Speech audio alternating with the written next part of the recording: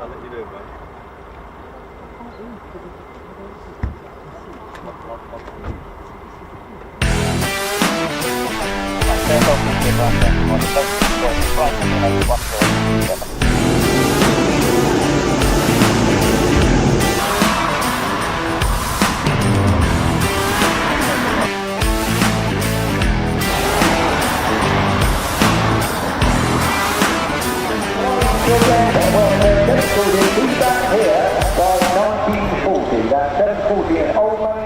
I haven't taken them out.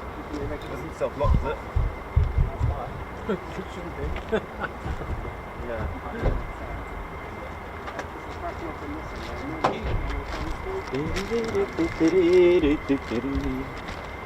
Oh.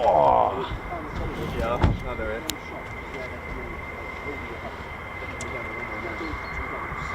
Very, very good morning, ladies, gents and teddy bears. How we doing?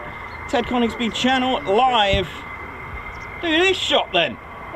Looks like an A10 from here. With the engines on the stabilisers there. Not anymore. Here we go. Ted Coningsby channel back. Once again, back once again, back once again. With the Lakenheath Master, people back once again with the 494 Panthers. Here we go. Oh, I think they're the 494. How we doing? Ted Coningsby channel live here at RAF Lakenheath. A very good morning to our viewers, and of course, good day, good evening, good afternoon, wherever you're watching from in the world. What up? Nice early start for us in the morning. And of course, it is looks like the 494 colours scheme there with the red tail flash.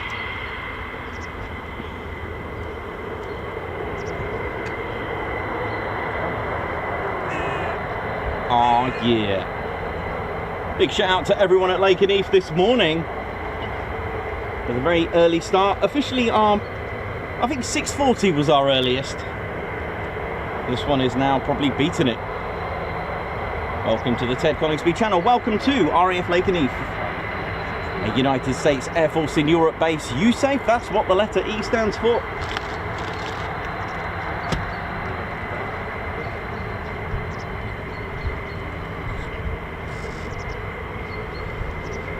Home to 4 combat-ready squadrons. The 492nd Fighter Squadron Mad Hatters, locally known as the Bowlers. They fly the F-15 Strike Eagle, which is this on our screens right now. Also got the 493rd Fighter Squadron, the Grim Reapers. They fly the F-35A with a rich history, flying the most aircraft in their, from what I've counted in their inventory, I think they have. Next up is this squadron here, the 494 Fighter Squadron, the Panthers, who fly this, of course, the F-15 Strike Eagle.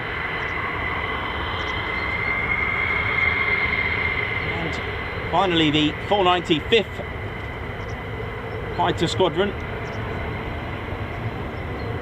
who made Lakenheath the very first United States Air Force in Europe wing to operate the stealth 5th generation F-35A. You know how it is. They are the Valkyries. Of course, as we mentioned before, it took them a good 30 years to come back after they deactivated in '92.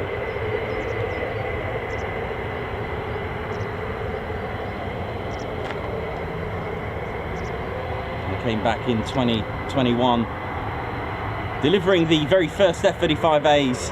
Now, I've said in the past 91, but I think it's actually 92. Come across some sources that suggest it's 1992, which would kind of make sense because that's pretty much when they retired the F-111 Aardvark, but they were actually known as the Thunderbarks then as well.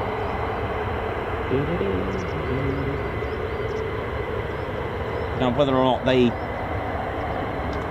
deactivated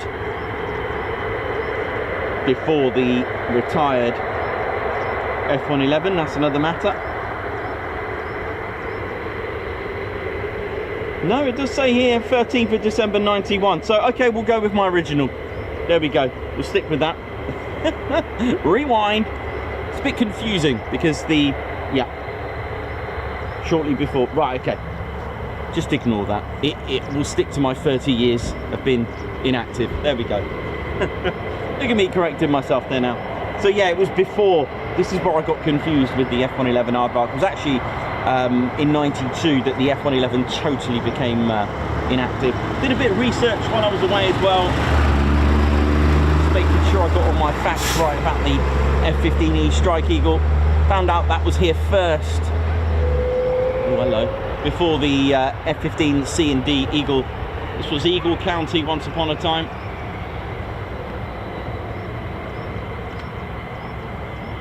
Now, a big credit goes out to the maintenance, the fighter generation squadrons, of course,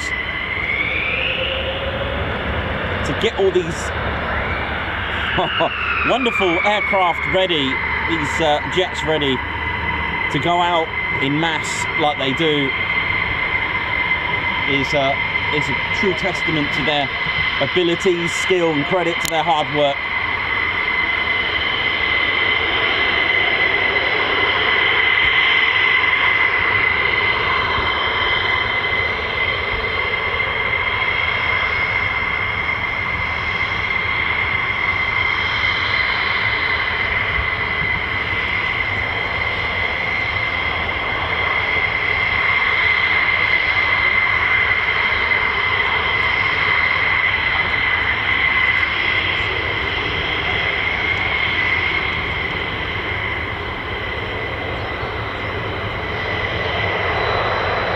So this is just taxiing out to the north EOR, that's end of runway. Each EOR can hold up to 6 aircraft, so if they're waiting for another aircraft in their flight, they will just wait over here, ready for the next one.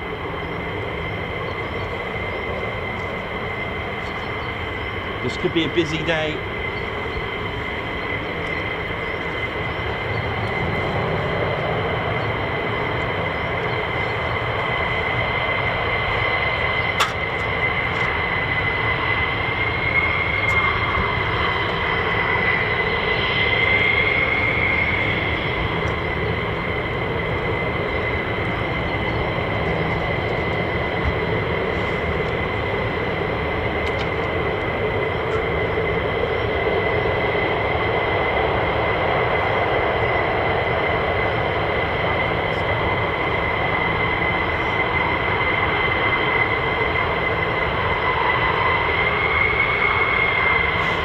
The mighty Panthers, the 494th.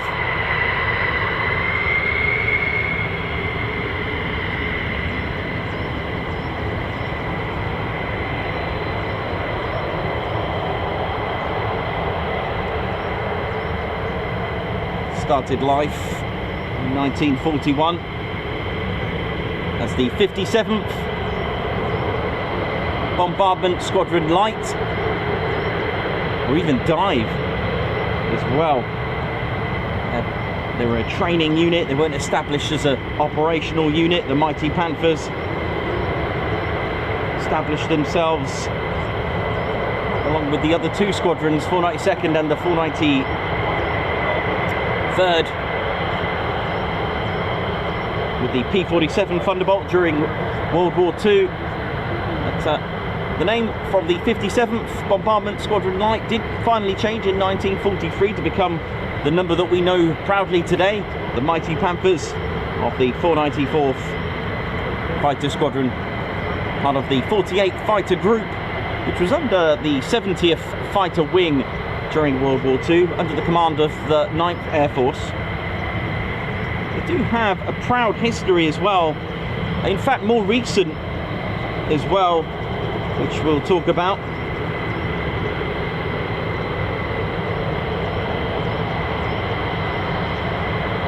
We moved to Lakenheath in 1960. Before then, we're in Chaumont Air Base, flying the F-84G and the F-86 Sabre until the F-100D Super Sabre. I was in Chaumont Air Base until 1960, moving to Lakenheath. with their F-100D Super Sabres. They were known as the 494th Tactical Fighter Squadron then. And flying the F-4D Phantom, and finally the F-111 Aardvark, F-111F. They did take part in El Dorado Canyon, in the longest combat raid in history, a 14-hour bombing mission to Tripoli, Libya. They finally transitioned in '92 with the F-15E Strike Eagle.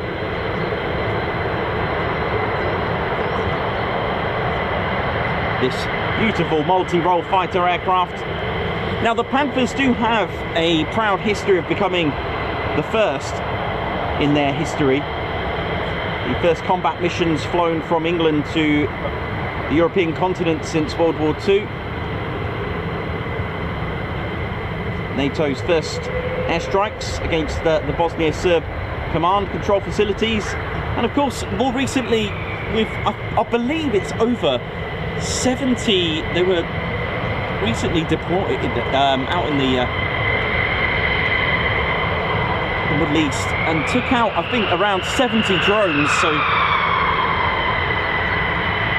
I believe that they are the first to do that.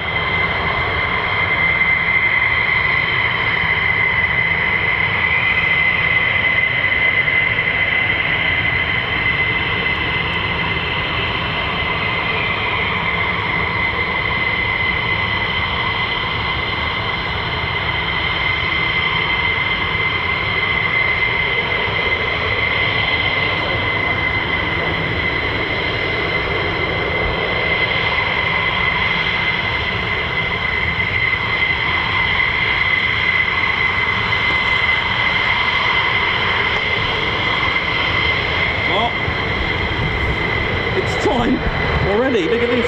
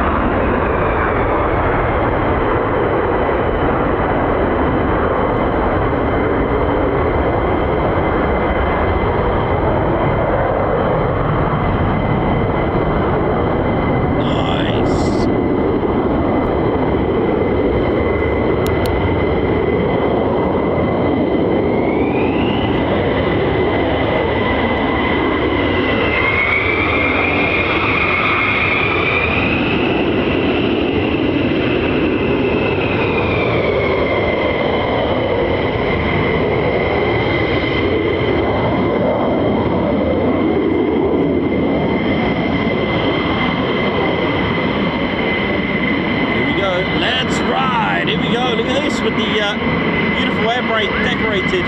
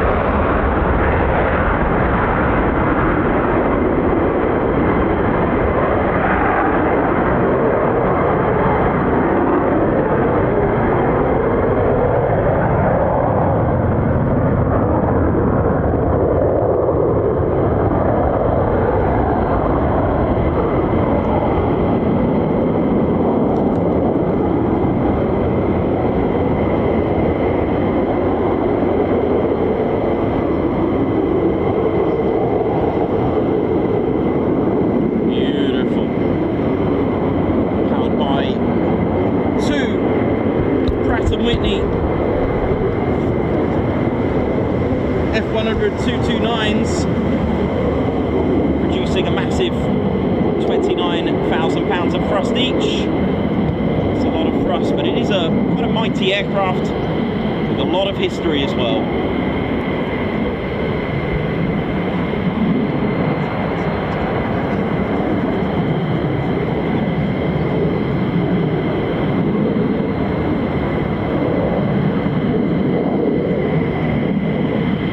We always talk about the F-15E Strike Eagle with its air-to-air combat superiority and clean ratio of aerial victories, but don't forget it has had a lot of ground strike attack missions as well. Don't forget, with loading the GBU-12s or GBU-31s, GBU-38, AIM-9, well, not AIM-9, but other ordnance for ground attack missions.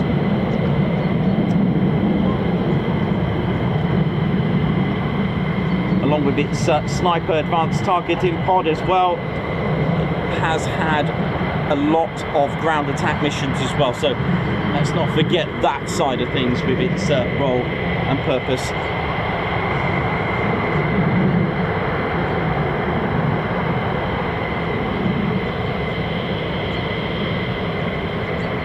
Massive history, it's long legacy, dating back to 1972 as well. It's way over 50 years history.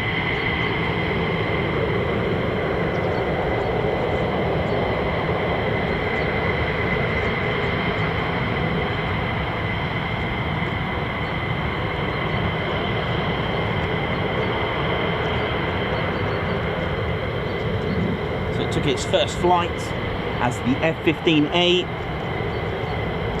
in July 1972, and the first flight of the family version, the two-seater, known as the F-15B, but was also formerly known as the TF-15A trainer. That was made in July 1973. Now the first Eagle F-15B, this was delivered in November 1974, and finally in January 1976, the first Eagle destined for a combat squadron was delivered to, I believe, the triple nickel 555th. The single-seater F-15C and the family version F-15D models, they entered service with the Air Force in the beginning of 1979. Of course, the F-15E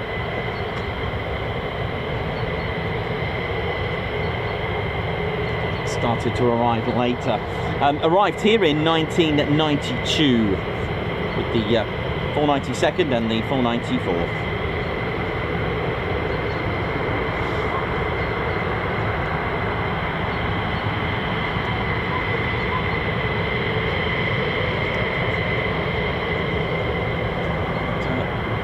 We do have more. Don't forget to, I know it's early, but don't forget to take out the TCS checklist. Make sure you've done your checks, as well as hitting the like button, and of course subscribing to our channel and making sure that you've married up the notification bell button with the subscribe button as well. Give us some support. We are aiming high. We're very close to 100k, which is an absolutely phenomenal achievement. It's becoming more and more realistic. And do visit our website as well. Have a look at our online store and lots of fun stuff on there. tedconingsby.co.uk.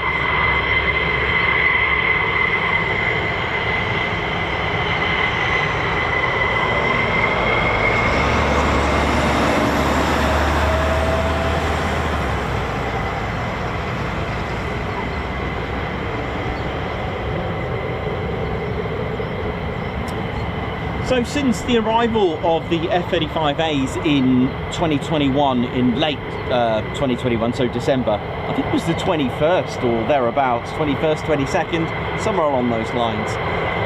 There was a reorganisation of the way the maintenance teams work. I think they tried this out before then. I've been, of course, you know me, learning all the time.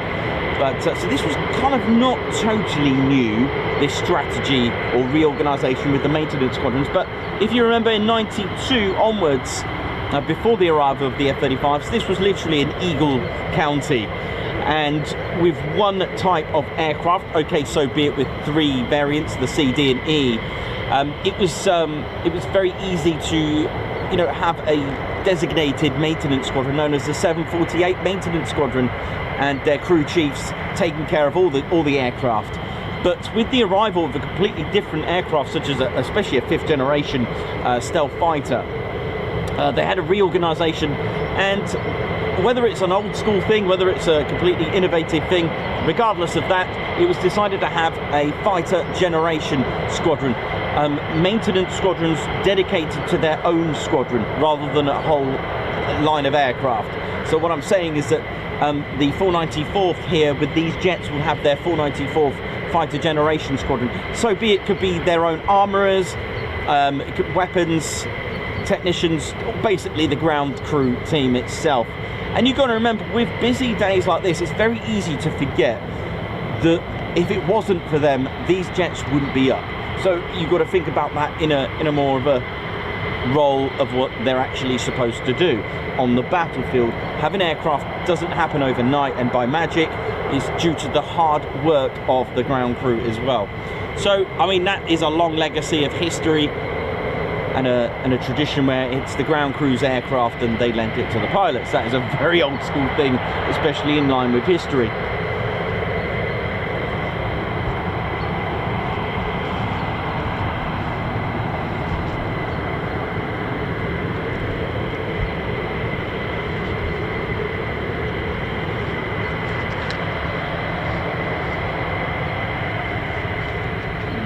The most successful as in aerial,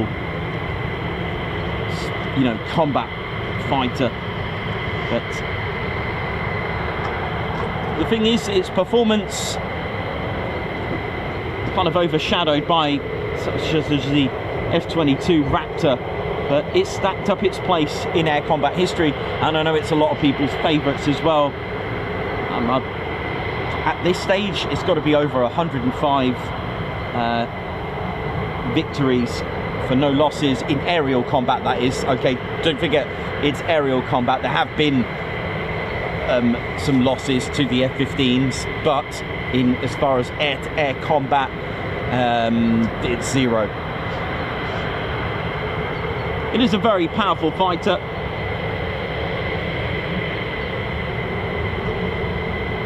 It's been quoted as an easy aircraft to fly, as easy as a Cessna. Oh dear. But I mean, it's designed for, you know, for combat. It has been specially designed, like most fighters of course, but this is a multi-role combat, and which will take care of things on all distances in an awe-inspiring efficiency. I kind of think that from 92, I don't think the, if you look before that, I don't think the F-111 was actually a dedicated aerial fighter, shall we say. I don't think it was really made for aerial combat. I think it was a bit of a change for the 48th in that respect. If you think of the P-47 Thunderbolt, again, I don't think that was dedicated to, like the Spitfire and air-to-air combat. It was more of a ground attack, strike attack.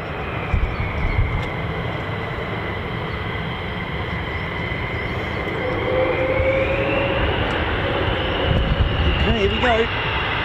Just move it. No.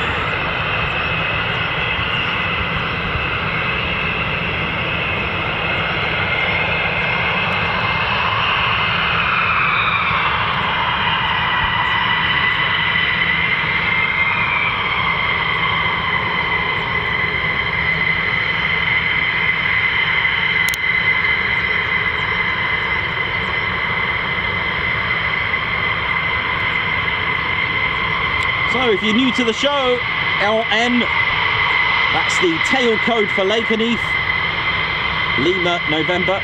If you see any of the letters, that's an aircraft from another base, another place.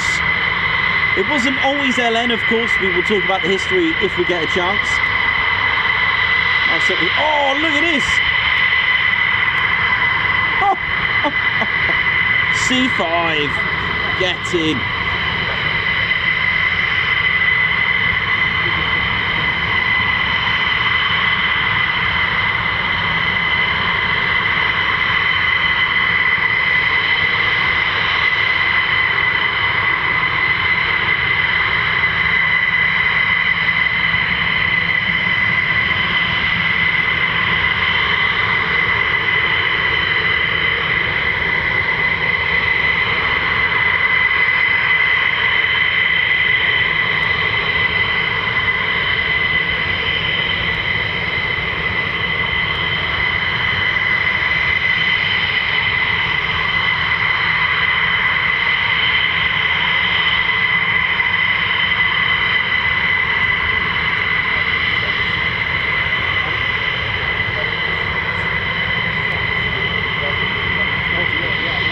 huge air intakes.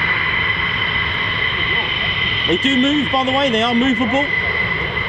They rotate up and down.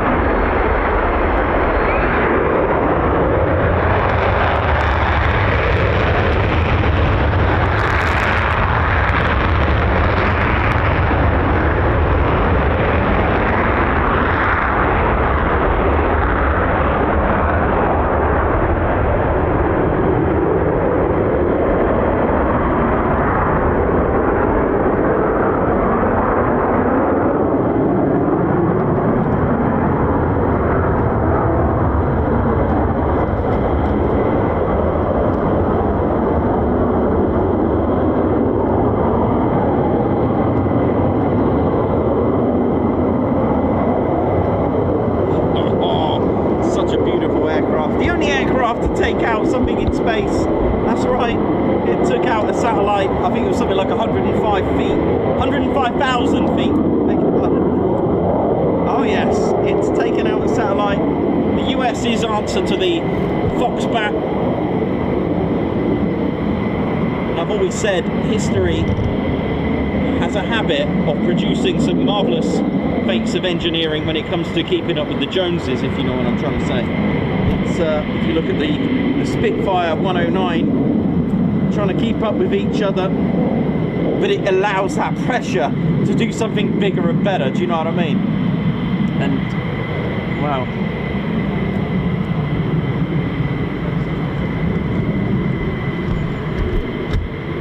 this was the answer to the Foxbat, an F-15E, or sorry, an F-15. Sorry, of course, the F-15E came later.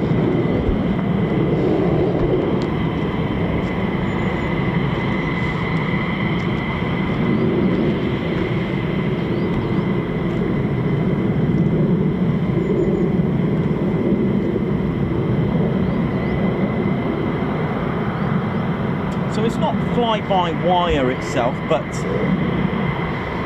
though the flight controls are computerized, but allowed the pilot to pretty much have a relatively carefree input to create the beautiful output.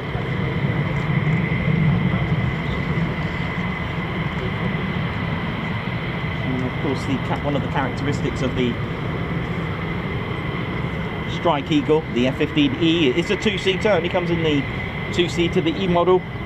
It's got this gorgeous sort of hugging CFTs, the conformal fuel tanks, which give it extra range.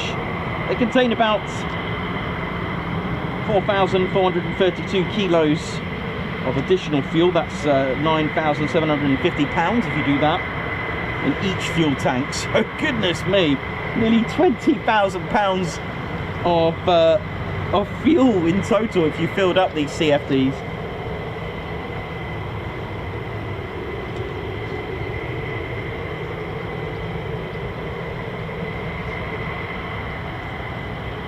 So a few fighters have a bit of resistance when it comes to the control stick, and the F-15 a little bit different.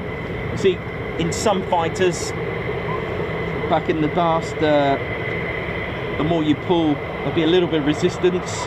However, in the F-15, you can just move the stick and start pulling the G's.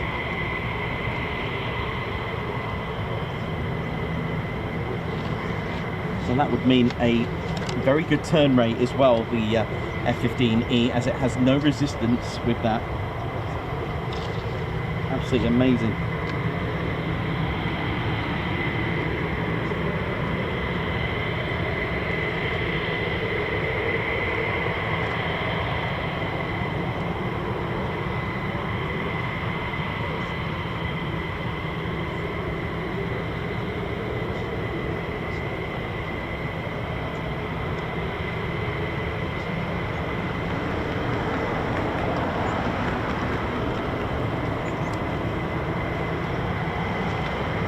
So alongside its radar, the Eagle, both several firsts as well in the age of its time with modern jet combat. But the most important parts of a fighter's perspective would be the heads-up display and the controls that incorporate switches and buttons. They're known as hands-on throttle and stick, known as HOTAS. The HUD, or heads-up display, that allows you to see all of your flight information, basically, if you're not familiar with that. You can look outside the aircraft, but it will also allow you to see target information about your target. So for say a MiG-21 size target, the normal distance for a visual pickup is about 2 miles, but the heads-up display and its target information consequently allows us to pick up similar size targets at 4 to 5 miles. So it's quite useful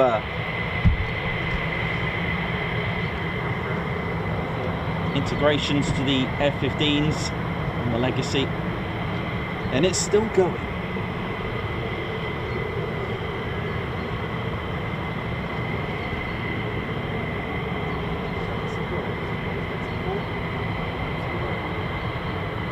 There's a sight. Hello, hello.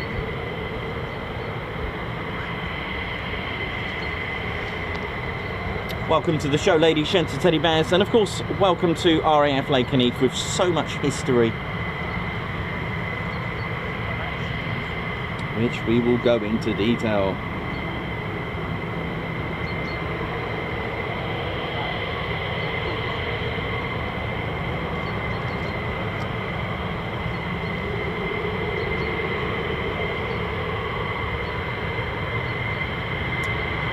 Of course, a big shout out to everyone at RAF Lakenheath. All rolls. Hope you're all good. Big shout out to the OSI, SF, LE. How you all doing? Hope you're good. Keeping things sweet and neat and safe for everyone. Oh, my sweet jacket.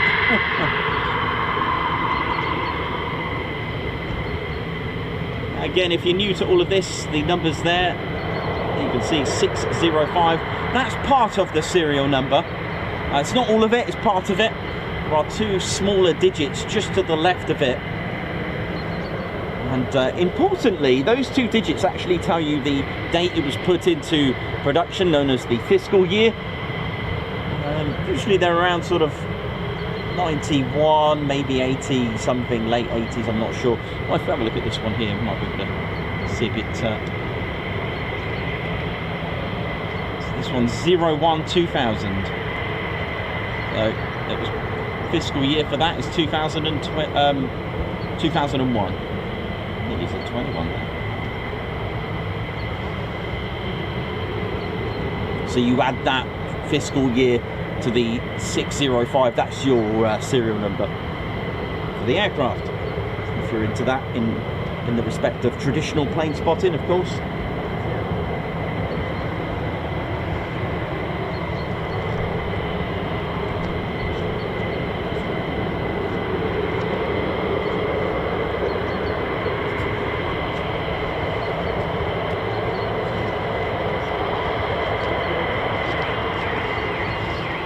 Just can't handle it already.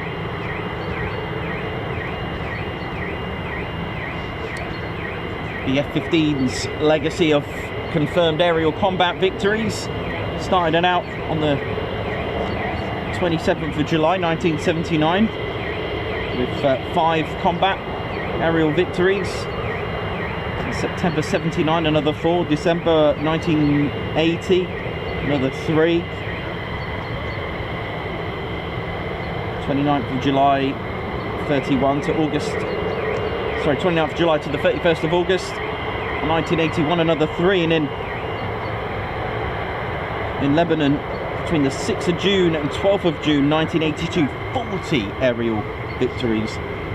On the 5th of June 1984, another 1, another 2 in 1985, and then of course Desert Storm, 36 in total with Operation Desert Storm in 91, and in 1999, courtesy of the Grim Reapers, ladies, gents and teddy bears, with Operation Deny Flight, taking out 4 MiG-29s, courtesy of the 493rd. It was an expeditionary fighter squadron that they were known when they went out to that operation. There was still the 493rd Grim Reaper. Look at this, millions of them.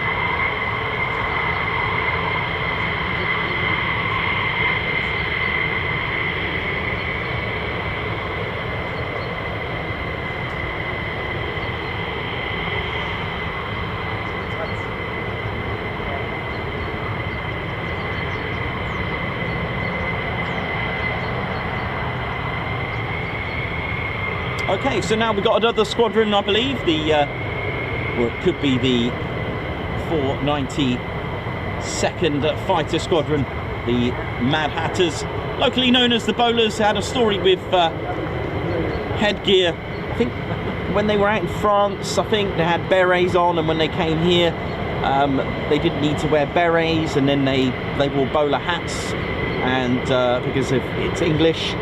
And they were known as the Bowlers. Slight change of spelling, of course. Of course, we spell it as B-O-W-L-E-R-S, but they spell it as B-O-L-A-R-S. From our viewers, actually, who have kindly told us a bit more insight, could be to do with the amount of digits you can have in a call sign, I believe, back then. Not really sure, but they're known as the Bowlers, but it still means the bowler hat. So they will, I believe now, they will take on a more of a local nickname, depending on where they are, and match it with the local headdress, the local headwear. Not sure if they wore fezzes in Turkey when they were out on deployment there, possibly. Now they were known as the 55th.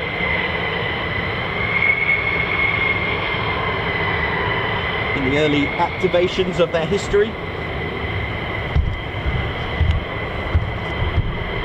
In readiness for World War II in 1941.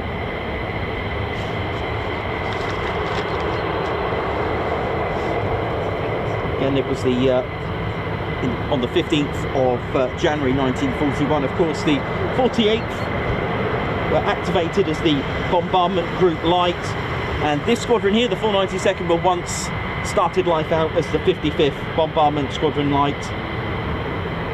Lots of aircraft in their training, such as the A-20 and the A-18, which was a light twin-engine attack light bomber. A bit different to the B-18, which is what the 495th were using at the time, when they were known as the 88th, but I'll go into detail, of course.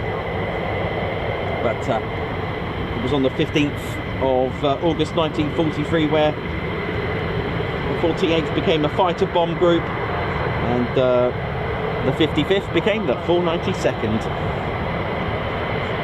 Fighter Bomb Squadron, and they were nicknamed the Mad Hatters.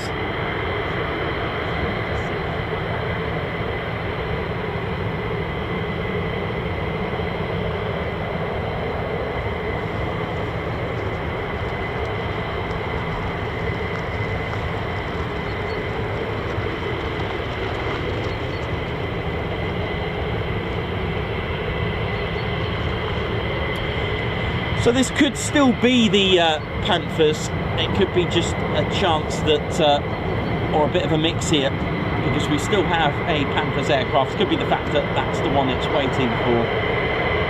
I'm not 100% sure, but we may have 2 squadrons out here.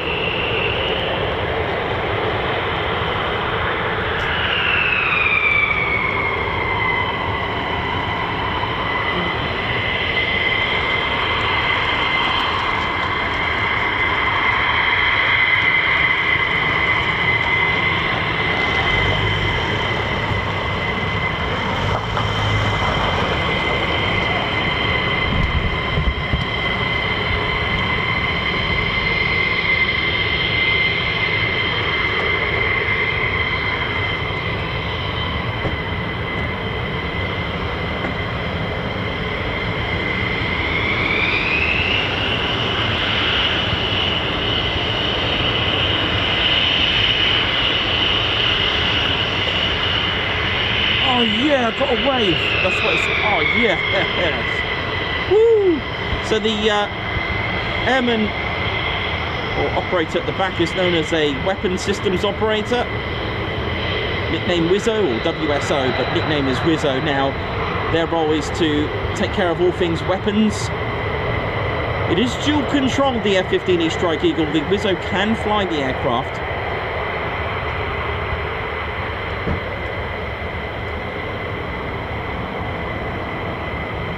Look at, nozzles are mass suave. There you go, posh officers. There's a new word for you now. You need to replace massive with mass suave. Oh my word.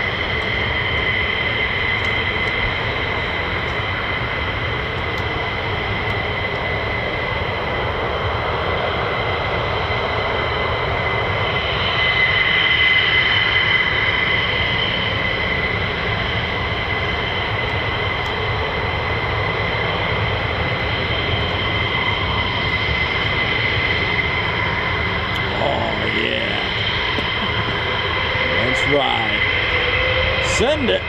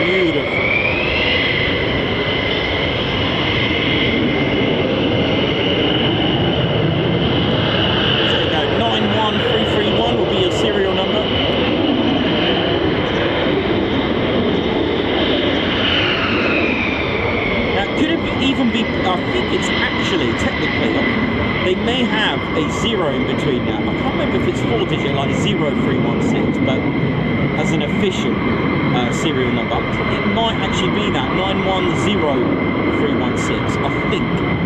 So of course the pilots and crew, they just call it whatever the big numbers are, but I think officially there may actually be 4 digits in total. So this is definitely the bowlers. Now the traditional colours in modern times, because they were different in World War II on the P-47s.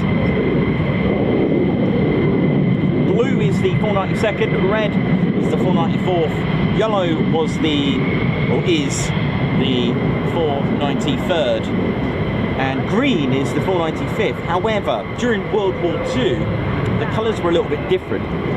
It was yellow for the Panthers, the 494th. Blue was actually the Grim Reapers, 493rd, and red was the 492nd. Not sure if that extended onto Chaumont Air Base in 1952, where the 48th were reactivated in France. I'll have to have a look at that, see if their colours stemmed from there. Of course, the 495th didn't actually take on a operational role during the Second World War. They did deactivate, I think it was in April 44, with the reorganisation of fighter wings, and their groups consisted of 3 squadrons per group. Of course, when they activated originally, they, of course, as we mentioned, they had 4 squadrons, so I think that could be one of the reasons why they were moved.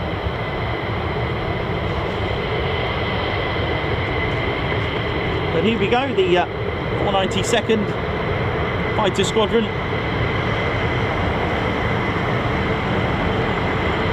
And we've got arrivals already.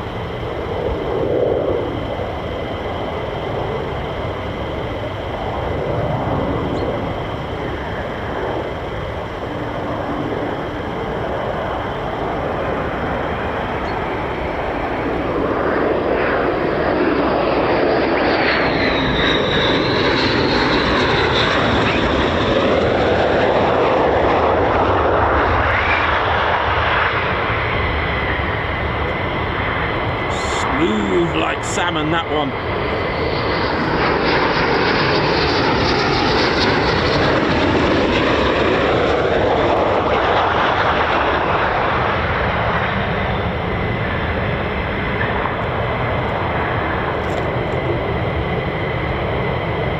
Nicely done.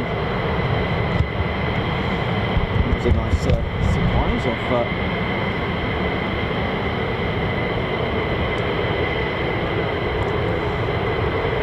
arrivals already.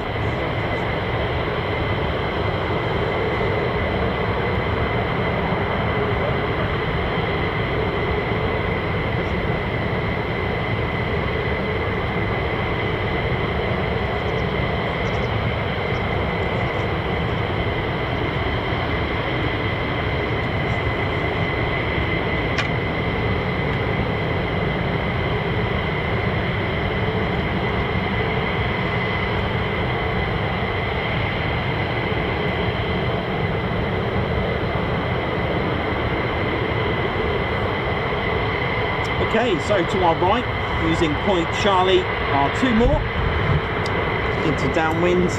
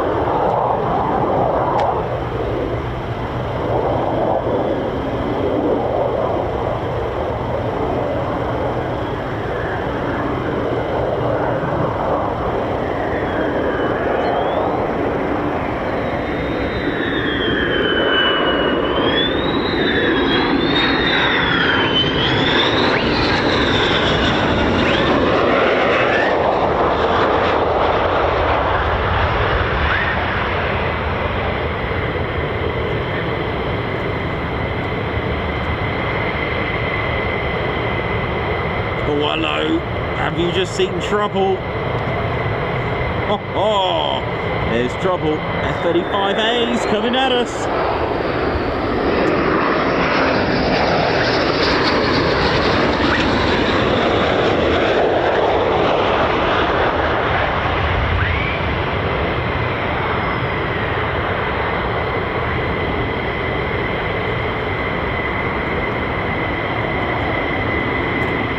Trouble. F-35A's coming out as well, so there's millions of aircraft, I can tell you this much right now. There's more taxiing down the catwalk. Now the catwalk is a Ted Coningsby channel vocab for this taxiway here.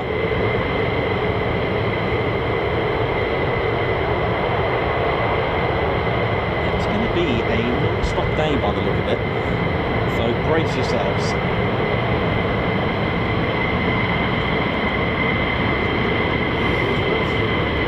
From one extreme from yesterday to the other. So we got F-35s taxiing very shortly. Driver's side, maybe. No, driver's side.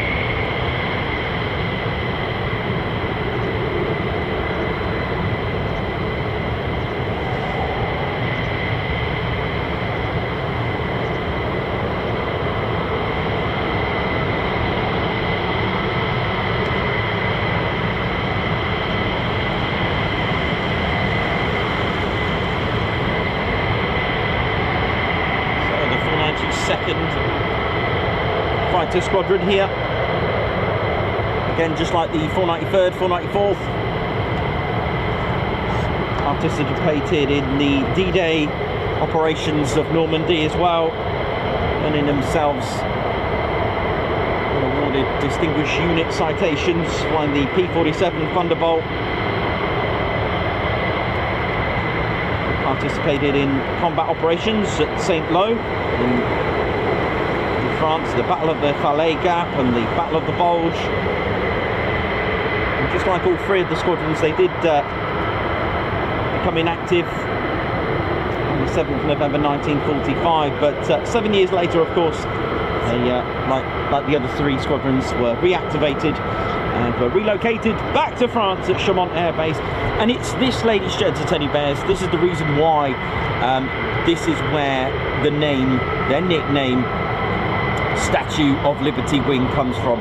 In fact, like I said, they're the only US Air Force that has a designation of a number and a name as well. That's all because 25 miles away from where they are, of the Chaumont-Saumurtier region near Paris, was actually the workshop of Baffoldi, who made the original and designed and built the Statue of Liberty, which is in New York. And this was recognised, and I believe in '54 the mayor, Jean Maison, I think, they and a few others, they did a ceremony, and they actually gave them like a name ceremony, and they became the Statue de la Liberté. And they were allowed, and they sold a vintage 1956 car, raised $1,700 US at the time. They auctioned or sold this vehicle to raise money to get the approval to actually make a 3-meter replica of the Statue of Liberty.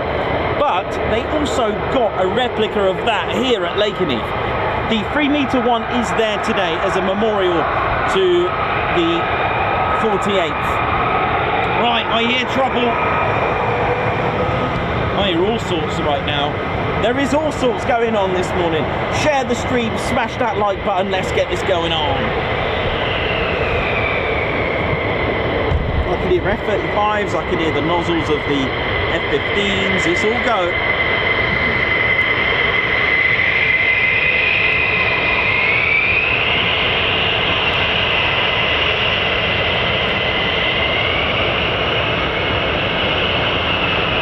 There is also a canopy of the MiG-29 that was brought back.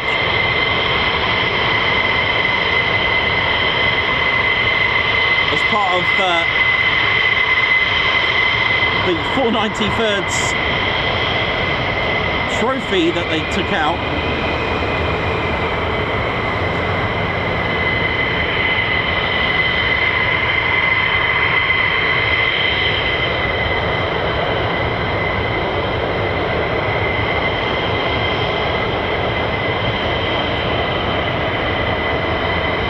Here we go.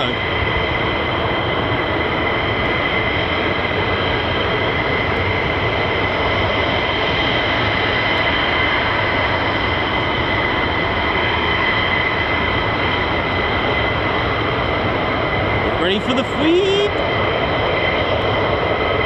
Watch the nozzles.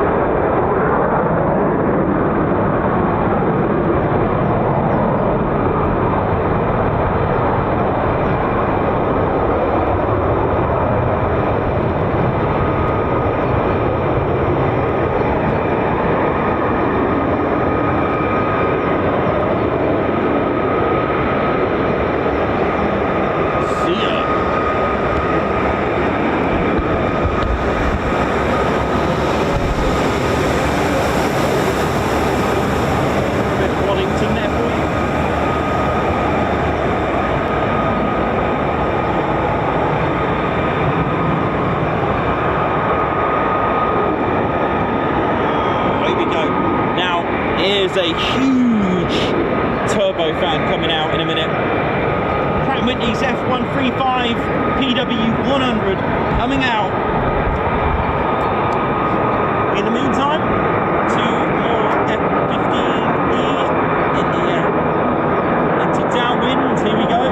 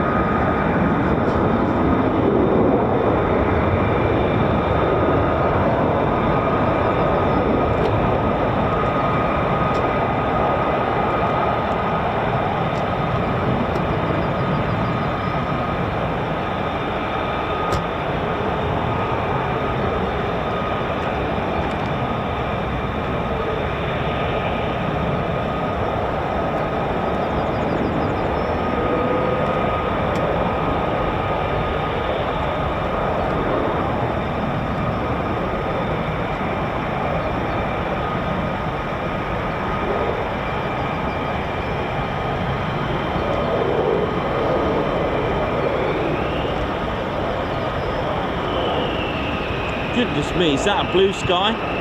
No way.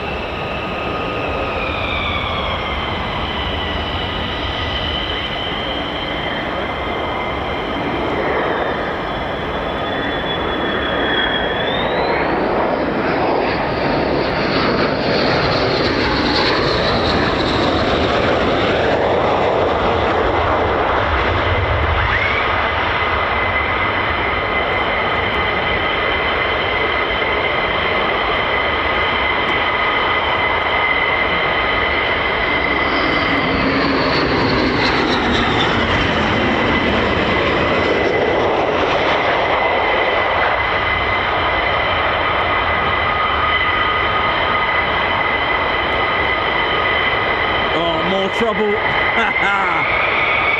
even more F-15s. I'm just seeing if there's any more yet.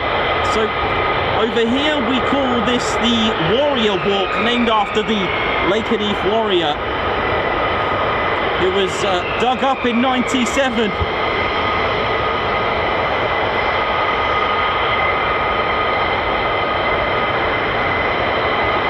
Actually inside the base as part of the excavations. And in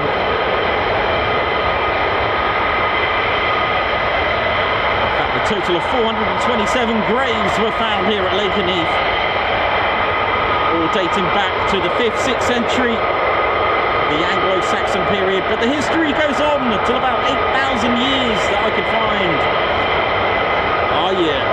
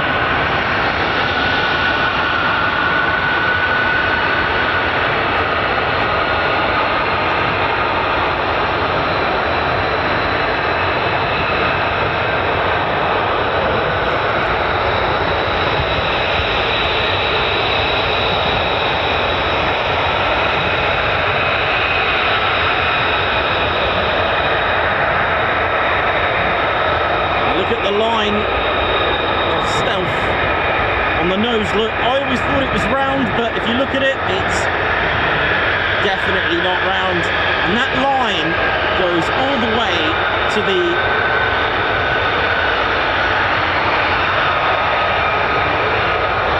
angle of the air intake, and that is a characteristic of all stealth fighters. You will see that on all the stealth fighter aircraft, or fighter jet aircraft, shall I say.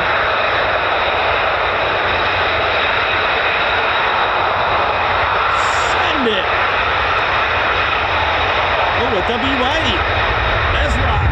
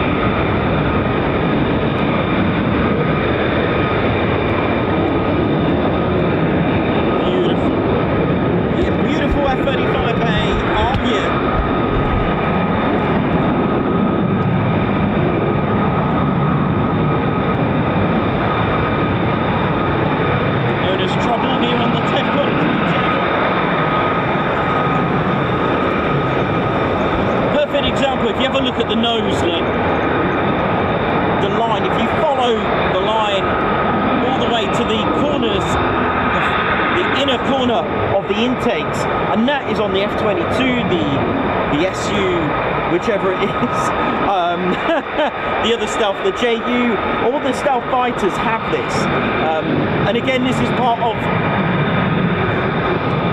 just not responding to radar to send it somewhere else, but we'll talk about that in just a moment. But look at that, again, to deflect radar somewhere else and not bounce it back, because round nose cones, shall we say, the round front would bounce and give a more radar profile.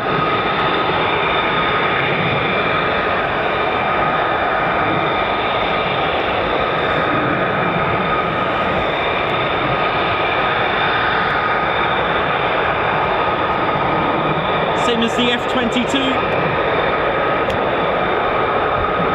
Again, it's not rounded, exactly like the F-35. You follow the line right in the very corner of the intakes. That is distinctive on all stealth jet fighters, wherever they are in the world. F-22, F-35, look at that.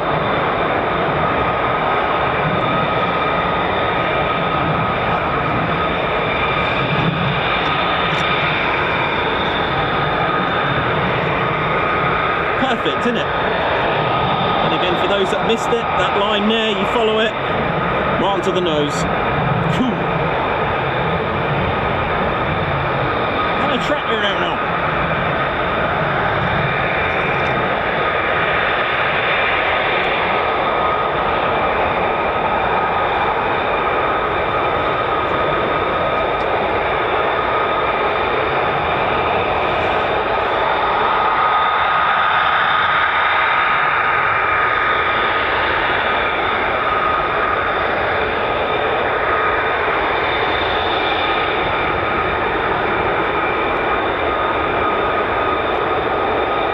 Yeah, so I had a look at this design, and it's the same on the Chengdu J20, the Su-57, the F-22, the F-35, the Su-75, the J-35, the KF, the TIE. All these stealth fighters seem to have this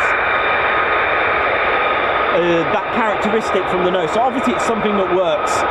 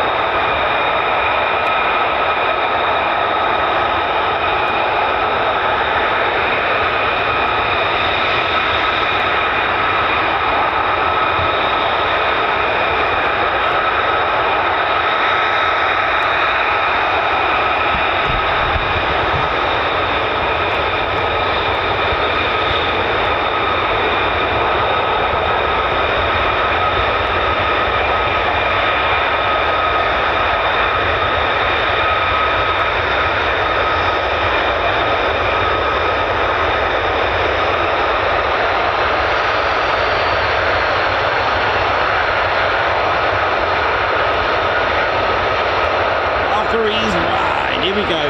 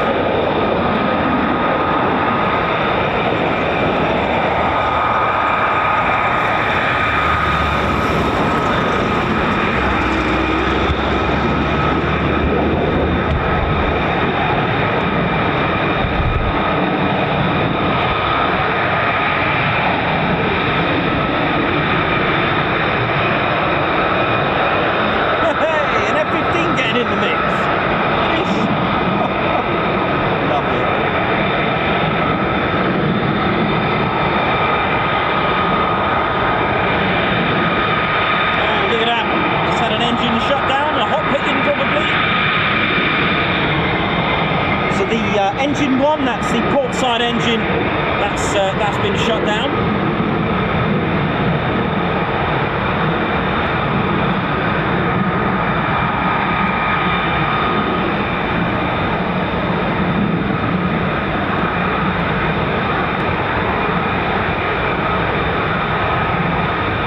Could either be going to the pits or it's had a hot pit come this way. You've got,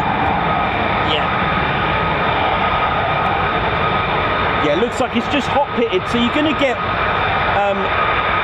2 squadrons maintenance teams, one here for the 494th and the 492nd on the other side.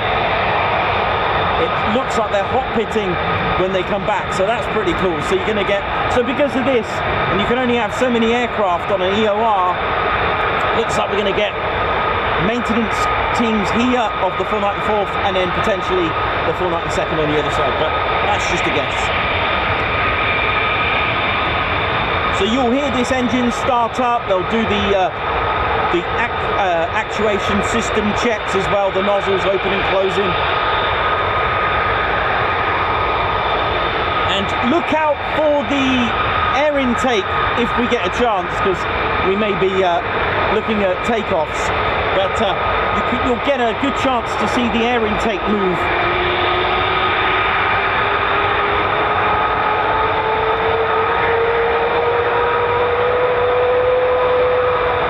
That's it starting up.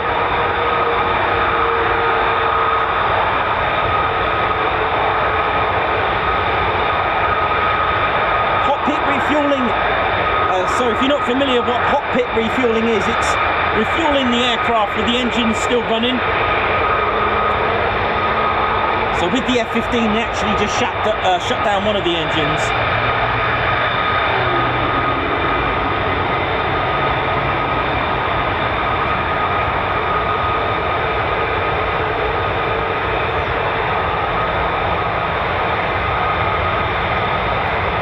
Keep an eye if we get a chance to see the air intake move position.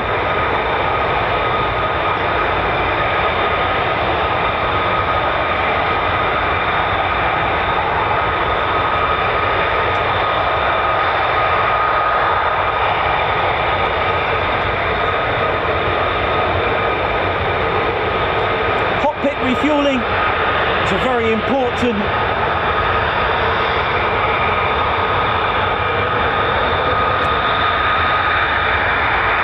so hot pit refueling, sorry about that. Hot pit refueling actually increases efficiency, so minimalizes the time to actually refuel the F-15. It takes about 10 minutes to refuel an F-15 if it's going to go to the pits or hot pit refueling. Oh yeah. That'll do all the checks. We're going to get to see this all day.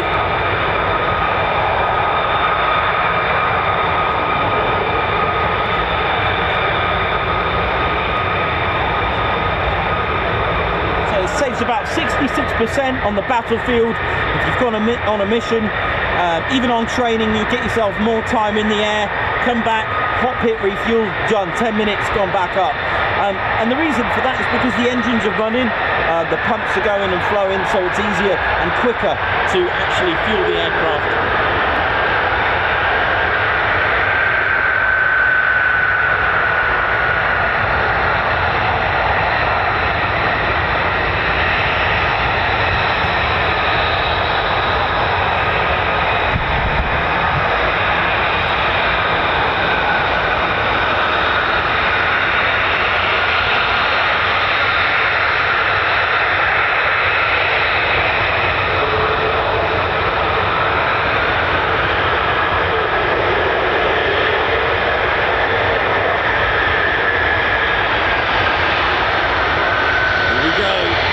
F-35A time.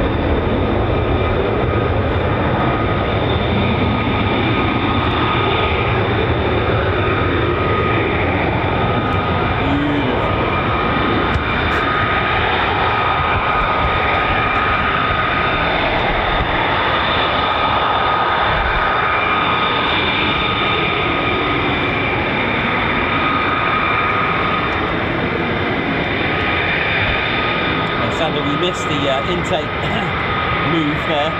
Pretty cool to see.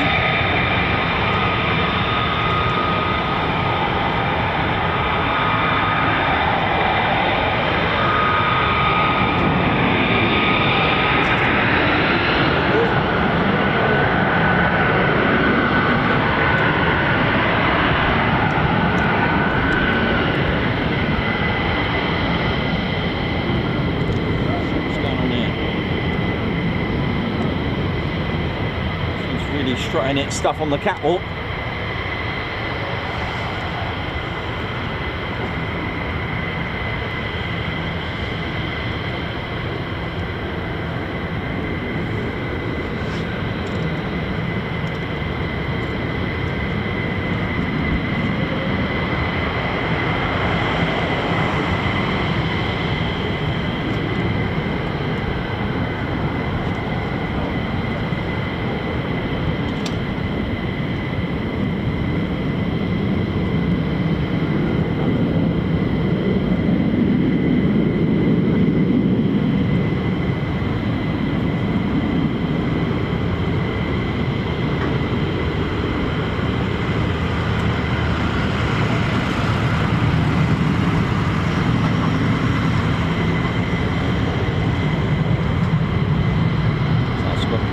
Coningsby.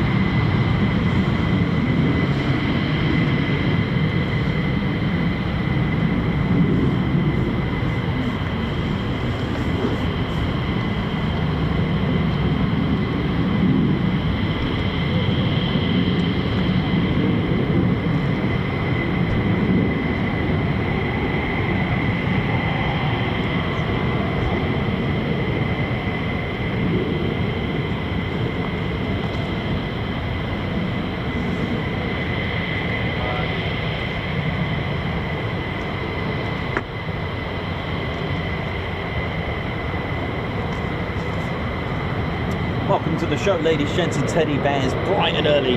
Hope we're all feeling good. Welcome to our show, a little bit different.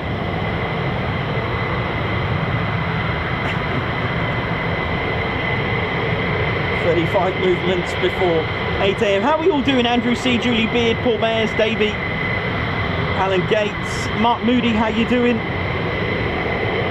Graham Dicker, good morning to you. Hank Verhuel, how you doing? Margot Baxter, Davey, RSVP, Alan Burden, Stu872, how is it all going? Christine Barnes, got lots of our regulars tuned in. I hope you're all having a good time. Matthew Gardner, Mark Dudley, Jan Stanland, hope we're all well and feeling good. How are we all doing?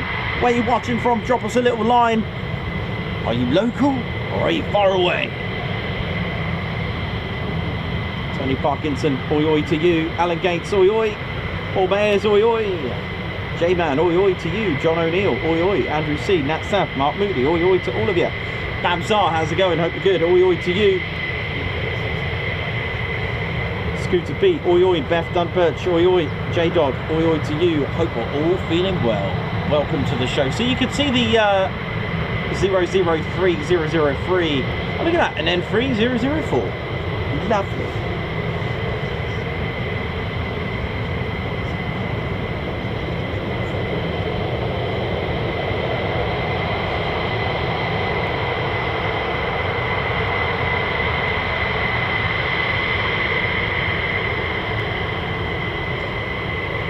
See the sun out, guns out.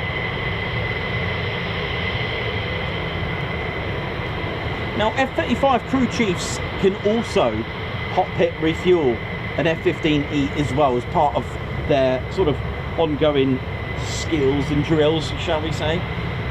Really important that they can do this. Of course, the F-35 only has the one engine, so that single engine is still running. All right, so hot pit refueling, if you're not familiar with it, it's basically refueling the aircraft with the engine still running, basically. But with the F-15, they do shut down one of the engine, and that's the port side engine and the left side, and that's why the air intake is open up fully. It actually moves up and down the air intake, so that's pretty cool. We didn't get to see it because we were focusing our minds on other things, but It's a great way to eliminate extra maintenance, decreases refueling time, because it just takes 10 minutes, so that saves around 66% of refueling time. So 10 minutes. You can use an R11 hydrant servicing vehicle known as a HSV as well. LRS and AMUM are also strategically positioned so that jets can position themselves to be refueled, similar to going to a gas station basically. Imagine going to a gas station, one of these. Yeah, fill her up. May have run out by then.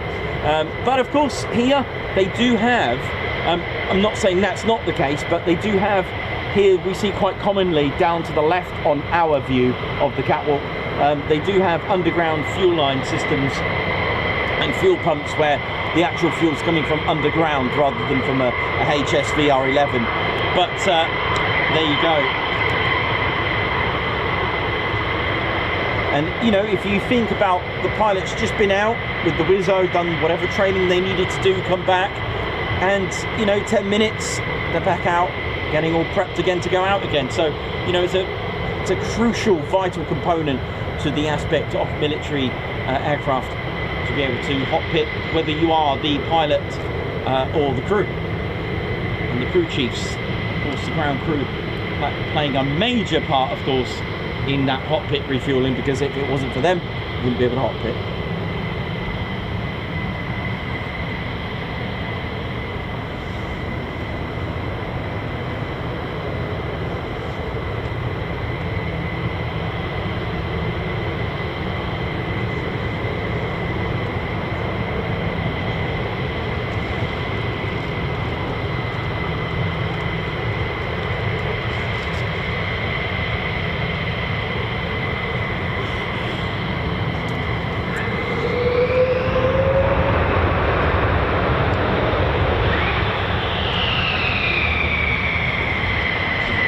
Will this be going out?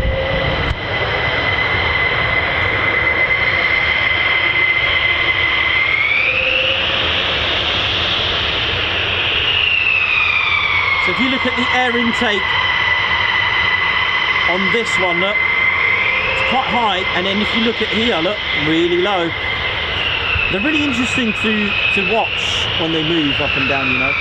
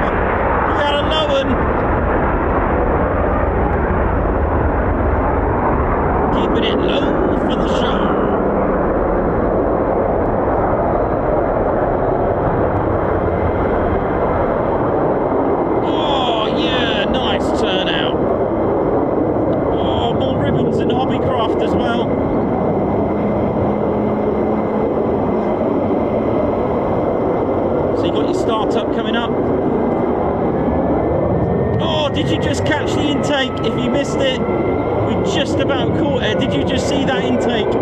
I know it's a simple thing, pleasing my simple mind, but I love stuff like that. It's the things you don't get to see often.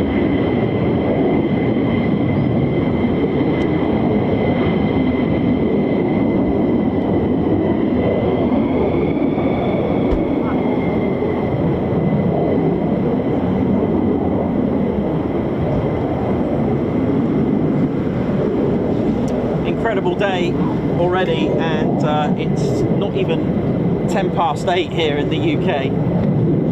Superb day already. Hope we're all good and feeling well, ladies, gents, teddy bears. Hope we're well, and yeah, it's a great start.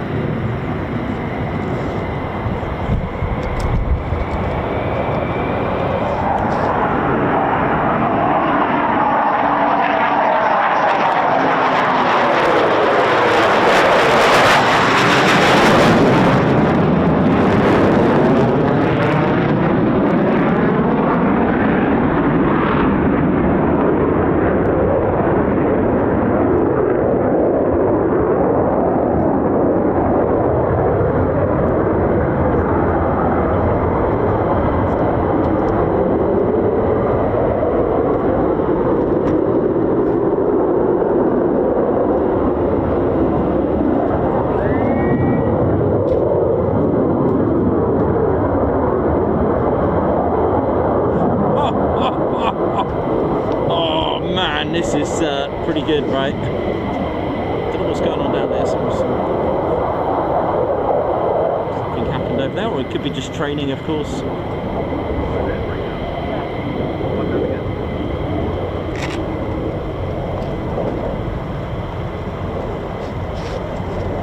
Welcome to the Ted Coningsby channel. We are live here at RAF Lakenheath. All good, ladies, gents, and teddy bears. It's good.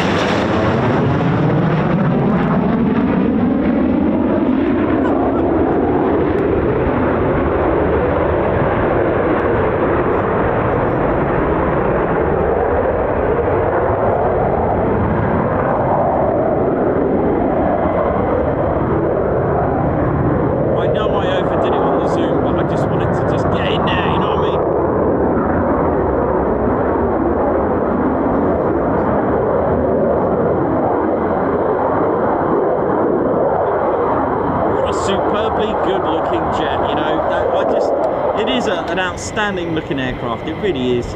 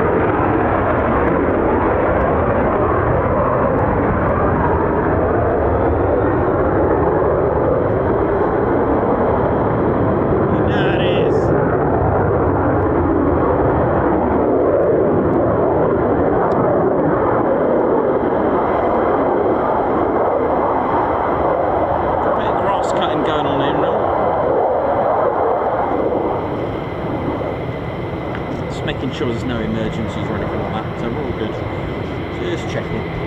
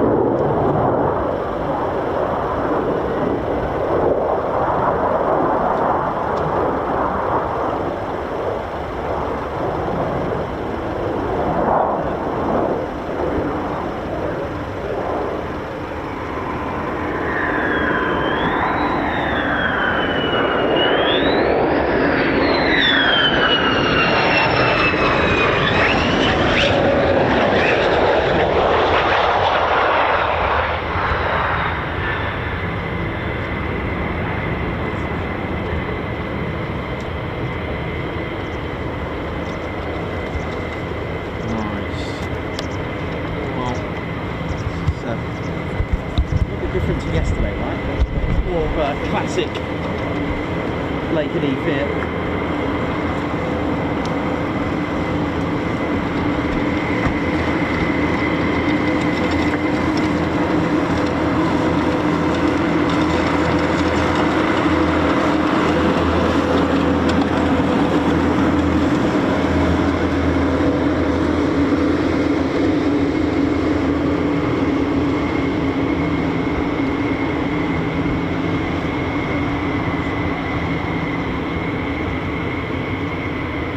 Powered by two Pratt & Whitney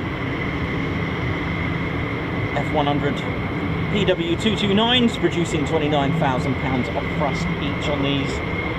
Oh yeah.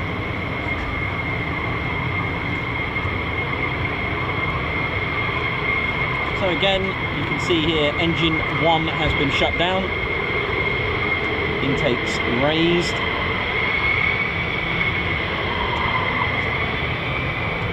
And you'll get to hear that start up. Oh, is it on the front? Yeah! This is cool. Get to see hopefully that intake lower. It may not, because there's always something going on here at the moment.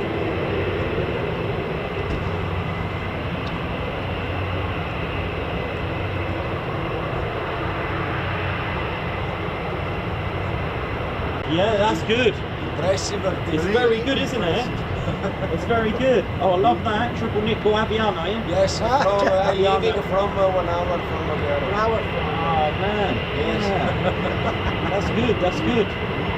Tutto a posto. Tutto a posto, Tutto a tutto a posto. posto, spettacolo.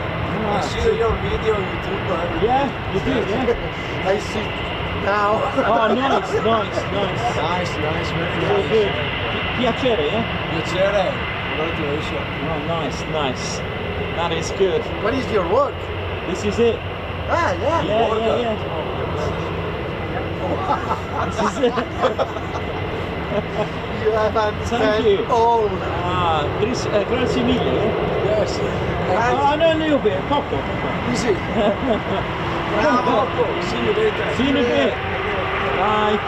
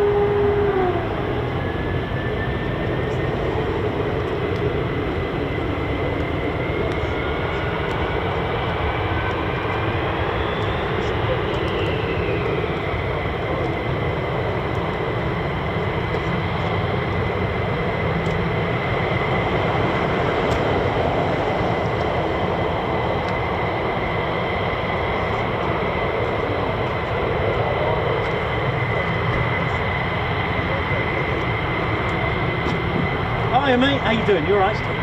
Yeah, yeah. All good, you good?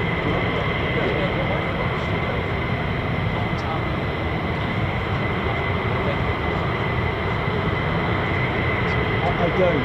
I have no idea. But these are the ones that have come back from the Panthers. Yeah, so they're hot pitting going out again. So we're going to lose track big time. Yeah, yeah, nice one, man. Thank you.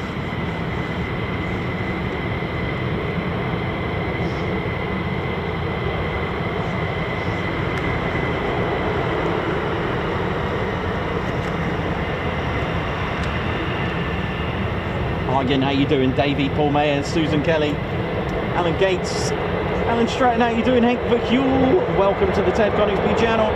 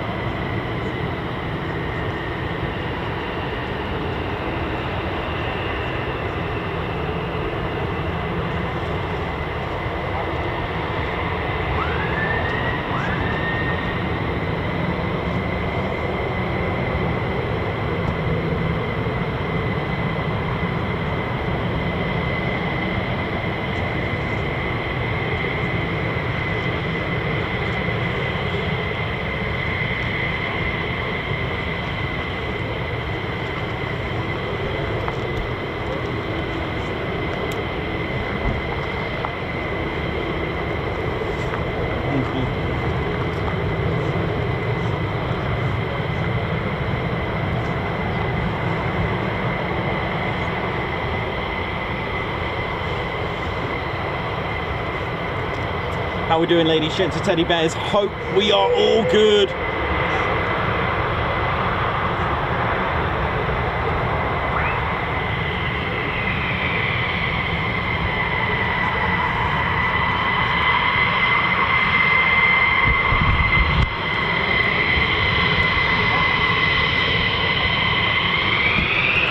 Here we go again.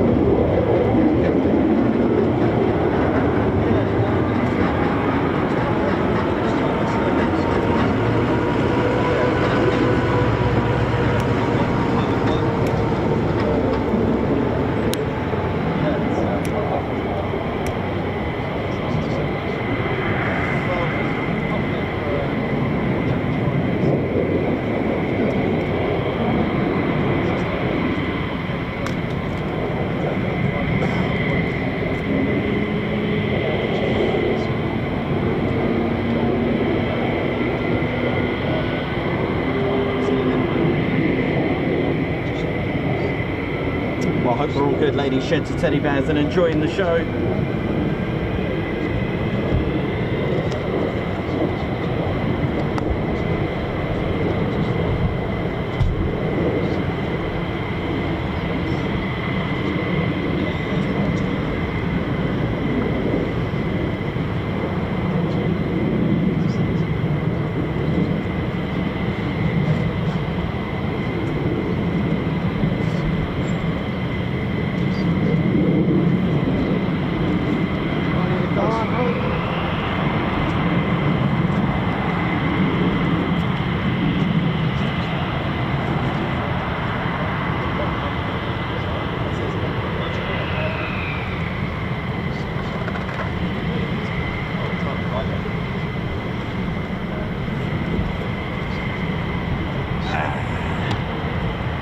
This is Fleet County here.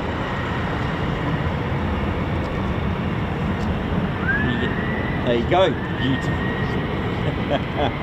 That's the opening and closing of the exhaust nozzles. And that's really caused by air. And there we go, beautiful. As the nozzles, the exhaust nozzles that is at the back, as they open and close to match the airflow and the thrust.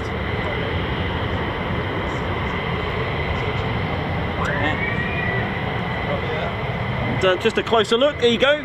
So What causes that sweep sound is the convergent exhaust nozzle control system. So it's part of the actuating system, and there's like the SENC, or the convergent exhaust nozzle control system, that actually moves the actuators which open and close the back of the exhaust nozzle. So as they move, air is pushed, so it's pneumatic, and it goes wheep, wheep, wheep.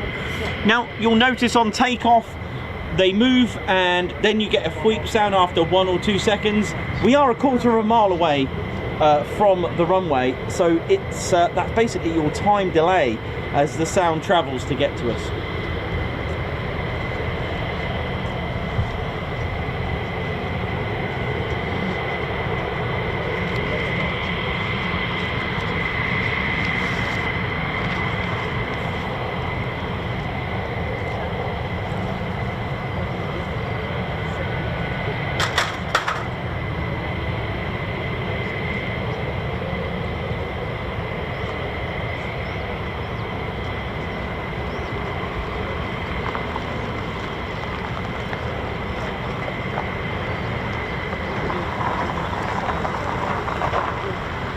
So that's on that sweep sound is unique to not just for the F-15, it's unique to the family of engine, which is the Pratt & Whitney's F100 family. So you can have that on the F-16 if they're fitted with that particular engine. So it's the F100 family. As the F-16s can do it as well if they're fitted with it. Like I said, it's just air, it's pneumatic, as it's pushing that air through the actuators using the SENC.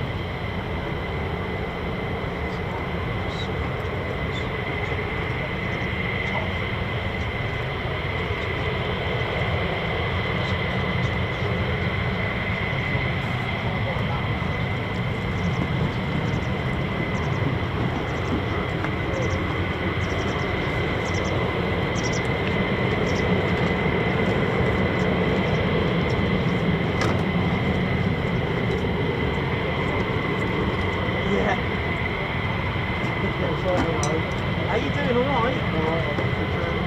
Oh, cool. Thank you. Thanks.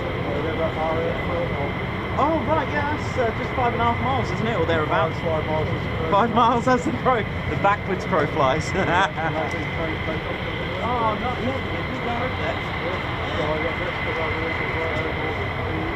Oh, wow. Nice one. Big shout out. Yeah. To all of you. Thank you. Keep it up.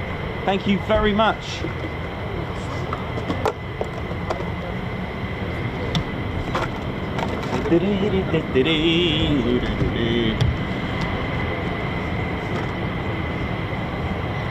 How we doing, ladies, gents and teddy bears? So, welcome to the show.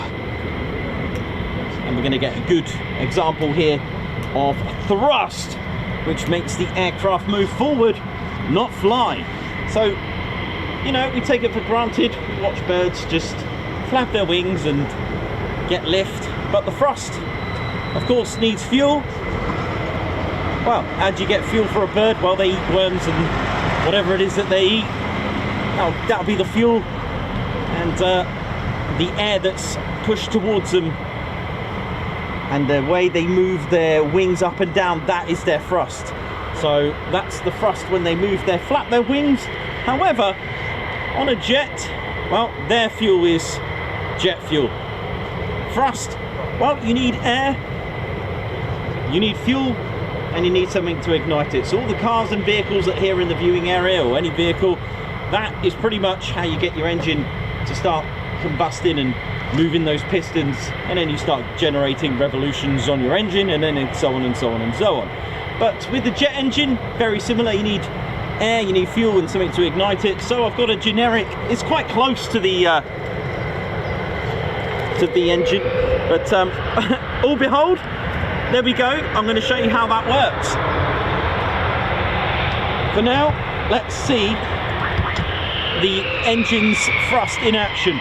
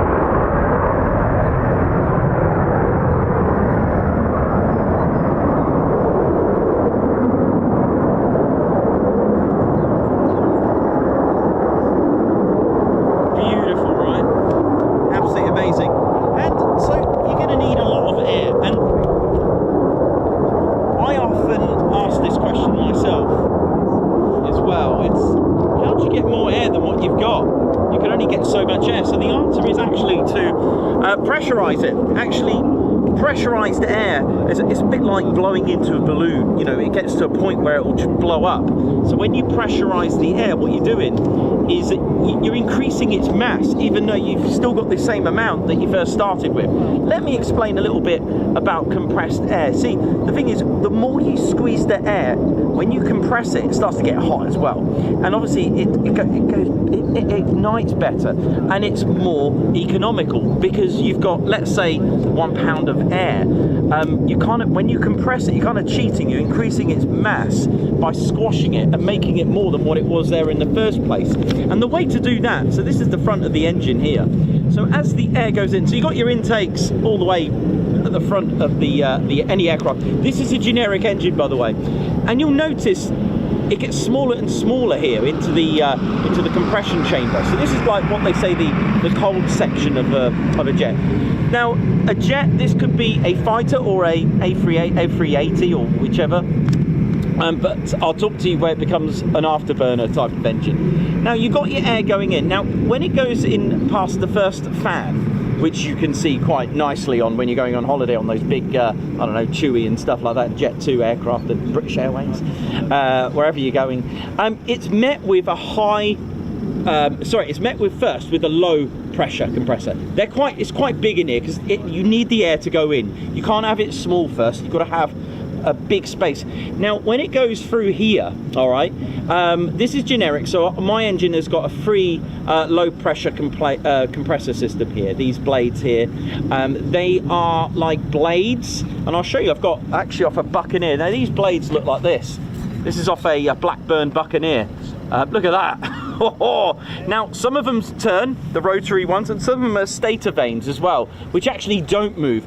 And the idea, once it's got past, it's now time to really squeeze it. Now, this section is called the high pressure. Now, this is where you compress and squeeze it. So on a Eurofighter Typhoon, it compresses the air by about 26 times.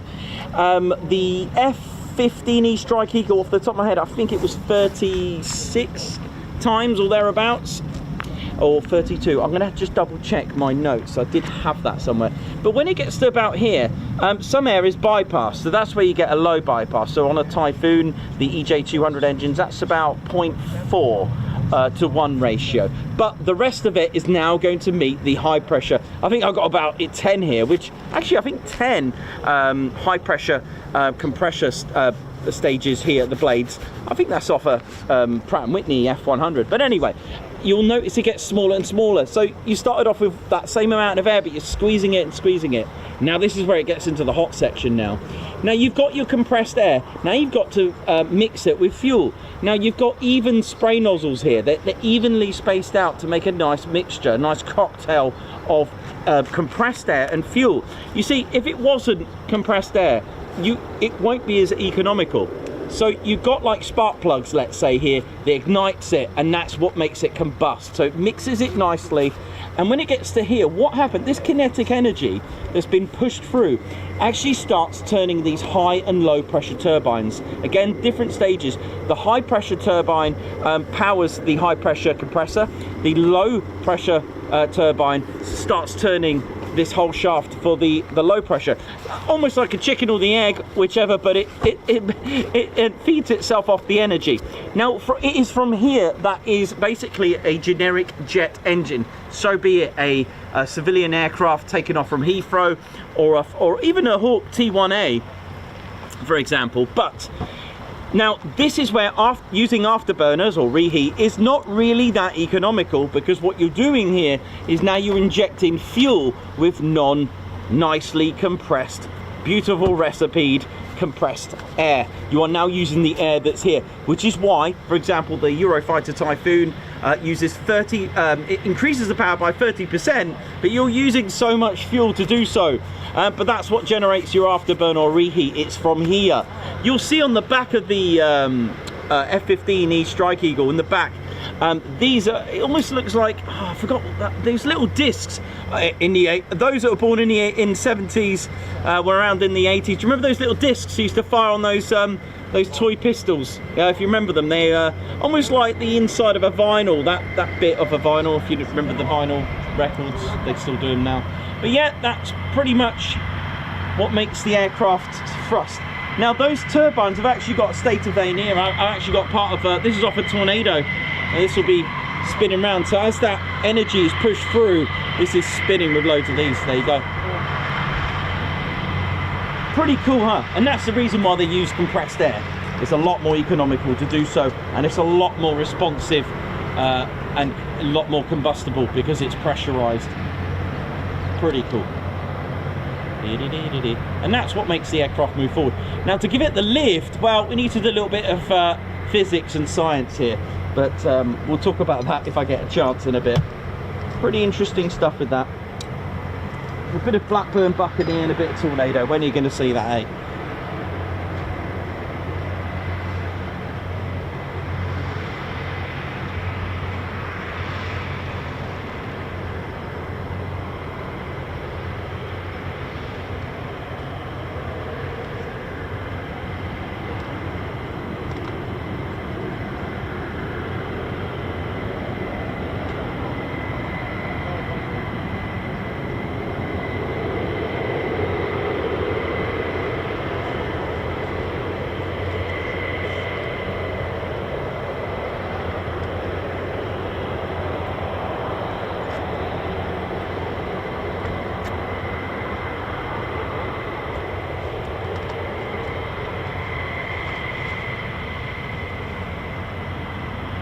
I did have my little notes about the different aircraft.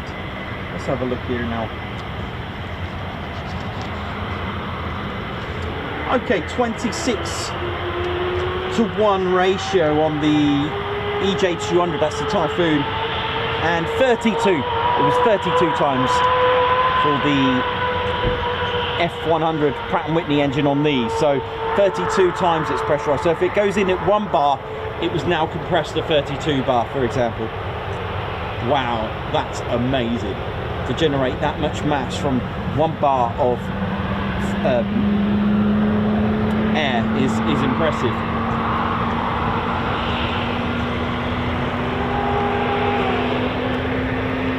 Which, when you mix that with fuel, it's so much economical rather than trying to get 28 of 1 bar, if you know what I'm trying to say. It's a lot more economical to compress the air, which is why they do it. And that's why the gas turbine engines get smaller and smaller, because you're squeezing that air. A bit like, is it Veruca that got squashed into Charlie and the Chocolate Factory? She's still the same Veruca, except she got squished.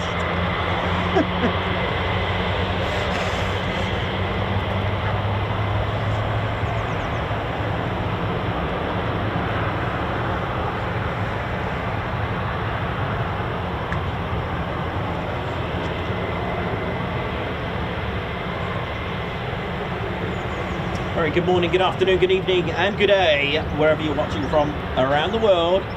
What up? Ted Coningsby channel live here at your favourite base and place, or one of your favourite places and bases, is the 48 Fighter Wings RAF Lakenheath. And, it's been a US Air Force base since 1948. It was built in November 1940, but in the vicinity, it wasn't the first base here. So dead ahead, straight over these F-15 Strike Eagles is another US Air Force base. Again, it was built as a Royal Air Force base in 1934. It's about 5.5 miles away, the backwards crow flies, and that is RAF Mildenhall. Started life out with a huge spy plane bomber, the Handley Page Hayford 99B Squadron, who still fly today, the C-17, isn't that nice to know that? Also, its very first sort of life was the Mac Robertson Mildenhall to Melbourne race. Oh yes, the de Havilland Comet that's at the Shuttleworth collection. I think it's GACAS as was the winner, and it's still flying today. And in 1936 to 37 opened RAF Feltwell, just behind me as well, with Handley Page Harrow and the Wellington bomber.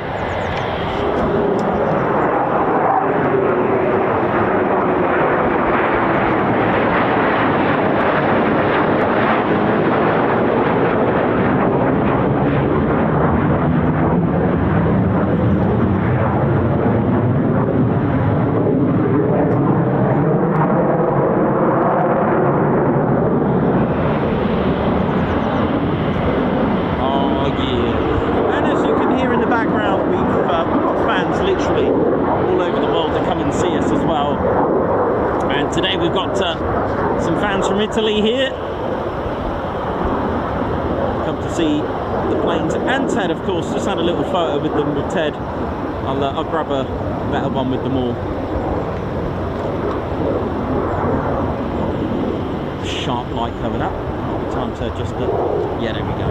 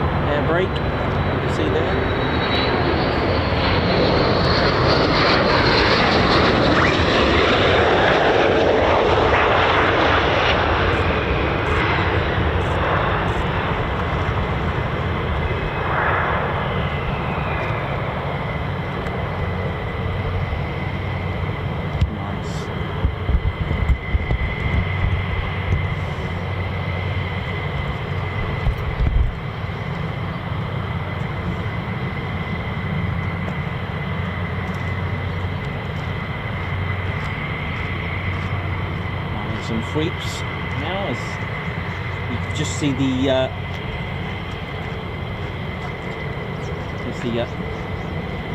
one of the maintenance teams there, one of the crew just about to check the nozzles, so you hear some sweepage and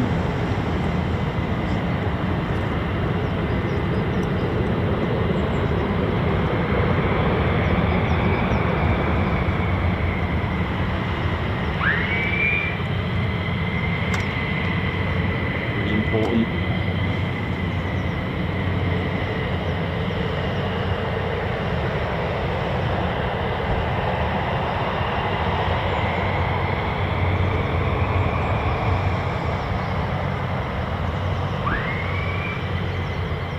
Okay, so if the ground crew are happy with that.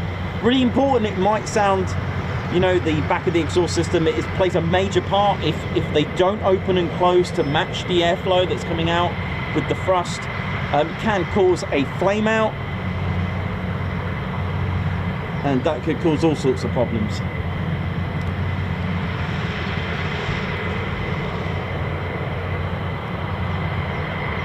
Could even cause like a stall or a blowout as well, actually.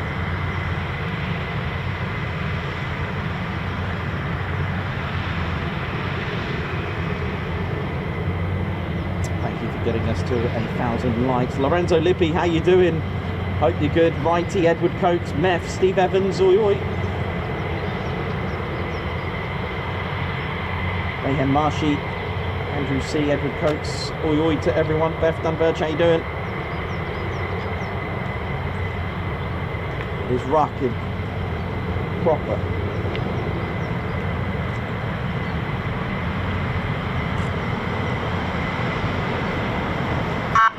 Oh yes. Oh, they wave back. I love them here. It's just so cool.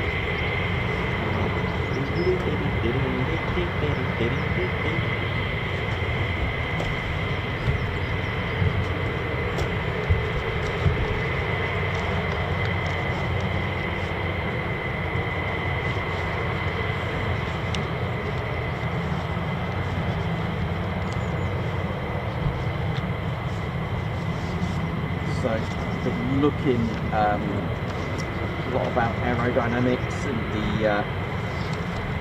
we'll talk into detail at some point. But I've been looking at the Typhoon's aerodynamics and the way. I mean, this is I'm not going to go into too much detail about that, but just going into detail about drag and aerodynamics of the designs of the wings and the effect of four planes, or so be it canards as well, and in looking at angle of attack to get the aircraft to fly, actually get the lift, which I'll talk about in a moment, actually. So we spoke about the physics of thrust, and now the thing is, we've got the thrust. Now what I want you to do as an experiment, there's a few experiments you can do. You can actually make a wing like this. If you took a wing and had it from the side of the airfoil, it's like this. And if you were to sellotape this or stick this together, because this is why wings are flat at the bottom and rounded. Even the Typhoon, if you look, it's not flat. They're not only like this, but it's actually curved as well, and there's a reason for that. I've been having a look at the aerodynamics. Now, if you were to get, I don't know, some chopsticks or skewers, put them here, and then get a hairdryer, this will start to lift. It would actually start to lift, honestly. It's amazing. And that is all caused by the pressure building up here between the low and the high pressure buildup, and it starts to lift. And that's pretty much it. So if you've got your aircraft going this way, it's because of the thrust. Okay, so we've got the thrust, it's pushing our aircraft, but that's not enough. You then need the elevators. If you look at the ailerons and elevators, the elevators at the back, they go up a bit like that. And like I've always said, if you're in a moving car, as we're going along this way, you have your hand angled that way, pushes it up. Have it that way, pushes it down. The reason why the elevators are the other way is to get that nose up as well, because what happens, you're going along and it's starting to build pressure. And this is what we've got, which is known as, this is where the aircraft gets its lift from. So I'm going to just show you what's going on here quickly. It's amazing physics. This is the air, and this is our aircraft just going along now. Actually not rotating yet, but it's rolling traffic. And if I can find it, I'll show you my other diagram that I made earlier. Quite nice of what's going on here. So you've got your thrust, you're going along, you've been cleared for takeoff, you've got your thrust, you whack on the afterburners, you're going along. But again, that's not enough. And what happens here is the fact that you've got, don't forget, aircraft's worst enemy is gravity. So that's that way. Drag is at the back, and then lift is up and thrust going forward, right? Which I've got another diagram for that. But what you got to do, you got your thrust, and then you got the higher the pressure, the greater the force. And the point of that is you've got to overcome the downward force, which is the G. And that's what makes you take off. So here's our wing, there's the air going through. And what's going on here, as the wind or the air is hitting on that wing, it's creating a centripetal acceleration here. I know it's a fancy word, but it creates a high velocity of low pressure, which means under here it's creating a lot of high pressure. So the aircraft is trying to actually move up. Now to help it, you use your ailerons and your elevators. So like I said, move your hand that way. If you look at the ailerons, they're pushed down. It starts to give it lift, and that's when it rotates. Really interesting stuff. And there's a few experiments that you can do with your kids as well, or yourself at home as well, which I'm going to make a few videos on that. But it's really interesting. So you know, an F-15 Strike Eagle wing, if you looked at it from the side, or wing the airfoil, it's pretty cool like that. Is that one all right? Just having a look. So yeah, it's the pressure, the high pressure build up here giving it lift. It's like, and then when you got enough lift, which is greater force than the G force, as in the G, gravity, then you're gonna end up taking off now. It's all good, isn't it? And then of course the angle of attack. Oi oi! Oi oi! Love it. So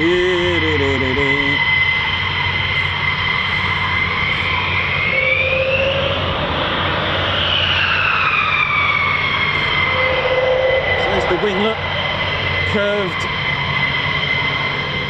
on the, that's called the leading edge, by the way. That bit I was trying to figure out the word, the leading edge.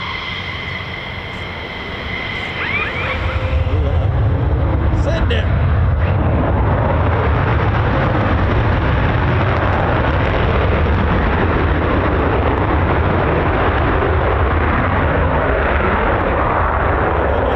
Down, the flaps and elevators at the back, lifting up the nose.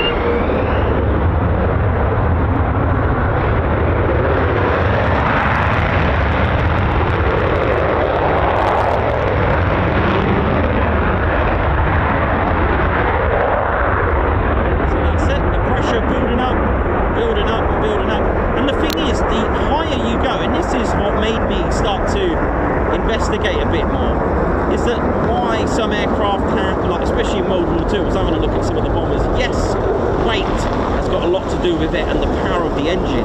When you start to go to altitudes, you know, from 20 to 30,000 feet, the higher you go, the thinner the air. Oh, what a turnout. Oh, yeah.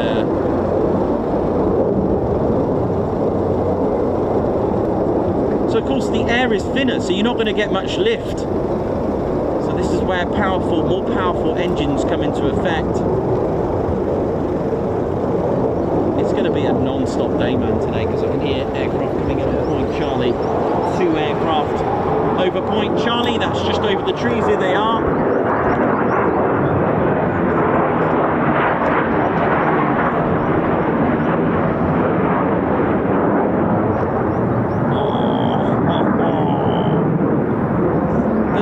Fascinating and satisfying about ribbons.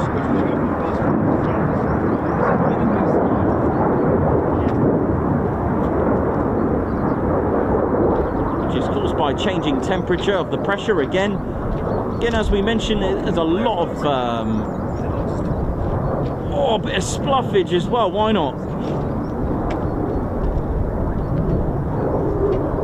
Mother Nature has a lot to say about that when it comes to meeting our inventions and engineering. it can have some lovely phenomena like that.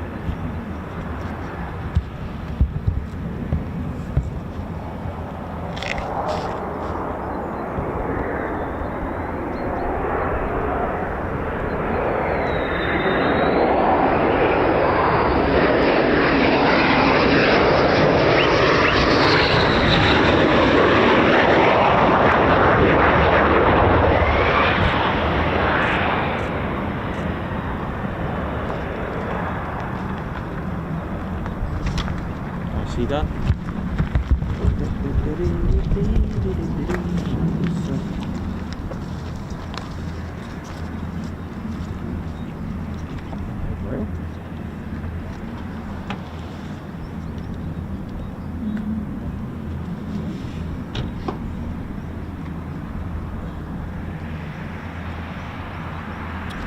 Oh yes. So just really quickly while I can actually. So as we spoke about the aircraft's thrust as it's going forward, we know that the airfoil and its leading edge is flat.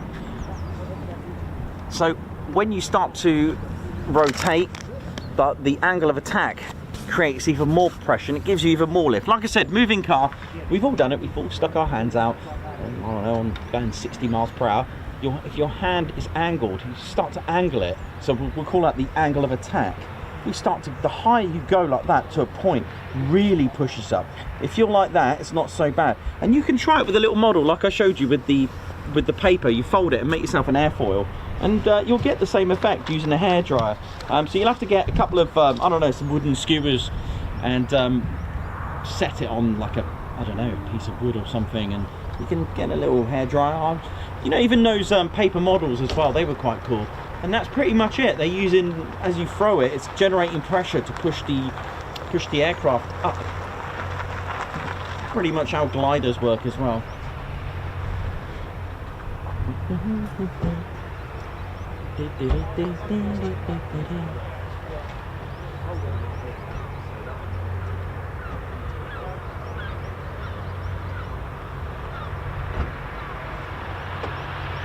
Johnny Carper, Dave Holloway, oi oi, righty, Karen Glenn, how's it going? Meth, Derek, Edward Coates.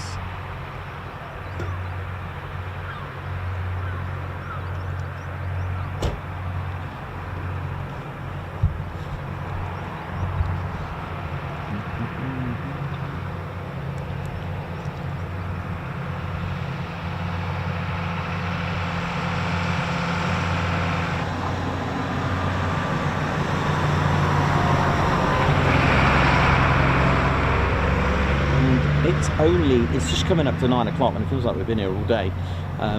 It started around sort of 20 past 6 this morning, so it's already been a long morning for us, but plenty still out there to come back. No idea how many, but enjoy the show anyway regardless. It's going to be like I said, a busy day. Might be able to sneak a cup of tea in. Even if I miss one, there's plenty more to catch, so I'll be back in a moment. Gonna go and grab a cup of tea. Actually, I ain't even been on the show. Hang on a minute. What's going on here? Even Ted's been on. Ted's only just been on as well. Let's get us both on before we get a cup of tea. Do you know what? What a day though, isn't it? Hey? So how we doing, ladies, gents and teddy bears? You are tuned in to the one and only Ted Coningsby channel. You know how it is. How we doing? Hope we're all good. The one and only military aviation streaming channel to tune into for your dose of military aviation, whether it's a base or a place, an AWR or a low-flying area. Enjoy it. I can hear aircraft, but then again, if you do come here, we are in the official viewing area where you can watch the aircraft safely. My name's Nikos, I'm your cameraman and commentator. This is our squadron leader, Ted Coningsby. Pleasure to be here. The viewing area, of course, please park legally and sensibly. Please don't touch the fence or rest your ladders on the fence, damage the fence in any way. Again, resting your ladder can damage it on the fence, and of course there is barbed wire. If you were to fall off, what are you going to do? You're going to reach your hand out, and yeah, I've seen it happen before, and it's an ouch moment and a hospital moment, I would imagine. So yeah, again, please enjoy yourselves as well. There are bins provided as Dave's famous burger van, and they are good for your breakfast, brunch and lunch as well. Dave's here in the morning as well till late afternoon. Again, if it's full in the car park, don't panic. There's an overflow sort of road that leads up where you can park safely as well. If you are venturing off, please be careful of the main road as well. They don't have a red and white fence here to do with the where the touchdown. The reason is because how far the touchdown zone. For those that are new to this, you'll see these. Especially up here, you can see the yellow chevrons, these yellow chevrons here, blast pads, and it's the touchdown zone is quite high. The reason for these jet blasts is to protect what's beyond the fence. So you've got a road, and that's why it's quite far away. But we always recommend, please don't stand in line with any approach lights. And of course, if there is a red and white fence wherever you go in, please do not stand there. You will be told to move on, and it's for your own safety. If pilots get it wrong, it's an ouch moment and a hospital moment. Yes, your head will be banging longer than Big Ben on New Year's Eve. Yeah, New Year's Day, Eve, whichever. Again, any ordnance that's loose on an aircraft could hurt. That will give you a headache. I'm not sure ibuprofen is going to help solve that.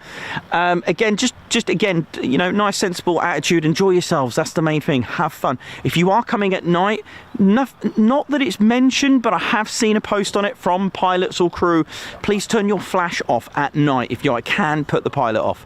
All right. It's not something that there's a sign for it, but it's one of these things. We're going to push that forward. I haven't mentioned it in a long time because it hasn't been an issue, but you know what, I'll mention it again. No laser pens, or if you spot anyone attempting to use one of those laser pens aiming at aircraft, again, please report that. Any issues, any threats, as in, you know, if danger of life or you feel unsafe, call 999 if it's that kind of encounter. Again, if you want to report any suspicious things going on, you can call 101 or the base, especially on a drone. There are numbers provided for that kind of thing. We need to look after each other, and this is how we can do it before the wire, not beyond the wire, but be over the wire, this side of the wire. So enjoy that as well, please, ladies and gents, teddy bears, to enjoy and having a good time and keeping a safe environment and looking after each other. One thing I will mention, not really something here specifically, but crash gates, under no circumstances do you park your car in front of it. There is not a crash gate, but a gate that's in use all the time by Dave's Burger Van, by the little road that goes that way. Please don't block that. No circumstances. They need 24-hour access on that as well, all right? But in the meantime, have fun. I'm going to go and have a cup of tea. I'm probably going to miss an aircraft. Definitely hit. Oh, is that a helicopter down there? I think I can hear a helicopter. I don't know if it's an emergency services one. Anyway. Oh, I can hear aircraft, so I won't be getting a cup of tea. Oh well. Standard. How many times have we had a chocolate bar or something in our mouth and we're like, oh no! Here we go, another two-ship.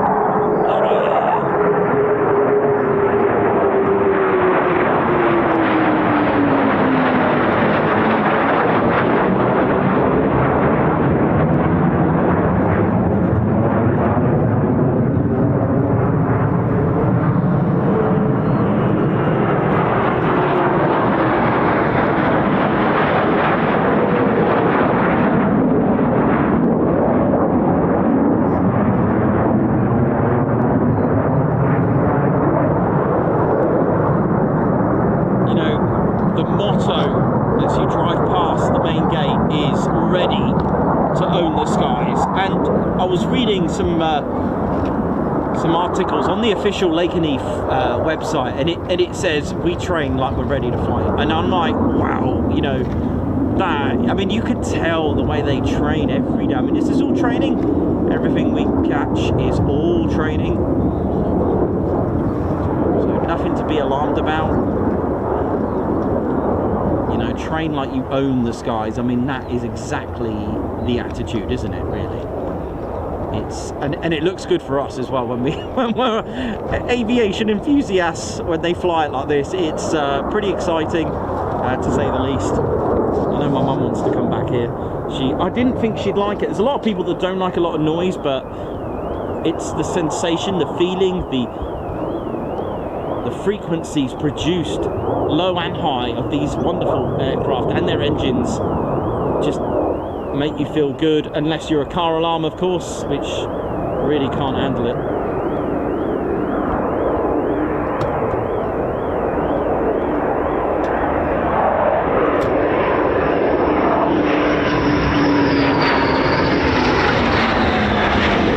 That's gonna stop, is it?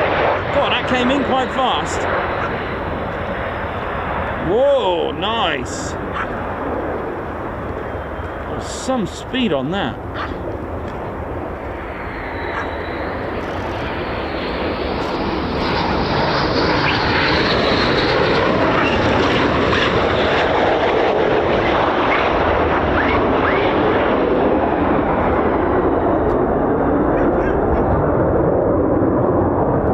Now, did that just do a touch and go? I thought so. It was a bit fast, man.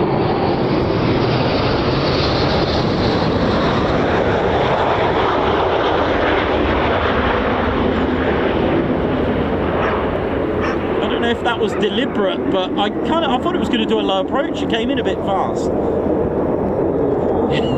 Wow, I guess I was right in that respect.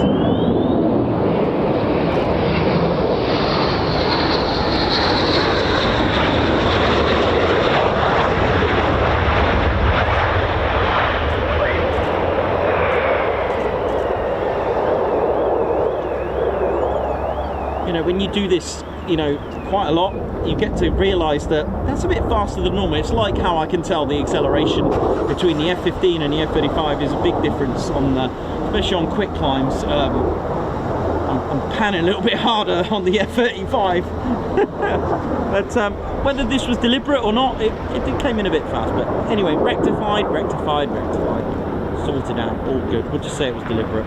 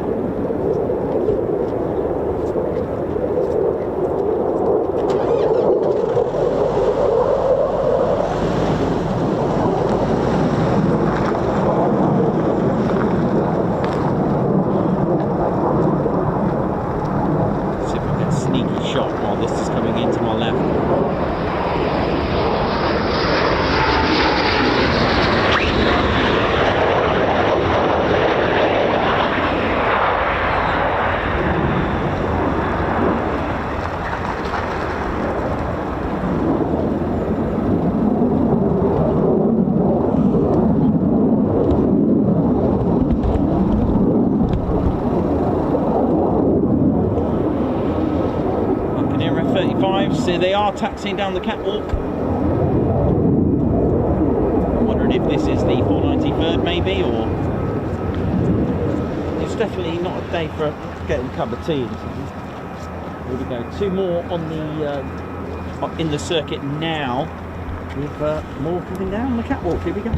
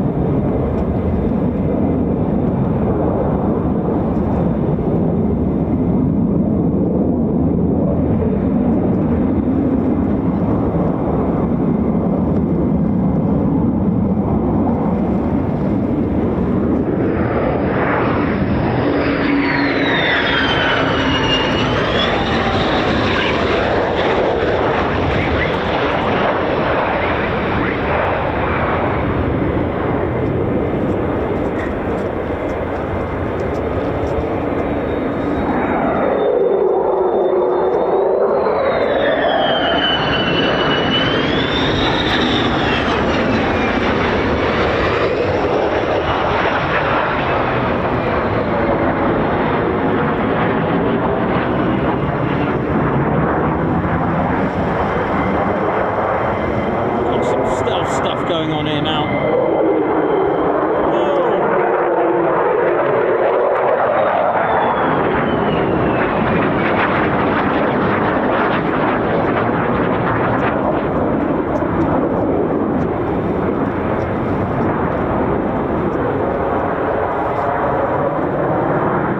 If you're ever running out of ribbon for Mother's Day, or on occasion, you can always come to Lakenheath and just kidding. Just in case people actually do come here and expect some ribbons, but here we go.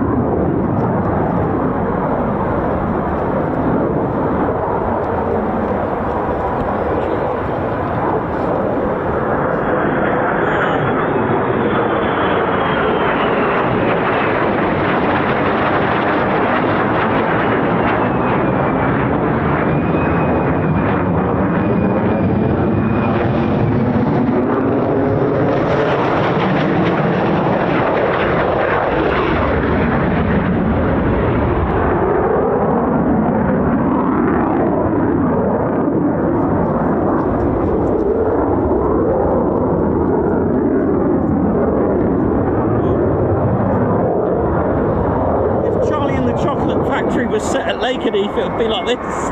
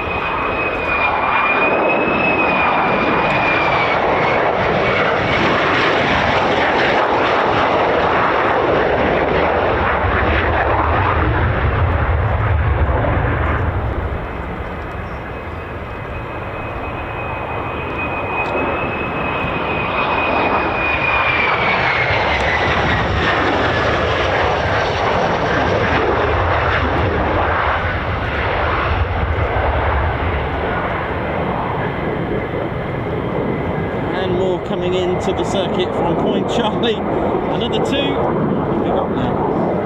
35s. Yeah. Arr.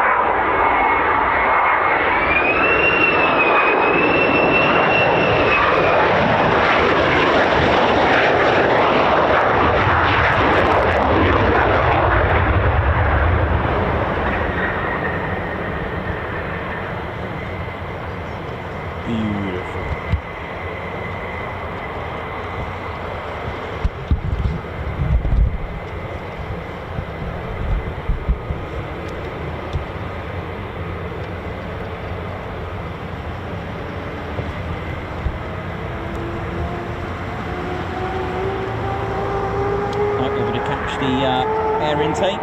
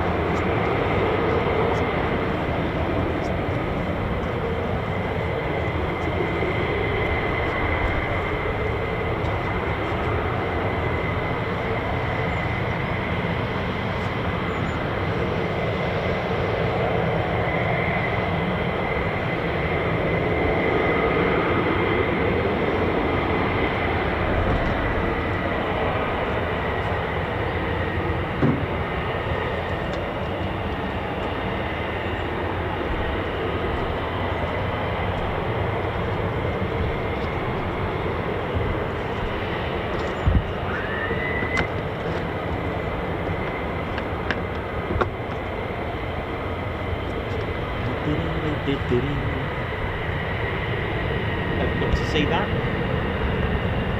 I know, little things like that. I like that stuff like that, the air intake moving and things like that. It's pretty cool.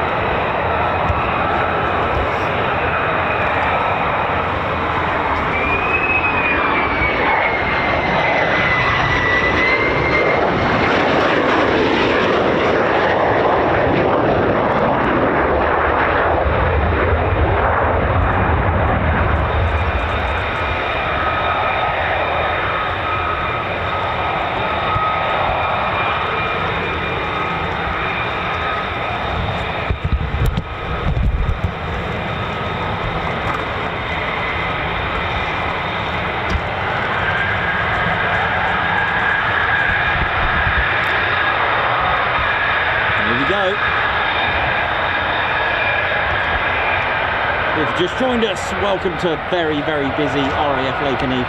Hope we're all good and feeling well.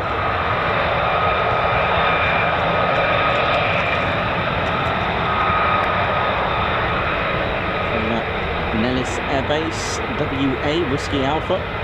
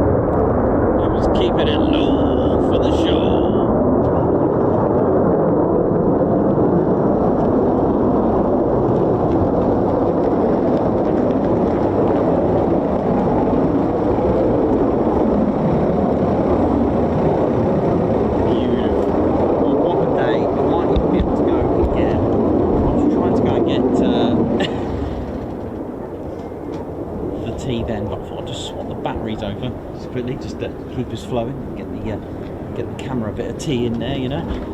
I'll go and grab a quick cup of tea while I can. So yeah, they are hot pit refueling, which is good. Which, not always, but usually means they'll be going straight back out once they've done that. It's been an incredible day.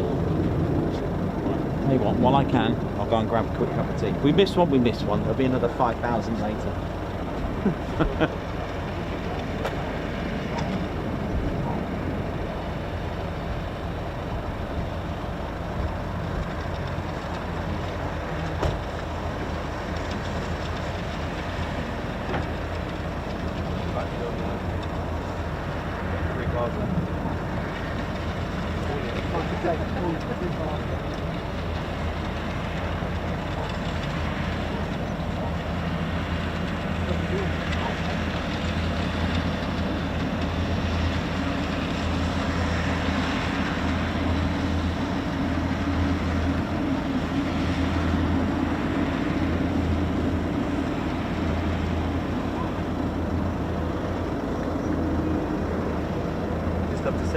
Love what you do. Thank you. Brilliant, yeah. Thank you very much. We're all at work watching videos. Oh, cool. Nice Yeah, one. it's brilliant.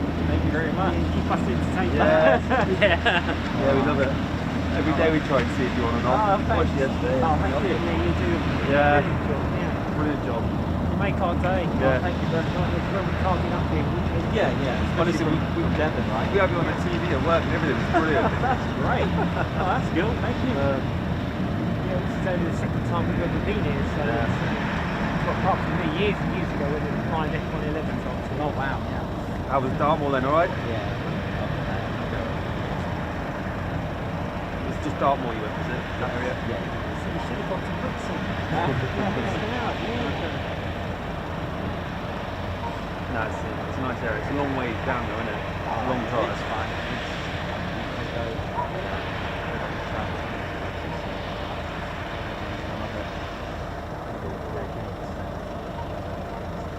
Great. Nice. It's a lovely area. Yeah, there's a big scene there. Dartmoor in the winter, that's when I got there, when it's snowing. This year when it was snowing, it's just stunning. It really was.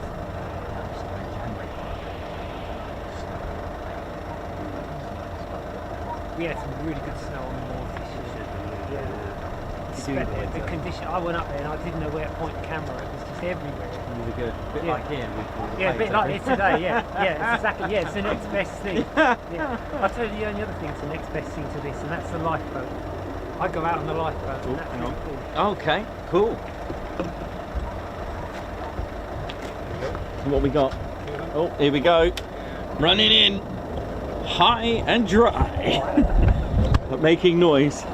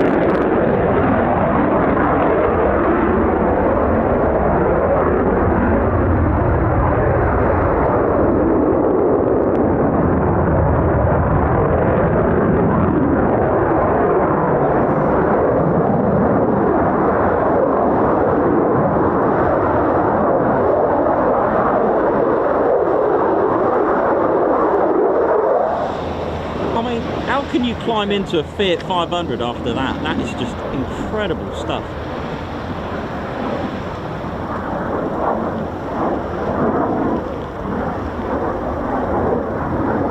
Look at this. We've had more circuits at the Formula 1 today.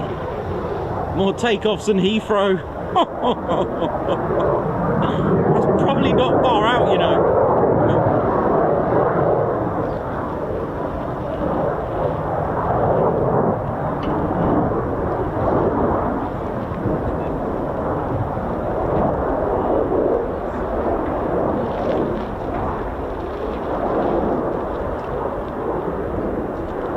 Beautiful.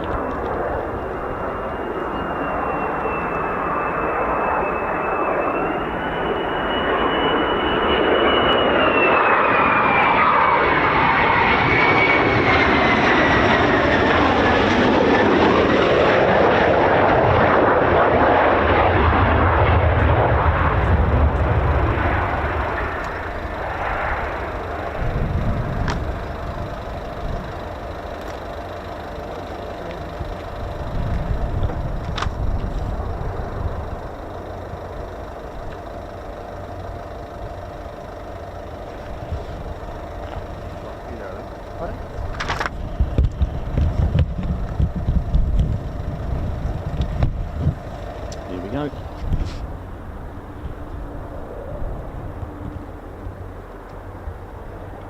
Did see the landing lights. Oh, maybe not. Maybe I'm seeing. There is a landing light there, and another one. Where is it? Oh, what is going on here? Look at this.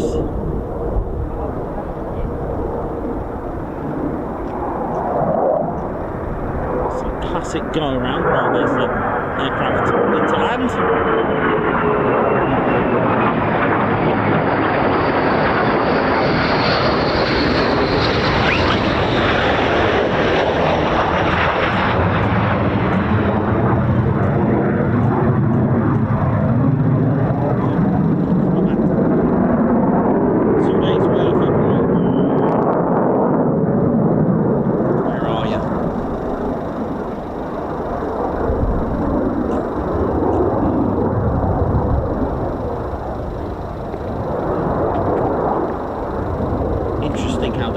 Gear works on this, so the rear. Oh, what's we got here? Oh, it's low, isn't it?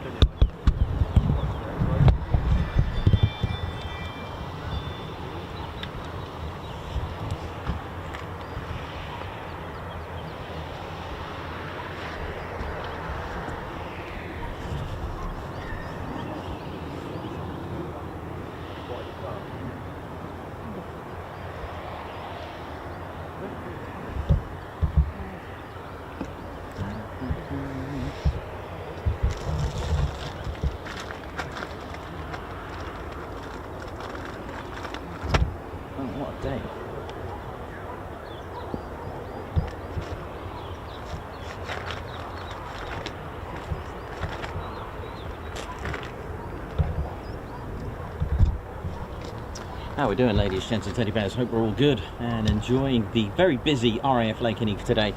Hope we're good. And I don't think it's going to be one of these days where I'll be able to have lots of tea. But all is good. So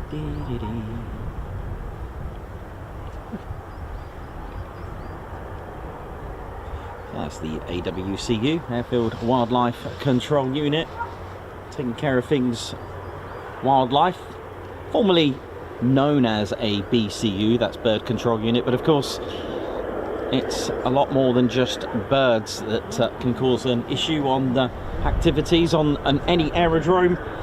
They'll use the vehicle, pre-recorded distress recordings of birds to scare other birds. We've got various methods, different coloured flags to scare off birds, such as red or yellow or black or white flags. They can use falconry as well. They can use the horn of the vehicle. They've got a rifle. They've got a flare gun as well. So again, one engine shut down. This has just been to the pits. Just hop it over here a minute. There's a vehicle just there. There we go. Again, engine 1 has been shut down. So just kind of hot pit refuel.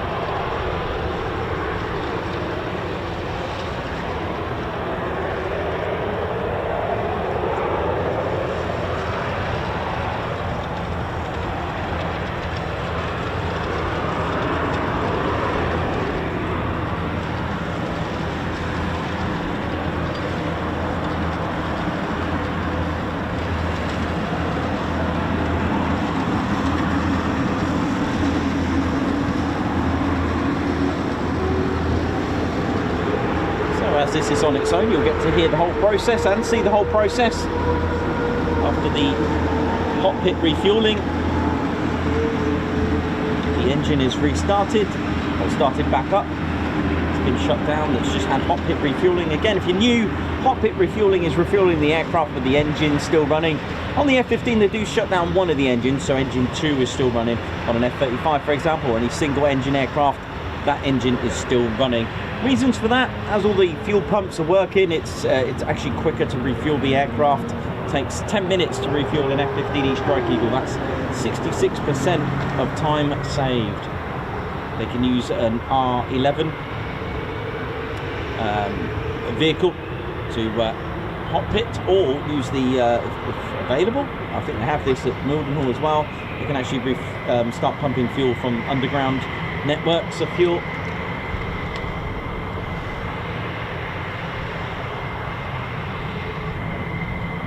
Once that's started up and running smoothly, the airman ground crew on the right will check out the, there you go, the elevators, and check out the exhaust nozzles as well, make sure they're working fine. While I'm saying that, there is another F-15 just taxiing down as well, the catwalk. This one's not hot pit refueled, as the engines are both running.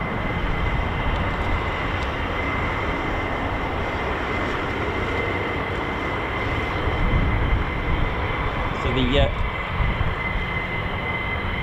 crew chief to the right, or airman to the right, will be inspecting the exhaust nozzles, make sure they open and close properly. There you go.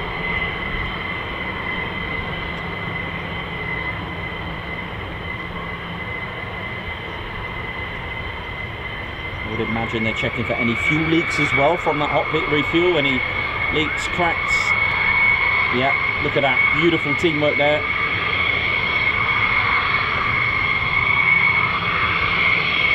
Checking the air brakes. All the signals there. So this is the 494 Fighter Squadron Panthers.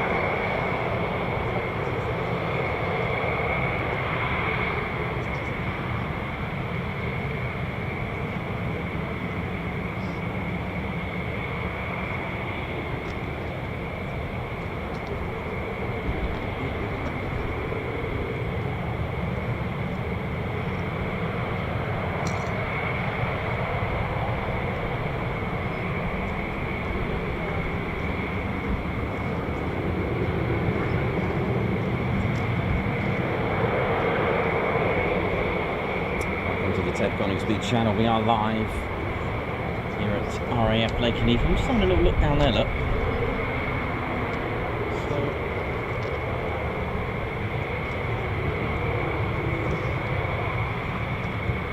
It's going to be a non-stop day.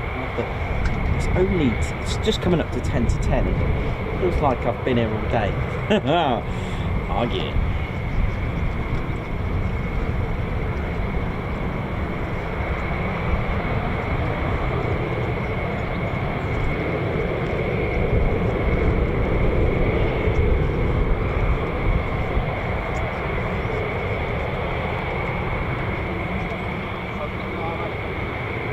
Don't forget to support the channel, Ted Coningsby checklist. Don't forget to hit the like button. Of course, subscribe to our channel and marry that up with the notification bell button as well, so you'll be notified of our latest and greatest live streams and videos.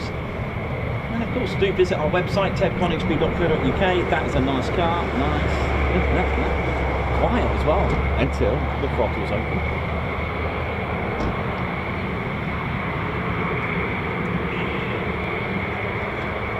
Been a wonderful day.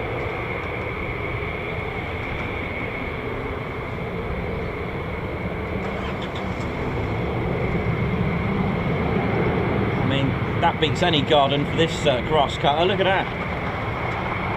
Beautiful.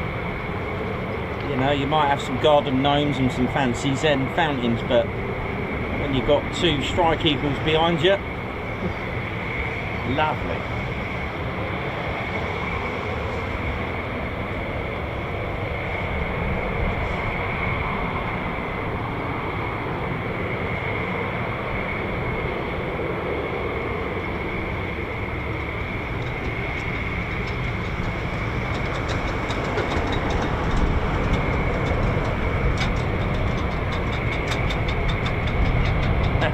Alex Bush, how you doing as well?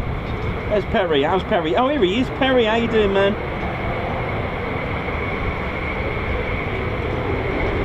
Gucci man as well. New members as well. Been gifted membership. Nice one. GJ, how's it going?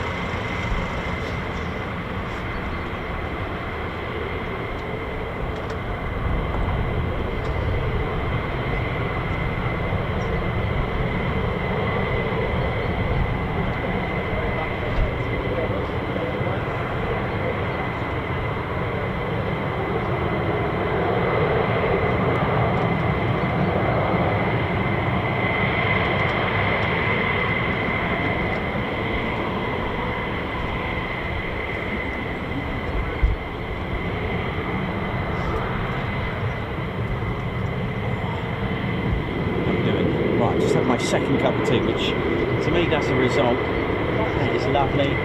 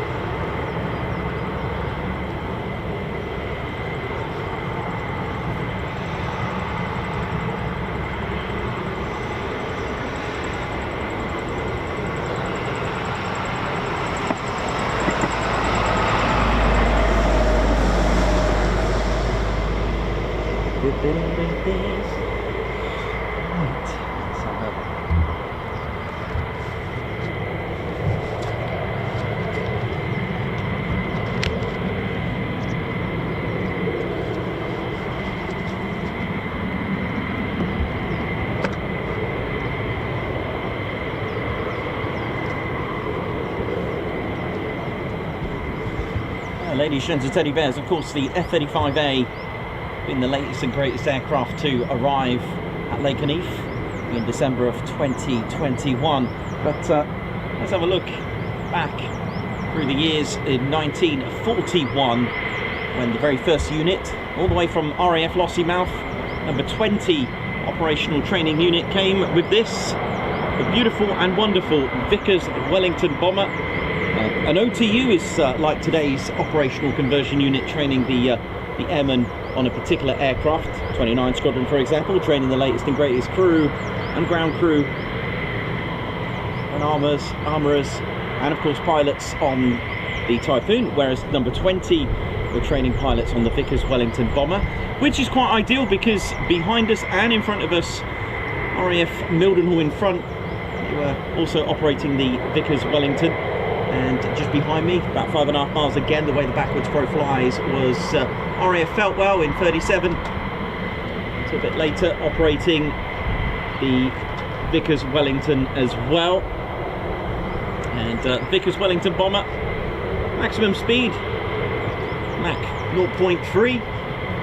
And then when you look at this, Mach 2.5, how history has gone on. But, of course, the Vickers Wellington bomber, famous for its geodetic design. That's almost like you can see the fence here, so if you have a look, do check it out. The beautiful frame, the airframe made out of a design by Barnes Wallis, again famous for the bouncing bombs and the hardball as well, with another secret squadron, 618, if you've ever heard of them.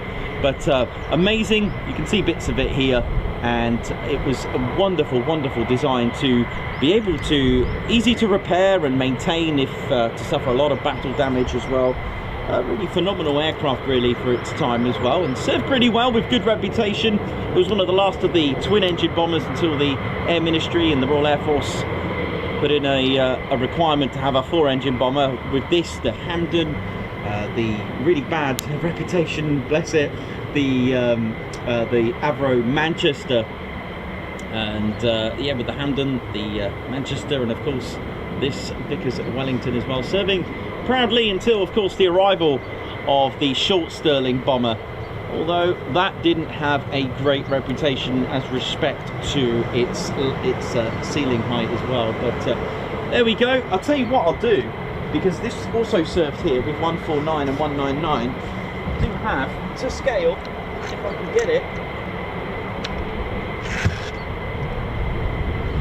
a short Stirling bomber, the first 4-engine bomber of the Royal Air Force in World War II, and the sheer size of it was just, yeah. So you can see the size, these are to scale, and the wings look very snubby, and the reason is it wanted to have a good 125 foot of wingspan. The Air Ministry didn't allow it, this is what I've heard and what I've read. They didn't allow it. Go on engines, go on! Spinning away there. Yeah, they didn't allow it because of course hangars were a certain width and they weren't going to make a hangar specifically. I mean, look at the size difference in that, it's just phenomenal. Wow. And of course it didn't have the lift. May I tell you that full loaded, full fuel, this Stirling was 16,500 feet. That's not very good to evade getting, you know, hit by anti-aircraft fire and to try to maneuver out any fighters. It really had a bit of a suffering really, and in the end it served quite well as being an aircraft to tow the Oxford and Airspeed Horsa gliders, eventually. But it did serve here as well, and one of the pilots, Ron Middleton, VC, who posthumously awarded a Victoria Cross for his valour, an Australian-born who was here, 149 Squadron, that bravely sacrificed himself to save not only his crew, which is a valour in its own right, but he wanted to ditch the aircraft into the coast, just off the shore of England, off the coast of England, so that it wouldn't hit any civilians as well. So he saved 5 of his crew in the end from bailing out, and I can tell you now that his story is horrific, what he suffered, and he still managed to get it back. But we'll talk about that when we get a chance, if we get a chance today. Not sure if I can, but the legend Ron Middleton, ladies, gents and teddy bears, who was posthumously awarded the Victoria Cross for his bravery, and that was taken off from here.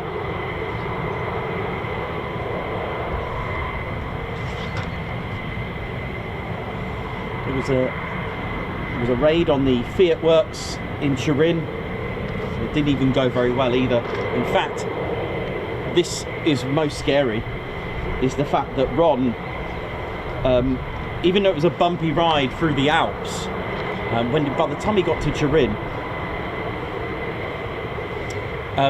the weather was so bad, even though they were taking anti-aircraft fire to try to bomb the target. And this was, by the way, it was on the 29th of November 1942. He made the journey all the way across the Alps, and that was a bumpy ride. And they were hit by flak. And if you're a bit if you get a bit sort of cringy about detail, I'd just turn off the sound for just 2 seconds. But Ron suffered the short Sterling actually circled 3 times around the target to try, because Ron proceeded after he was hit by flak. The Sterling suffered a massive hit by anti-aircraft fire, straight into the cockpit, and it actually ripped out Ron's eye, his right eye I think it was, and bits of skull of his eye socket. He suffered shrapnel to his all his limbs, his legs and his arms, and he was losing consciousness. And if I remember reading that, it actually went into a dive. The co-pilot was trying to get control. He was obviously, they got a bit dizzy from the fall. They managed to pull up at 800 feet, which is absolutely very little, and an absolute target standing out like a sore thumb. But Ron actually continued, bombed the target, and tried to make it back. The aircraft was just in an absolute dire straits. And by the time they got back, they met more anti-aircraft fire from France with the flak batteries there, and they only had 5 minutes of fuel, and they just got over the coast.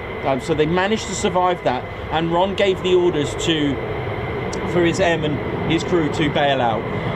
5 of them, I think 3 of them first did. The other 2 wanted to stay behind, but he said, "I've got this." He knew he wasn't going to make it, but the one problem was, as he saw he did tell his men he was going to make it home, but the problem was, where is that aircraft going to go when it runs out of fuel? It ran out of fuel, but what Ron decided to do, rather than let gravity do its thing and injuring and possibly killing civilians in England, Ron levelled it parallel with the coastline of it and the shoreline of I can't remember whereabouts it was, but he was parallel, and he eventually, the other 2 bailed out as well. Ron on his own ran out of fuel, crashed, and he perished. 2 didn't make it that night, but the rest of the crew did. So Ron saved 5 of his crew, plus possibly civilians as well, and that was from 149 Squadron, and he was posthumously awarded the Victoria Cross for his valour and bravery. Legends like that, a different breed in my eyes. He was a pilot of the Royal Australian Air Force, and we shall remember these people. We shall remember these brave men that do things like that, because they are part of our history, and especially it's linked with RAF Lakenheath's history as well. Born in Australia, served here with 149 Squadron. It is, for those that would like to know the aircraft details, it was Bravo Foxtrot 372, a short Sterling bomber, and it was destined to attack targets of the Fiat Works, which was an aircraft works at Turin. And it was his, and what's more sad is, well, sorry, I'll choose the words properly. I don't know, I'm trying to find the word. What I'm trying to say is it was his 29th mission. He only had one more mission to do on his tour. Once you get 30, you get a mandatory, like a rotation off combat, sort of time period away, and he nearly completed his tour of 30. It was just one more. So he was one short, from a sortie.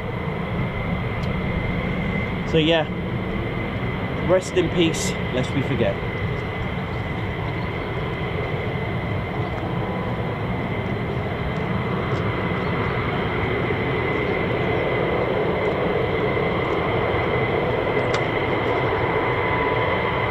White Wizard, what up? How you doing, man?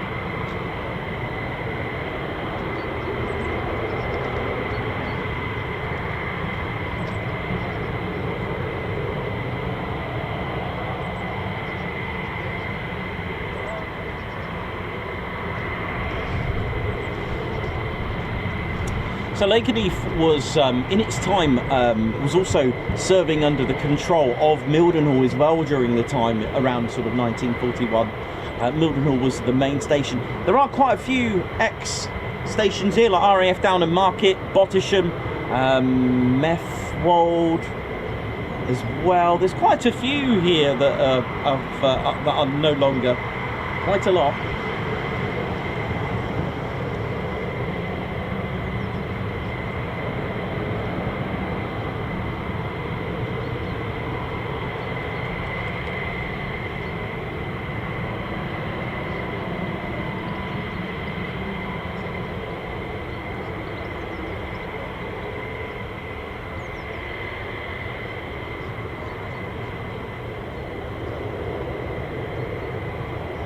We've got RAF Bodney as well nearby, not too far.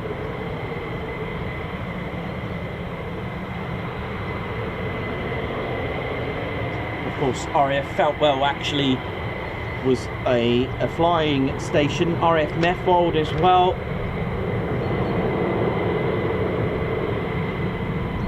RAF Downham Market.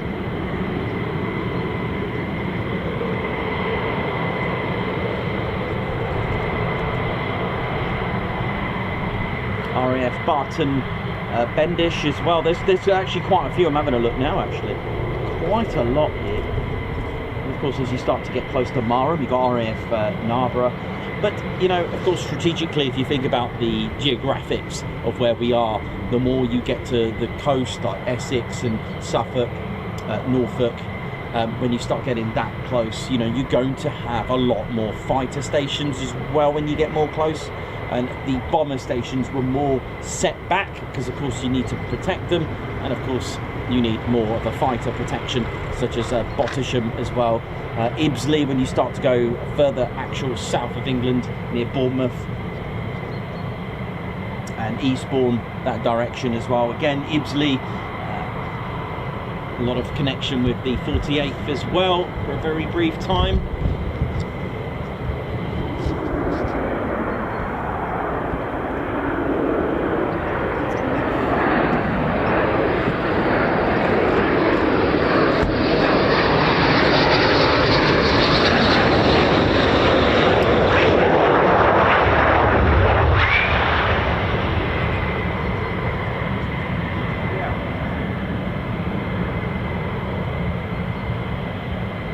Done. Oh yeah. History will always be part of the Ted Coningsby channel. Lots of learning to do. That's a nice shot there with the MC-130. Yeah. Comes the next one.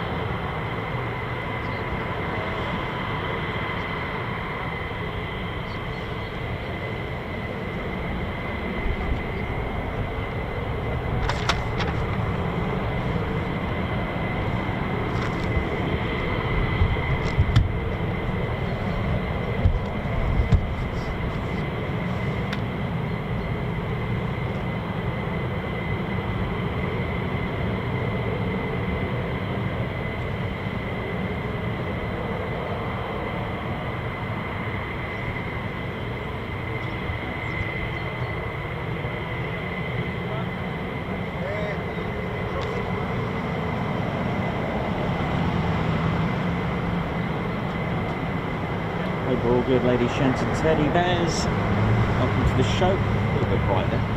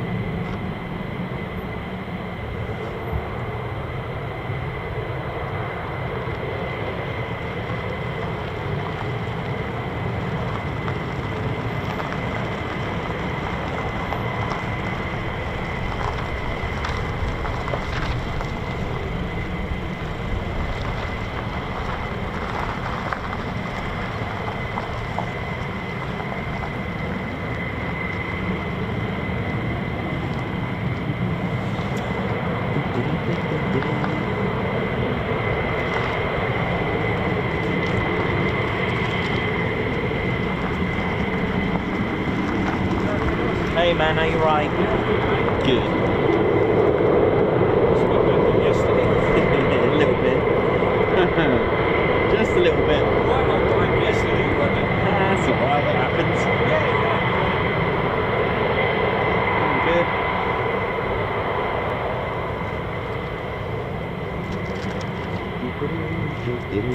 Right, ladies, gents, and teddy bears. What I was going to say, the fact. Yesterday I didn't get a chance actually because we didn't have any examples, but I didn't get a chance to tell you about stealth and how it works. And one of the fascinating things is, you may know this already, but radar is actually an acronym for radio detection and ranging. Now, a lot of this you may know, and I'll try to keep it simple. But do you remember when I spoke about actually we can keep it here, about the SSR and the transponder so that the pilot can key in the squawk code?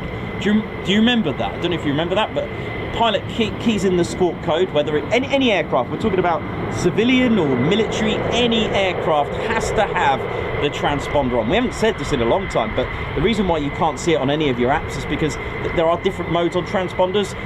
It is not because they've turned the transponder off. You cannot fly. You'll be in serious trouble if you turn your transponder off, all right? Especially you will be blind to aircraft. That's nothing to do with stealth, but I'll show you something. So what it is, the transponder is two words: transmit, response. And where does the transponder code go? Well, it goes here to the SSR. This is what it looks like. This is a secondary surveillance radar. Now, this is communicating back and forth to the aircraft. Now, we have them around the country, around the world, SSRs. And once it's pinged back to the aircraft from the SSR, it pings on ATC's radar. How cool is that? In fact, our mouths are like radars. How does radar work? If you remember the RAF North Witham, do you remember I spoke about the Rebecca Eureka system? One is sending out a signal, and the other one is bouncing back. And the way you work out how far an object is how quickly that came back. Think of it, you're in a cave. You go, hello, hello, hello. Or oi, oi, oi, oi, oi. It's the sound, the time of that sound can actually tell you that you're getting closer or further. Radar works in the same way. Now, the thing is, what do radar want? They want to bounce back a signal. So what I'm trying to say is, a radar is trying to wait for the signal to come back. Now, what's not good about round noses on any aircraft is the fact that it will bounce straight back.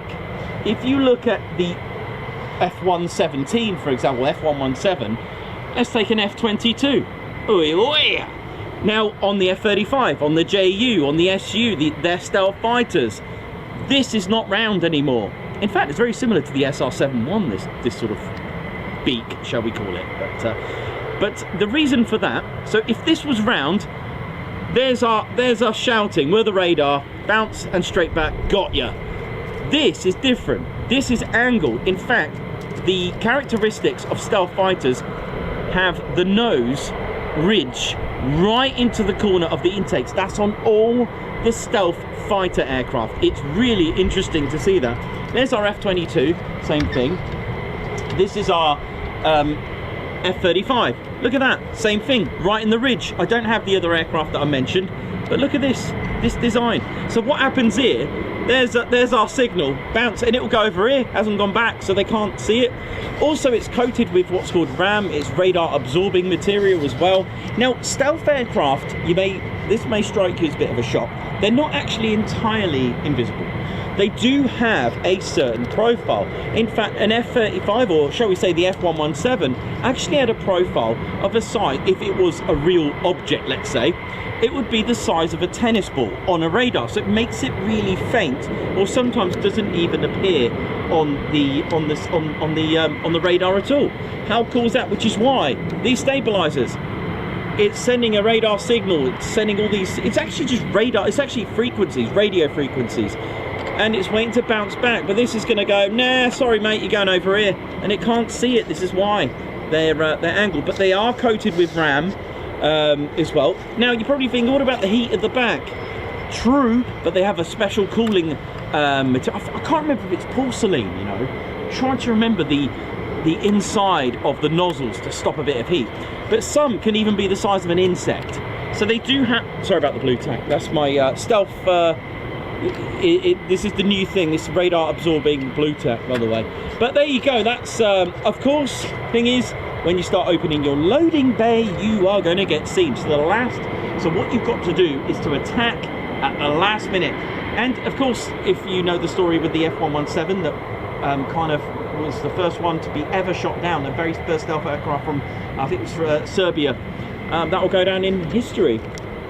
But that's pretty much a little bit of a quick insight on stealth aircraft, ladies, gents and teddy bears. That is a brilliant characteristic. So if this was round, it will just bounce straight back, go, yeah, see ya. So that's, and of course there are, you know, exceptions of BVR, beyond visual range, which again, that's great for an attacking aircraft to fire from hundreds of miles away or hundreds of kilometers away to the target. Really, really amazing technology and how far we've come.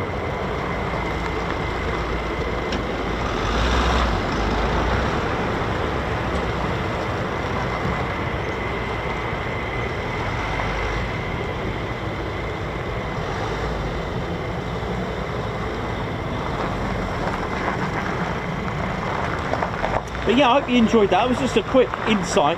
Like I said, the radar signature on stealth aircraft is just smaller, significantly smaller. And like I said, radar works with sending a signal and waiting for it to come back again. You break that signal, then you're going to be a little bit invisible. So they're looking for easily identifiable objects. And stealth aircraft are designed to have some smooth round edges along with some sharper triangular angled edges as well. So sometimes they can appear as a small bird or a tennis ball. And this is basically dramatically reducing the detectability. That's what it's after. And again, I've covered what radar is. It's literally sending out signals and waiting for them to come back. So radar, again, stands for radio detection and ranging, and air traffic controllers use radar to track planes on the ground and in the air, and like we've covered, they use this is what the SSR looks like, by the way. So it's quite a characteristic with that rectangular extra on top with those 4 aerials as well. That is your SSR. I believe it was, it could have been I'm not sure which emergency team it was behind us. Police, they use radar as well, technology to detect even speed traps as well. They're using, and if you think of, I know it's a touchy subject, speed cameras, you know, roadside, that works in the same way. It's sending a radio wave signal and waiting for it to come back, and that will estimate the speed. Here, aircraft coming in.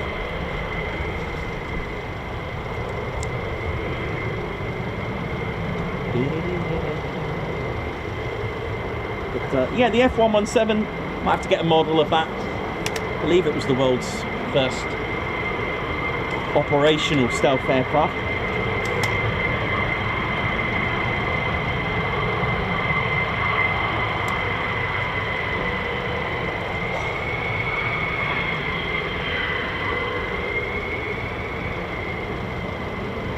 So again, I suppose RAM radar absorbing material can sort of work by not, or you know, bouncing back the signal, but a lot weaker as well. And of course the canopy of the F-35 as well has that. There are some aircraft that are not stealth but have stealth attributes, as well as the design of the air intakes, that kind of thing as well. We've mentioned S-duct, again that's quite a stealthy attribute. Materials, if you can have a less metallic or metal consistency, I think that's probably the wrong word.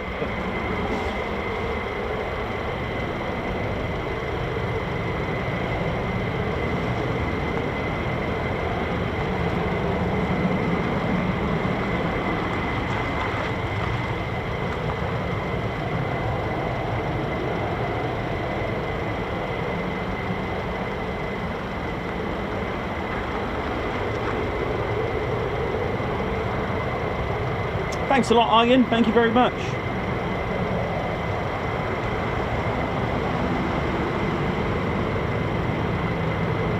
Yeah, I'm pretty. Someone just mentioned SR-71. I'm pretty sure that would have generated some sort of stealth attribute. The way it's, oh hello, the SR-71. I don't, obviously, it wasn't a stealth aircraft. I'm not being funny, but at those speeds it can do, it might as well have been. Amazing.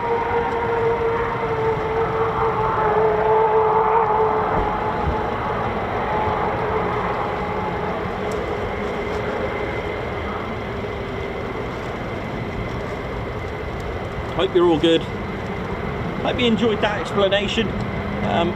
The bears and myself are quite limited on the show today because it's just been absolutely just an aircraft enthusiast dream, isn't it?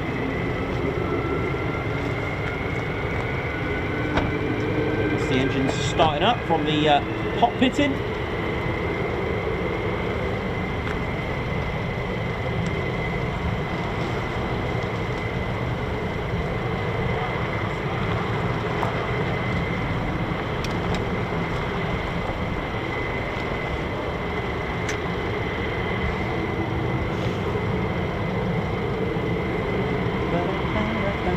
Hope we're all good and buzzing. Hope we're all good.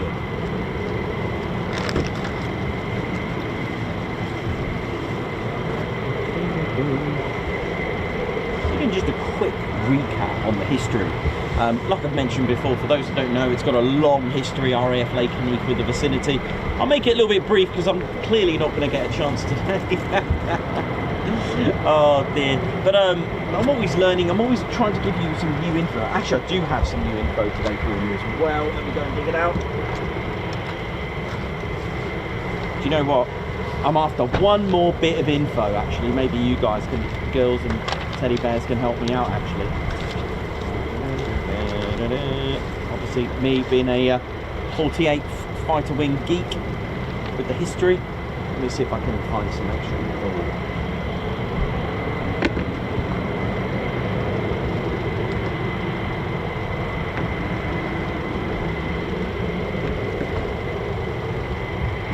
Check this out.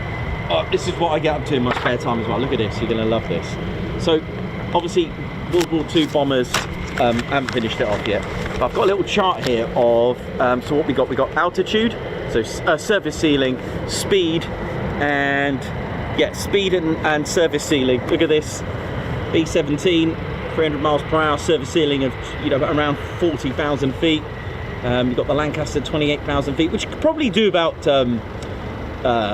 could have probably done about 30,000 feet, but what I could find is probably around 28,000. The B-24 similar, and like I said, you got the short Stirling, very low, and you know, just short of 300, about 280 miles per hour. The Handley Page Hamden, the Vickers Wellington around here, the Halifax, Bristol Blenheim, quite good at a low. So yeah, that's what I'm doing as well. I'm trying to do that, just to, you know, one day when I retire, I can get all my knowledge. So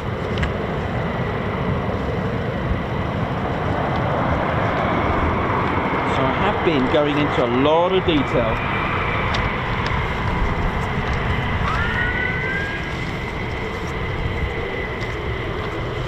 Yeah, you'll like this as well. And then with regards to the 48th do this, right? Just quickly show you this, what I've been doing. All the aircraft, different squadrons, full 93rd have had the most types of aircraft, obviously not the F-15E, and I've been working into trying to work out. So I'm just missing, if anyone knows it, I think it might be a 0. Don't count the 70 drones that they took out, but I think this is all the victories. The 48th during World War II, 19.5 aerial victories, and then post-war 2 for the 492nd, 4 for the 493rd. Couldn't find any info. So if you know it, I've left it blank, so I'm not sure. So I'm just having a look. I'm having a look at the 24th of March 99 with the Federal Yugoslavia situation, you know, that kind of thing. The 493rd, what they took out, that kind of thing. Always doing something to bring you the, and then I've just put it all together to give you a bit of history there. So I hope you enjoy that. And yeah, like I said, I then put it together trying to think of the info that I've just used to put it into a nice bit of commentary for you. Always doing something. And yeah, there we go.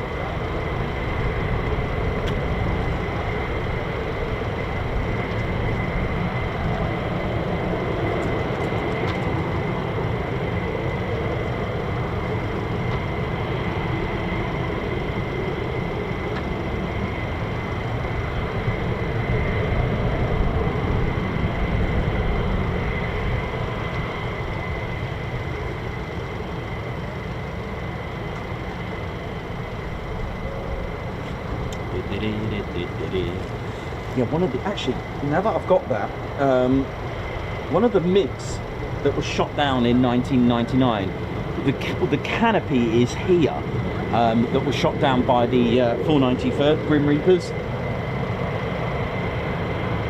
But looking at their history, I think in total 12.5 aerial victories, the Grim Reapers alone, which makes them, to me, ones with the most aerial combat victories there now.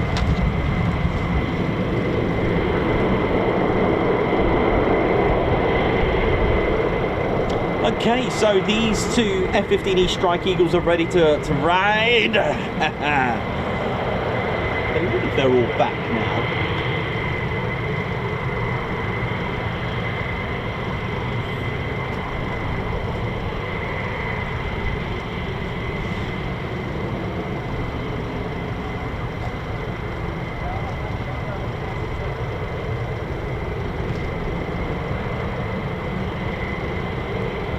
Yeah, I couldn't find any aerial victories post World War II for the 494th.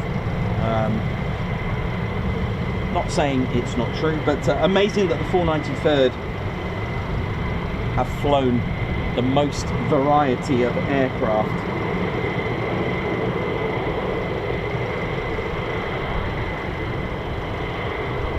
One thing I did notice about the 494th, they were awarded the I think it's the only, it's a very high award. It was the Navy Meritorious Unit Commendation for 1986's El Dorado Canyon with the F-111s.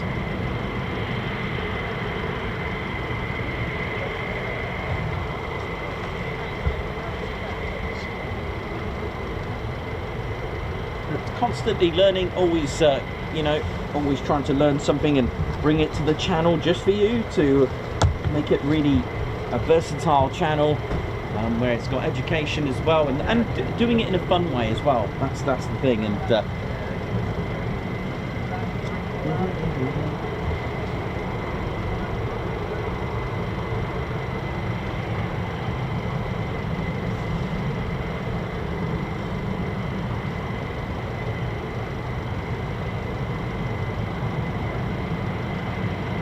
Matt Foster, how you doing? Thank you very much.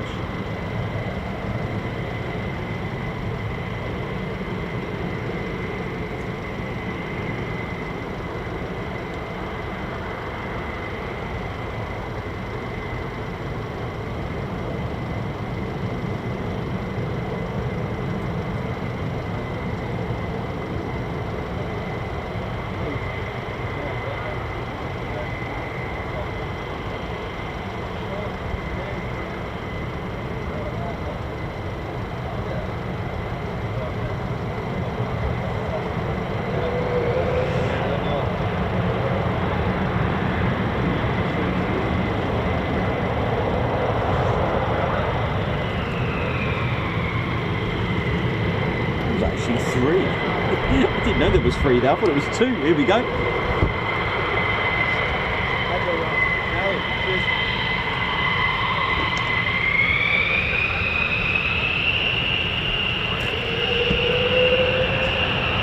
That's nice with that sun out, gun out.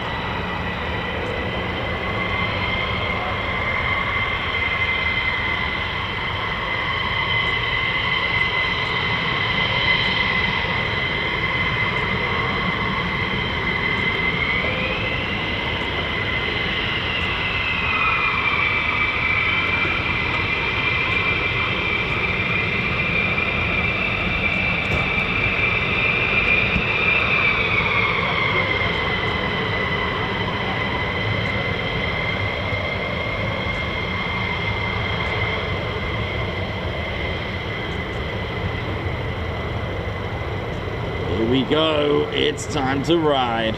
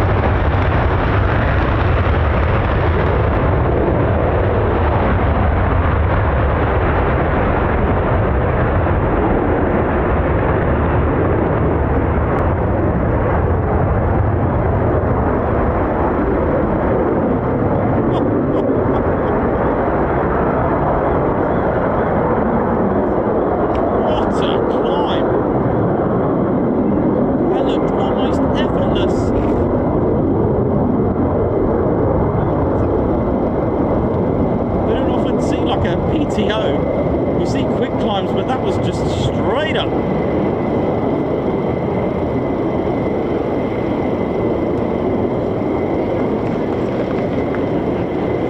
God, that was sublime. That was like, what? Woo! Oh, I hope you enjoyed that, watching at home or wherever you are watching from.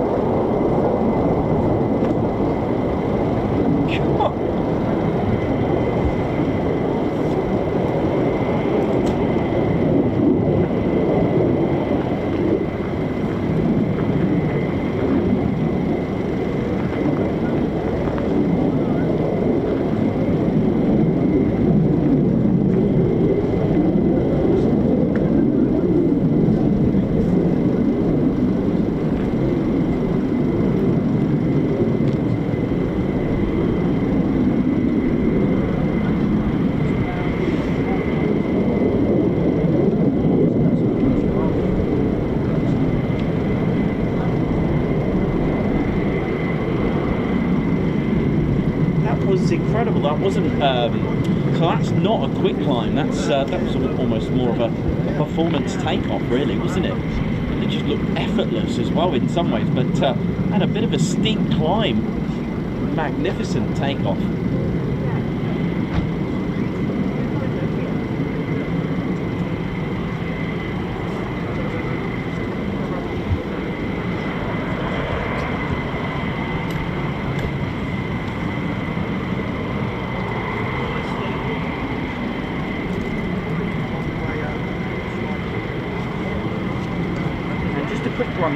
Thank you to everyone who donated to the Ted Coningsby Stay in the Green, and just want to do a Guards March for Claire Bear's sister Delma, watching in Texas.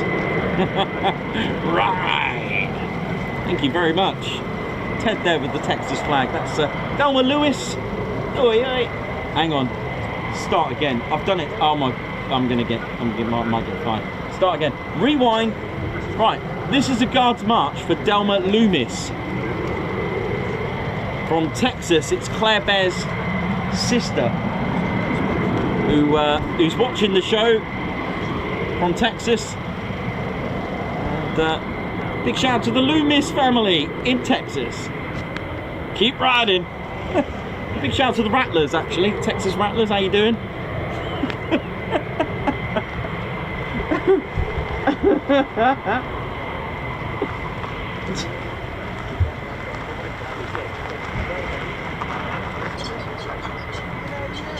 and all our US fans as well.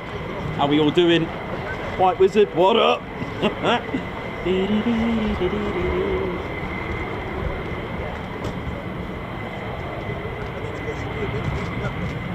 don't have an Italian flag. I'm going to have to get one for our Italian viewers over there.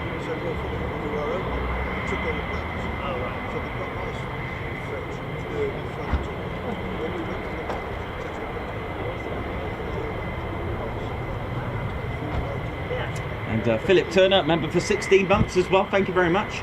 Happy birthday to Philip Turner. Let's put happy birthday to me with 16 months membership. Amzar, high five. Thank you for gifting a Ted Coningsby membership. Ernie Hagyard as well, member for 6 months, who's put oi oi morning to Ted. Nikos Clare and all the TCS members, Guards March. Malky Stoddart celebrating a whopping 27 months membership. Who's put oi oi, another milestone to share with you, all excellent TCSers.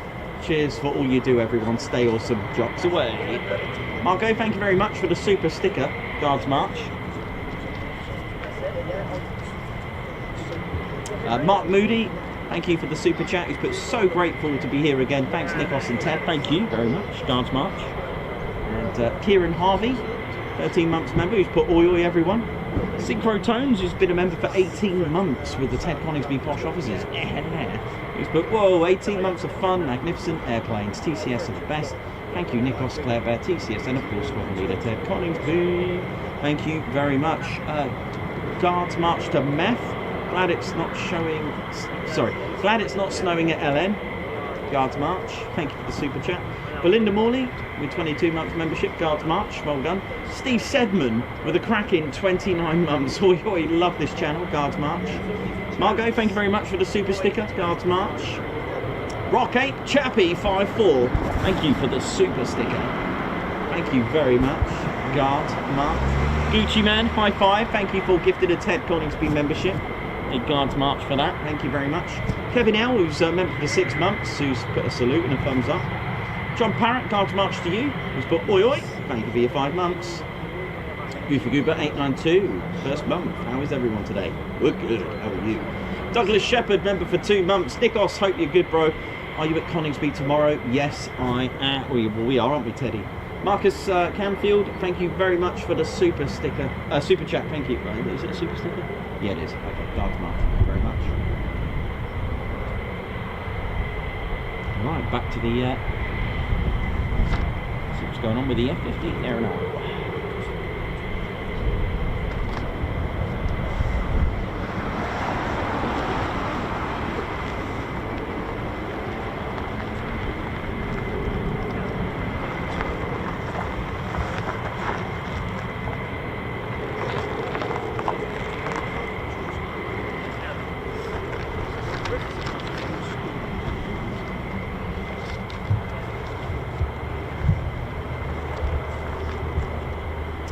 So for those that don't know the full history of the actual vicinity, just behind, shall we say, just over there, was the old original tower, and it's round there that has the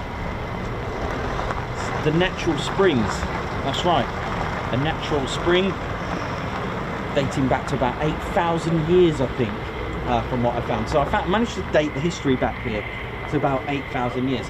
And of course, we could link that with my archaeology background. And like I've always said, you know, when people ask me about Stonehenge and things like that, you know, why build something there, why a community here? Well, let's face it, the one thing that you will need to survive, even 8,000 years ago, is water. You're going to need some water supply. And of course, if you've got a natural spring, this would make it a perfect place.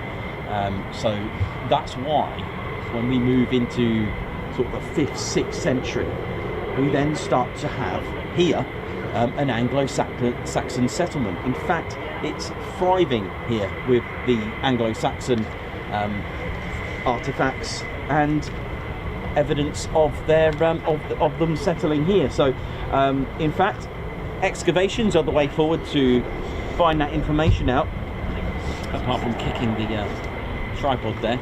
And like I said, many you know, a couple of years ago, I was fascinated by the little sign. Do you know what? I'm going to show you the sign. without being too intrusive. Where is it? It's here. Look at that, archaeological site, medieval earthworks, moated enclosure in this area. Alright, I was fascinated by that, and with the help of one of our fans sent me a link, which then led me on to other things. So, you've got your water supply, your Anglo-Saxon settlement, brilliant. So, why am I bringing that in? Well, I'll tell you what, 1600 years ago, we had here links with military. So, this is why I'm mentioning it.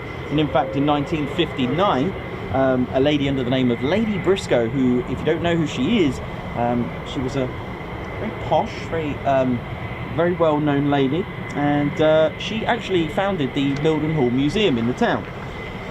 And she, with the support of the Suffolk County Council Archaeological Unit, they did the very first digs, because they were finding evidence of Anglo-Saxons.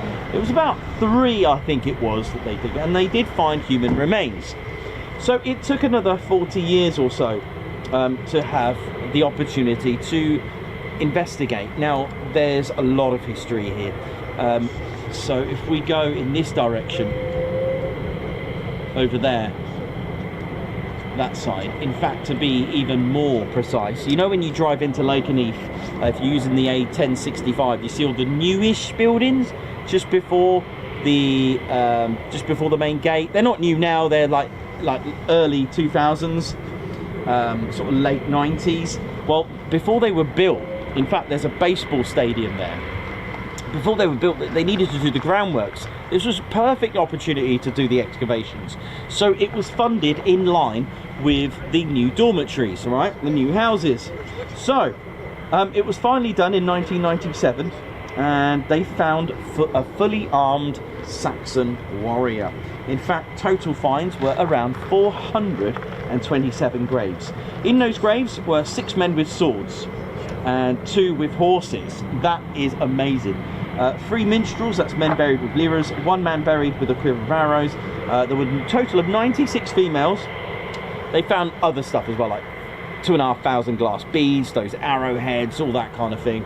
But the thing is, when you discover these, I can actually see remnants of graves here. I can see earthworks, because it's something I was quite fond of in my youth, of doing archaeology.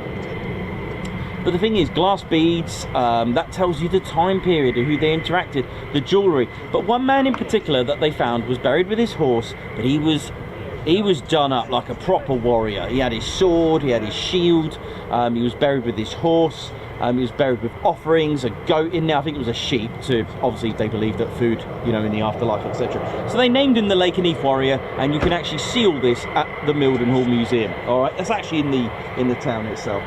So with that in mind, all right, so let's go back. I know we talked about, you know, late 90s, but the thing is, we zoom it back from the 5th to 6th century. Let's go to 1200s when the Normans were here.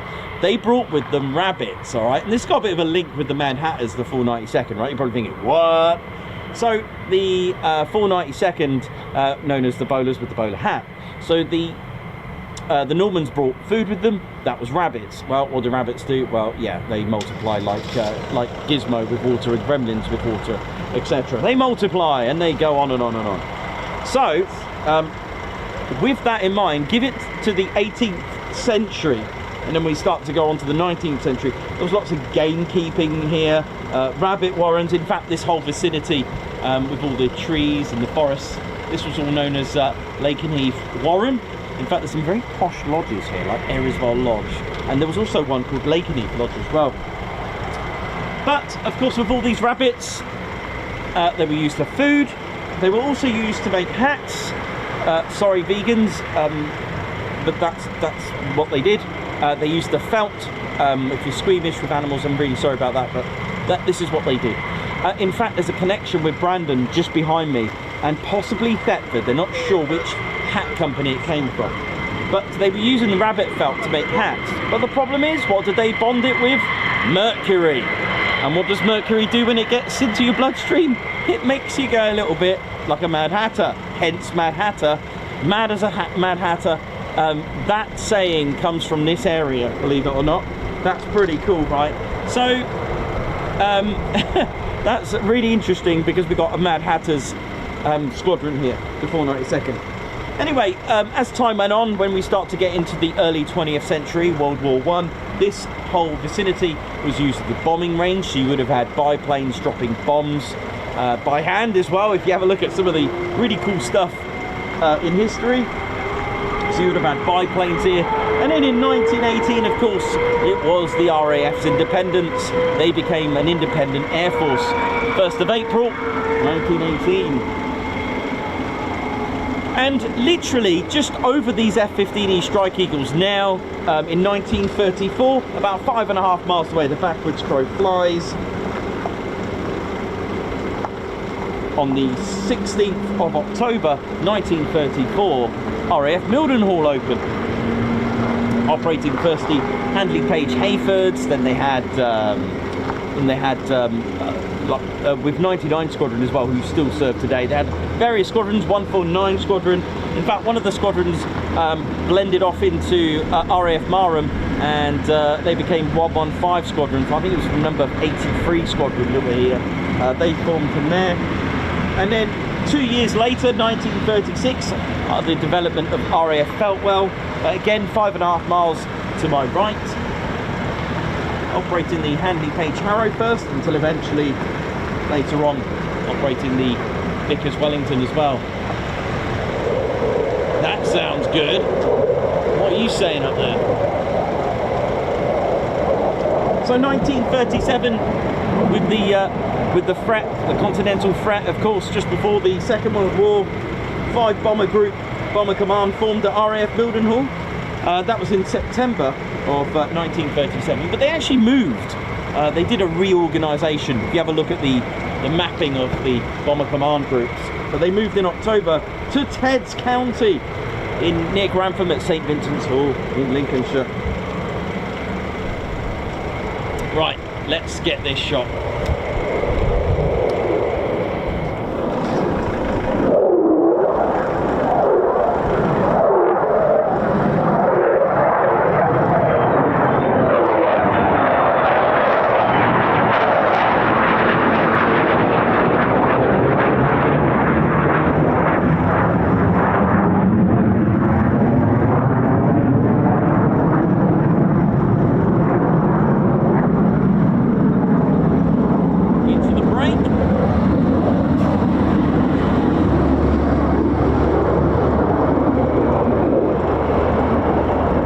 Whether they're solo, whether they're in formation, that's called a break, and it is spelt, ladies, gents and teddy bears, B-R-E-A-K.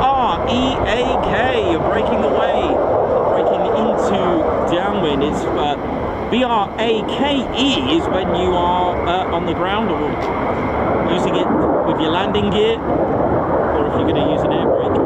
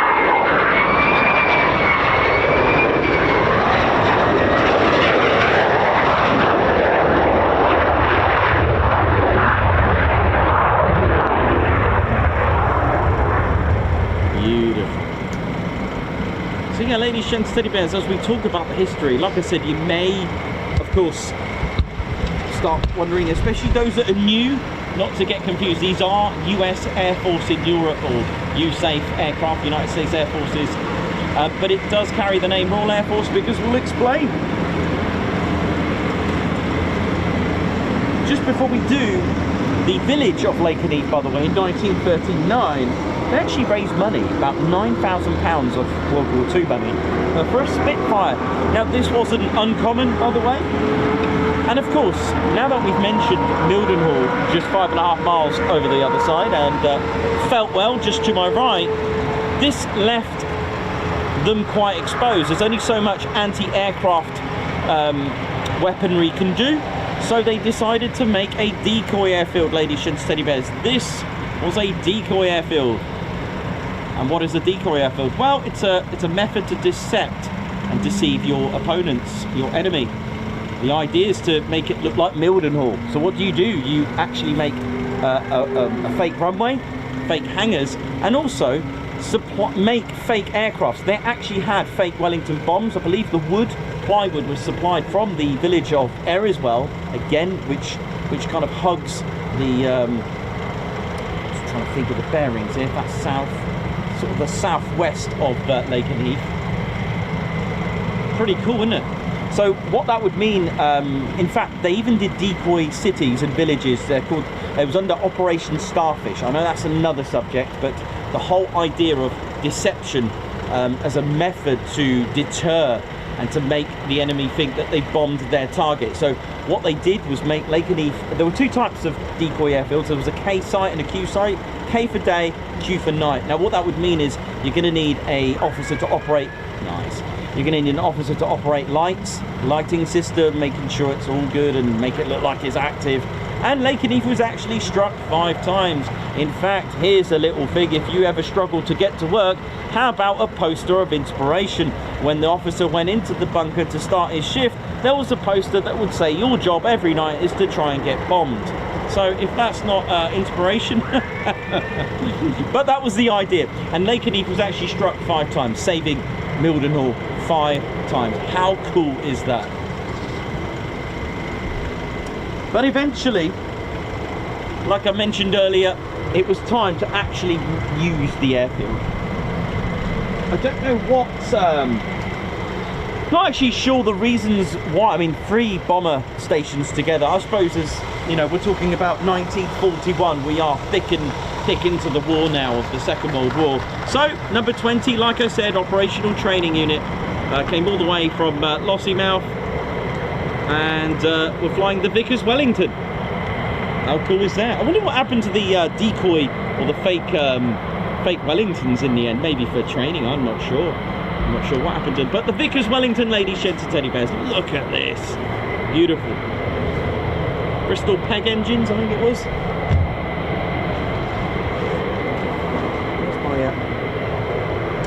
So I was gonna, sorry, just give me a second. So I was going to mention that, of course, 1941. So it was made into RAF Lakenheath. It was given the title Royal Air Force Lakenheath, by the way. So that's why, and I'll explain why it's still got it, because it is actually still owned by the Royal Air Force. I'll explain. So number 20 came all the way from Lossiemouth. You're probably thinking that's a long way to go for some hats, but but no, of course. They were, if you think of the logistics of Lossiemouth, it's about 500-600 miles from here. It was a great place to have training. They were training crew on the Vickers Wellington bomber. So the idea was that it was a great place for it, but unfortunately they started to use it quite operationally, as in actually carry out missions and bombing missions from Lossiemouth. So the problem is there, you won't get much chance to train. So that's why I think that's why number 20 came all the way here. I've just seen an F-35 going into the pits, so that's probably going to hot pit. So that's pretty cool. So yeah, the Vickers Wellington bomber, like I said, designed airframe by Barnes Wallis, who, of course, if you know who he is, he designed the bouncing bomb and also the hardball as well for another special squadron, 618 squadron, which I never heard of. In fact, they didn't even have a squadron badge. But anyway, this was what was here. A beautiful Vickers Wellington bomber. Had a pretty good history, really. Didn't really have anything to go by that was not very, you know, mean towards it. But the powered by 2 Bristol Pegasus, 235 miles per hour, so that's like Mach 0.3, a range of just over 2,500 miles, service ceiling around 20,000, 18,000 feet, about that, just a little bit higher than the Sterling. So that was here with number 149, and in 1943. Oh, just quickly, it was actually Mildenhall that was under the Lakenheath was under the control of RAF Mildenhall, of RAF Lakenheath. Hang on, did I just get that muddled? It was Lakenheath was a satellite station, so to Mildenhall, so it was basically under the control of Mildenhall. But it's quite ironic because today RAF Lakenheath's tower actually manages both Mildenhall and Lakenheath. So yeah, finally became independent in 1943, flying short Stirling bombers with 149 and 199 Squadron. The base finally closed in 1940, between 45 and 47, until finally, ladies and teddy bears, in 1948, it was time to switch over to the United States Air Force, and it was with the 504th Base Completion Unit, and then finally B-29s with the 2nd Bombardment Group, and then the 307th as well, and it's been a US Air Force base since 1948.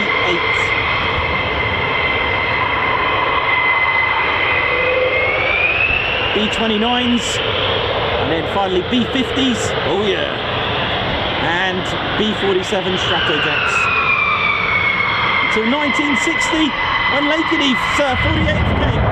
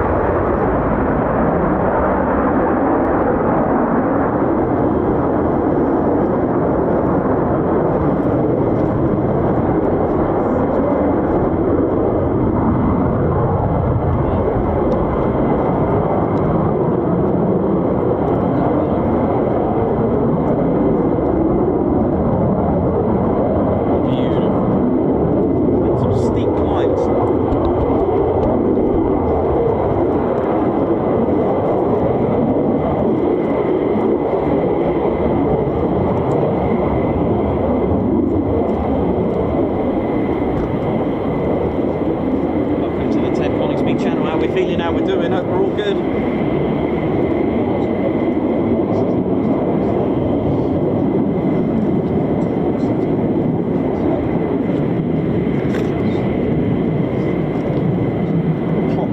That one. It's been a lot of steep climbing on the first one that's rolling into departure. Really good, really lovely. I hope you're all enjoying it.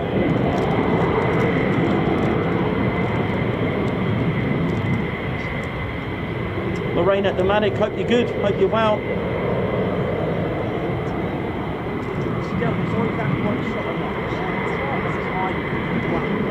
Alan Gates, how you doing, man? Hope you're all good. Welcome to the show. F-15E Strike Eagle time. There could be some more action later on as well, and it's, do you know what? It's only just coming up to 11 o'clock in the morning. Starting around, what, 20 past 6 this morning?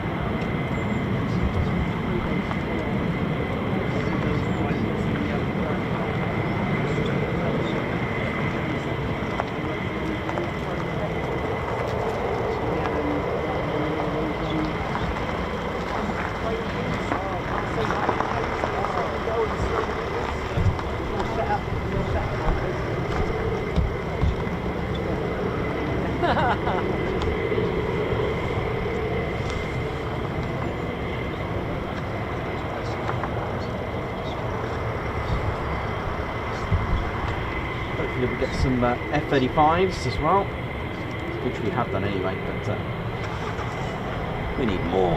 No, just kidding. We've had a cracking day. I'm not sure how many departures we've had today. Could be a record for our channel, but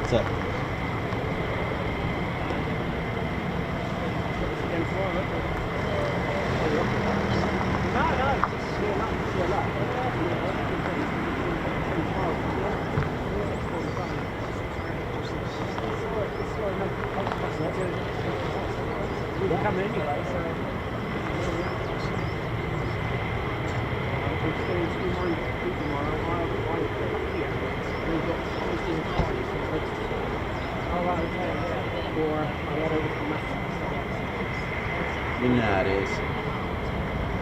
Paul M. Hennings, how you doing, man?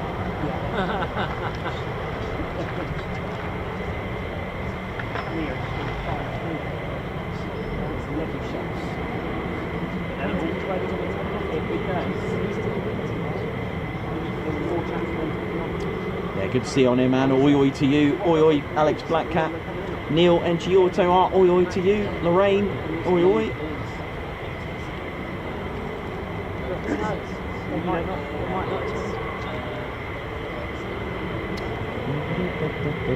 So yeah, the F-15E Strike Eagle, very advanced. And the good thing is, of course, being the Strike Eagle, how effective that would be for bombing missions as well, so that the pilot can do the flying, and the Wizzo, that's the airman at the back, weapons systems operator, to lock onto the targets, use the lantern pods that can detect and lock onto the ground. So it's really good for ground attacks, by the way, when you're using the GBU-12s, which we've seen at Holbeach, or the other GBUs that they use for great ground attack strike missions. So really effective in that respect for ground missions to use a two-seater, which is great because you've got a pilot concentrating on the flying, and then of course you've got the weapon system operator doing all the weapon side of it. So it's a very effective system. So I guess that's probably why all the latest and greatest F-15s that have come out now, the SA, QA, EX, that kind of thing, they're just solely two-seater. I don't think they've done a single-seater. It's more effective to do it that way.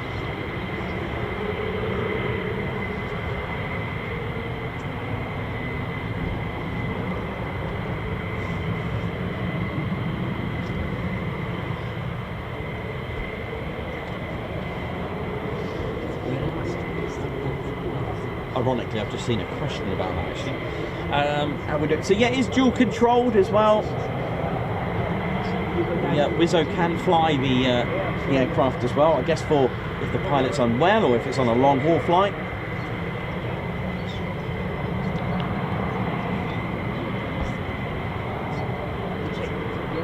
Stevie Spares, oi oi from Dartmoor. Good to see you Saturday. You too, man.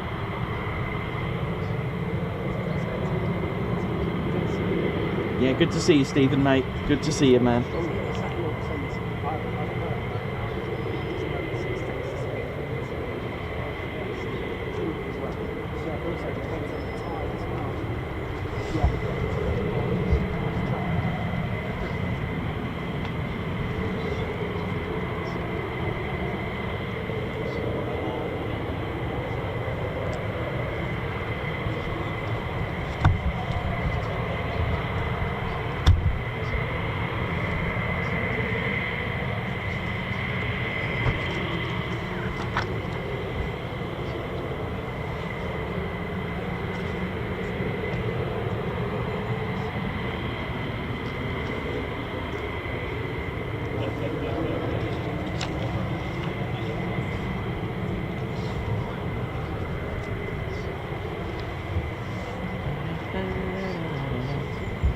How we all doing? Hope we're all good, ladies, gents and teddy bears. Welcome to the Ted Coningsby channel. We're just riding here at RAF Lakenheath. And yes, like I said, 1948. That's when Lakenheath became a US Air Force base. Of course, like I said, it's still owned by the Royal Air Force. It still has the title. again, that same goes for Mildenhall as well. That's a USAFE base. Interestingly, just as we spoke about the divisions and the air forces, it's under number 3. It's under the 3rd Air Force. The 3rd Air Force, their HQ is actually at Ramstein Air Base in Germany.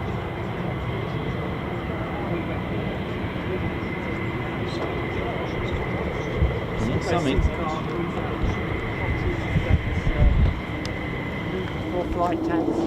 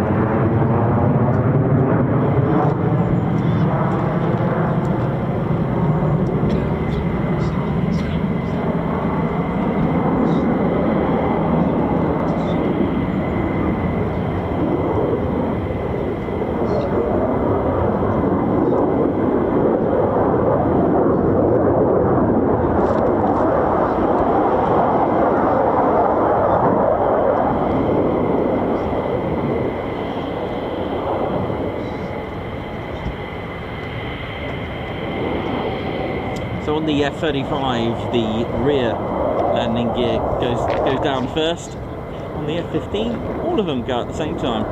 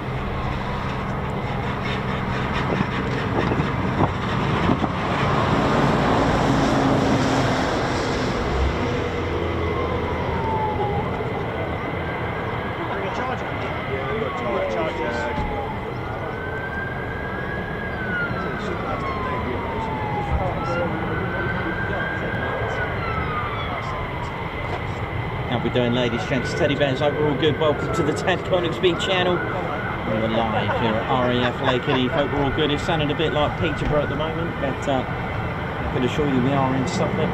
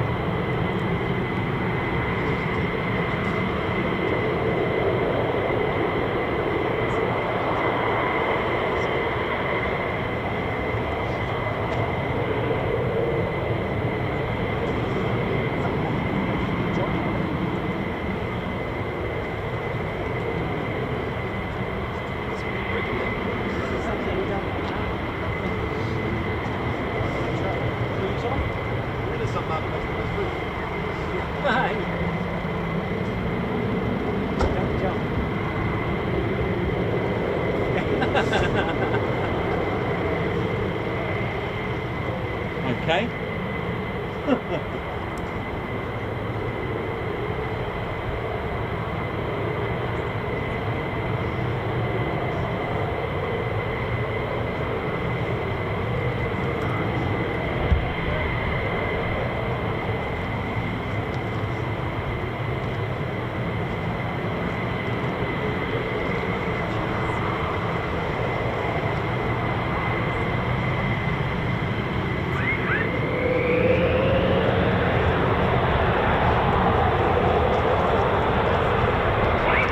Go.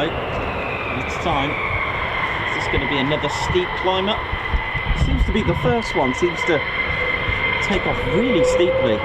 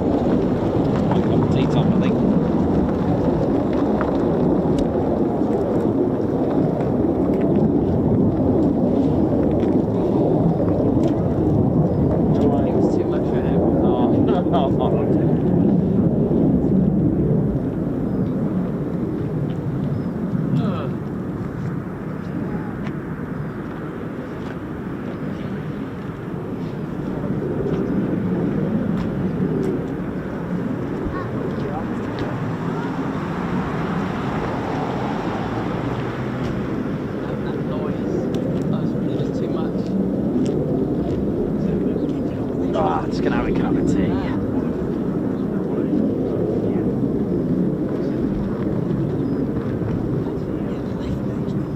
You up, mate? Yeah.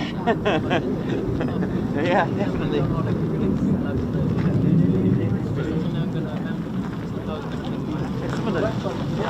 Yeah. Sorry? Oh, thanks, man. Yeah, thank you. Yeah, that's the one, man. Yeah, I know the one. Yeah, that's good. Thanks for that. That's awesome. Oh, wicked, man. Wicked. What did you go under on the Easter? Yeah. Name did you go under? M Fletcher. That's it. Yeah, that's it. Yeah, because it's shorter, isn't it? That's that's it. No, it's wicked, mate. Yeah, this is great, man. Thanks for catching that. Is this some of the climbs? I know. I wish I was down in the field. Yeah. Well, actually, they probably lifted from here. Really? It was quite close. It was. Yeah, got some crackers. It's not a really good spot. That's good, nice one, man. Do you like me called Fletch or? Yeah. Yeah, Fletch. Mark and then call me. Okay, mate. That's what I'm just checking. That's good. It's a cracking photo with you getting Ted being held up. That's so cool. Yeah, it was with, was it Mark? Yes, Mark? that's it. Yeah, he was on the Top Gun series. Yeah, it was a good episode that. Yeah, it was really good. good episode.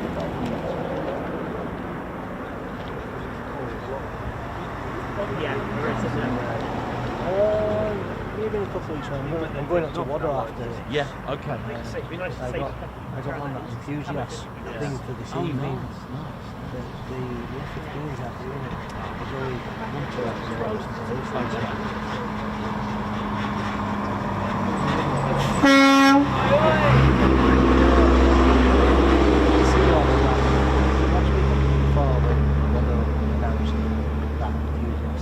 I did see. They never posted the link on the Saturday. Ah, right. Isn't it? Okay. They redid it on the Sunday. It's been busy this morning. It's just It's like a 3.5 hour drive there. 5 hours. It's only just quieting down now. Into verities. Yeah. When these lot come back. Very much something planned to go back up again as well. Yeah, that's what. Yeah. See, is the difference from what's it on YouTube? Did you enjoy your break? Yeah. Well, it's a proper. Really, I just feel good. Needed just a bit of it. Yeah, it was a break. I know walking is not everyone's holiday. Standing there, not moving around, it was just nice to just move my legs and just breathe in water. Yeah, it was good. The exploring bit was fun. Really loved it. And then we got like box to cross over and jump over. Yeah, it was funny. Funny story. We tried to cross the river. She was fine. I was like, You didn't end up in it then? no, I did slip. It was. I was like, no, I'm not doing that. But no, I got across at the end. It was fine. It's because my excuse, I had a lot of equipment. Yeah. That was my excuse. You just hopped over it like nothing. If they switched, it'd be good, wouldn't it? Yeah. Get some nice fluff from you then. You seen that a Mark recently? No, I haven't seen him since the party in December. Which we're doing again in November. Yeah, 30th. But then that's on. But that, you only get that really on the times, I think, Friday. I've never been on that. Oh, haven't you? Yeah. On the Friday, they good. come straight up, literally up above your head. The You come light right hasn't to been the too bad actually today. Just here. Yeah, just there. But when it goes in a bit, it's quite nice, the colours, because you get a little bit of sunlight going on it in the darker background. See where they're coming up, where we Yeah. Chris ain't gonna know, I don't know. This is the thing, isn't it? Yeah, you can look at the morning. May, So, yeah. And then at the moment, June is the and taking again. off, that's, what runway is that then? Yeah, that'll be good. I'll see if we can get Ted in there again. This is 23 I'll see if I can get. and that- See if I can tweet up a few. Because it was really nice last year, wasn't it? It was great. The weather was. Oh, It was raining in the morning, wasn't really, it? you need them Yeah, to take off but By the time they come back, it's lovely. Yeah. Problem is the winds are switching. I remember seeing Mark on the screen looking at the views of the spots. Yeah, that's it. Yeah. I took the picture and Shane sent it back. Yeah. Oh, bless Over it. there, Oh, coming this way. to see him again. He hasn't been here in a long time. Keep us to see more. A little bit. Yeah. Oh, yeah. Yeah, that's it. Yeah, that's it. Two or Just seen long class. There's a long class part of it, which was Take my cap.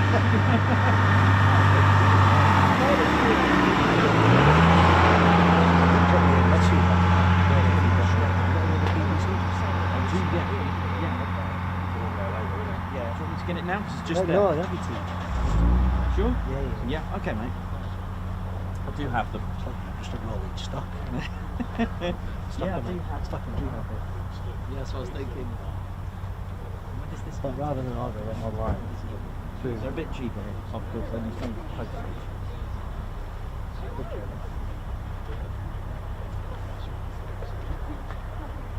you got any plans up to go to Lossy again? Yeah, September. The usual September, yeah. How long does it take you? 10 hours. You do it Suppose all you in could one stop. go. You could do it when you stop at Coningsby and then the scenes are so good. You can't get off the road.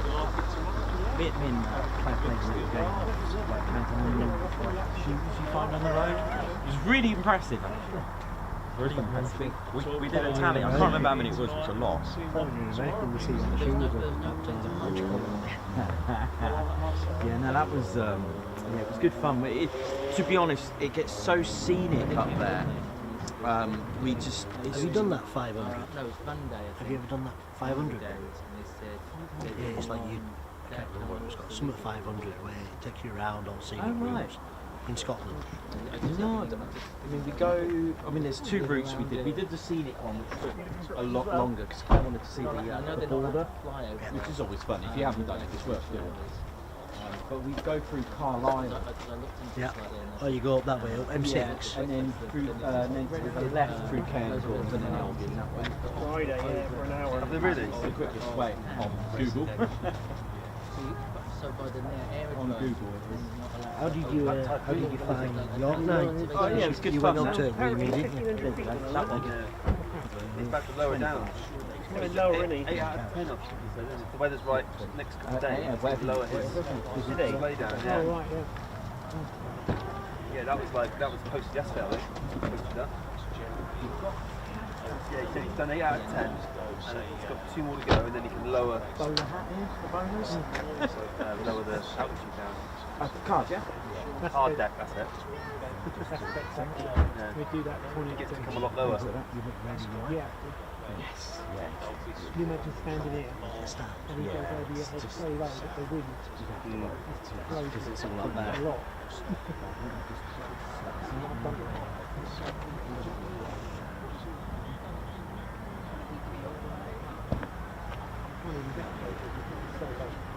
Really.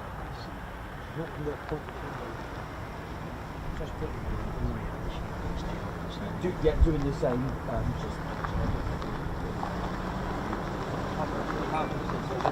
On the side. It's just nice to. I'm just like. It's all about that. It's I need to do it. Yeah. Thanks for that, buddy. Yeah, I'll go in on the Saturday, and there's some people who want to see Ted, and I get that, and so I'll go in and just take the camera, but do some fun stuff with it. Sometimes, yeah, very rare. I'll do a sneaky, like a little shot. But yeah, it's yeah, I did a bit on the other day.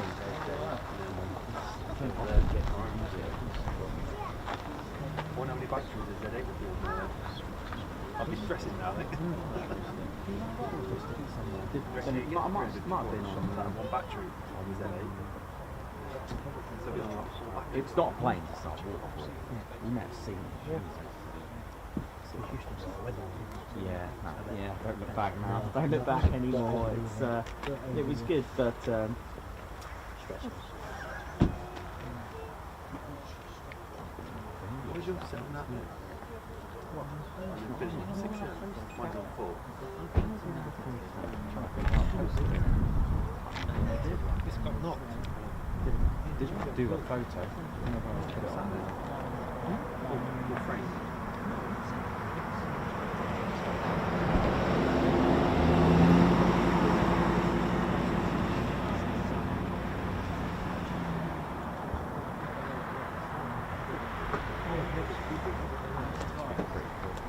know where I put it, mate. I just put a waterfall up. I can't remember where I put it. Yeah. I just left it and stuff like that.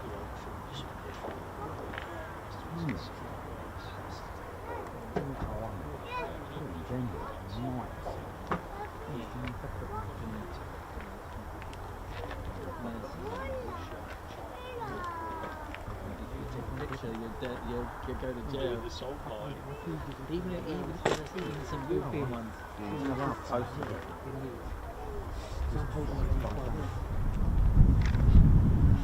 Bombs with it. I don't know where I've done with it. It's on there somewhere, but just can't find it. Oh well. Never mind. I did do a shot. I'll try and find it tonight and I'll post it in general or something. Maybe I haven't. Something for me to.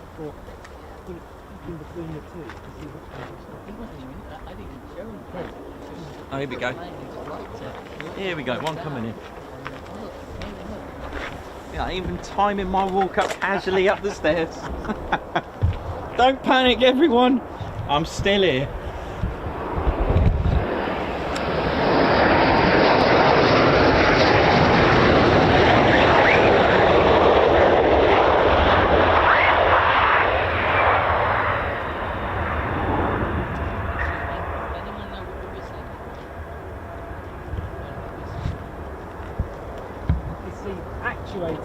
Back of the nozzles, Yeah. when they move, the thrust. Okay. It punches air through it and it creates a sweep sound. But yes, actuated nozzles like the gentleman just said there. When they're coming to the I'm land, trying to speak the chief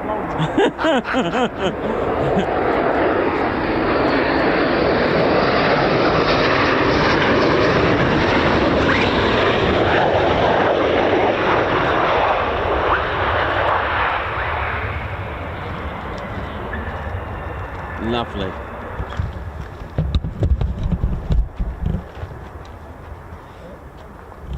Oh, did you have your mouth full when that come in? Yeah. Oh, that's standard. I had my tea. Normally it's burgers, Mars bars, and God knows what. Oh, happens to everyone. Somebody always talks to you when you got a mouthful. yeah. Because I've seen it already before.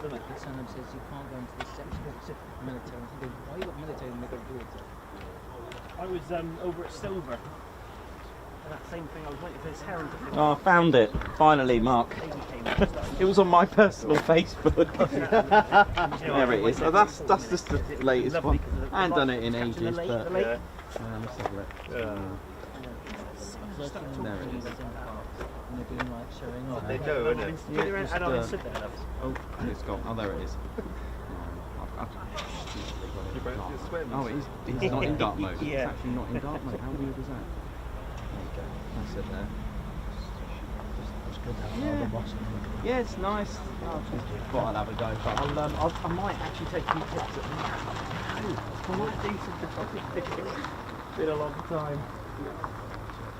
Yeah, it's good. How nice was that Canadian though, that delivery? Oh yeah, that was good. That was good. That was the gear. The flew and the gear. It was gears, wasn't it? Did you ever see how low when he... Oh well, when he launched it from takeoff. Literally like... Oh, I think the back end touched the runway, didn't it? It's like... Yeah, kind of... Yeah, that was a little bit of a wow. What was his... What, the Typhoon? No. Oh, not turbo. Excuse me, what actuator was that? Is that reverse thrust? no. So when they open and close, they make a sweep sound. Oh, okay. At the rear. Yes. No, it's only when the they. exhaust, a bit like your car exhaust, doesn't make a sweep sound because it doesn't even move. Oh, is it when they only do it when they land or not? No, take off when it moves, so changing the amount of thrust. Oh, okay, So fine. the pilot's just controlling the amount of thrust as the pilot's coming into land, Okay. which affects the back automatically. Okay, fine. And it's air that's punched through. Okay, fine. So it's got like so that's the Yeah, to so- it back. And yeah. they go tweet Yeah. like that. Is that including the ones which are? Some of them only have one exhaust, don't they? No, this is specific to that engine. Oh, okay. You like get it drum on stuff the then? F-16 because the Okay. F-16 can have that engine that's in Okay. there. Okay, fine. Got you. And what are the ones with one exhaust? I've seen. F-35. Oh, are they more modern? Or, Yes. Okay. Okay. This is only one. This is a once a year event. All right, okay, well enjoy I it. told you about your YouTube Yeah, channel. tune in. I talked about. I literally been talking about all the aircraft. Do you know, you may as well Did just you, sit. I hope I didn't get a baby crying in one of your. No, no, no. Unless he's over £43,000 of thrust, then we won't hear him. Oh, bless him. You all right there, kiddo? Is it a bit much the sound, is it? Did you But see he what doesn't the like fire takeoff. brigade lads did? He likes landing, not away. takeoff. Right. Yeah, oh yeah, no. Oh, the over fire there? brigade lads. Yeah, yeah. Cool. On the sirens around here. Look, Yes. they've come out of the park you here. came up I know you probably didn't want to here, miss the didn't you? planes coming in to Oh, take that's- off. The fire brigade lads. Oh, yeah, Three blues and twos, didn't they? Siren boy. Tango, that's it. That's the one. That's the Canadian one, isn't it? That's Oh, the is it? What days did you do last year? Oh, you got a shot at that? Oh, that's good, isn't it? Hell yeah. I only subscribe to air because all the air shows you get to see complete vast range of things. And actually, the thing is much more That's nice. subdued. That Danish livery is well good with the blue sky. Yeah, but it only flew, didn't it, one day? Because it broke, didn't it? Oh, did it? They flew another one. Well, that's nice. Like the German one. Typhoon. Just a little bit too far. Just a bit high. QA was good. Probably not him. I probably whoever does air Even in the shows grey skies. rather than and then it just went. It's a crappy photo, man. Normally when you put it, the things which come up first is the ones with the biggest amount of subscription users. Yeah. It was a good do. You're not on the high on the list. year before. There's a actual channel for That's got the total salmon global appro- emergency yeah, man. vehicles, and it can go on for an hour and a half, and you can watch fire engines from different countries and ambulance and police, and he can watch that. He says, "What do you want to That's watch nice. next?" I've got them on Emergency Tango. vehicles or planes. And he actually puts in relaxers to go to bed. Oh, that's cool. You got the spit as well with the F-18. Very That's what talented, we man. take him when it comes to emergency services. Open Very day. talented. I'm loving this. Sorry, got your phone. 6:32 is starting. They're really good. I'm very impressed. Very impressed, mate. That is a salmon approval. That one. Yeah. And you even got a bird of 10. I am. Hey man, do you right, Martin? How you doing? I'm going to wait. Yeah, good. Tomorrow. There's dude, or is he school with it? Yeah. Oh, you alright? So I've been trying to document my I mean, narrative. is that how you arrived?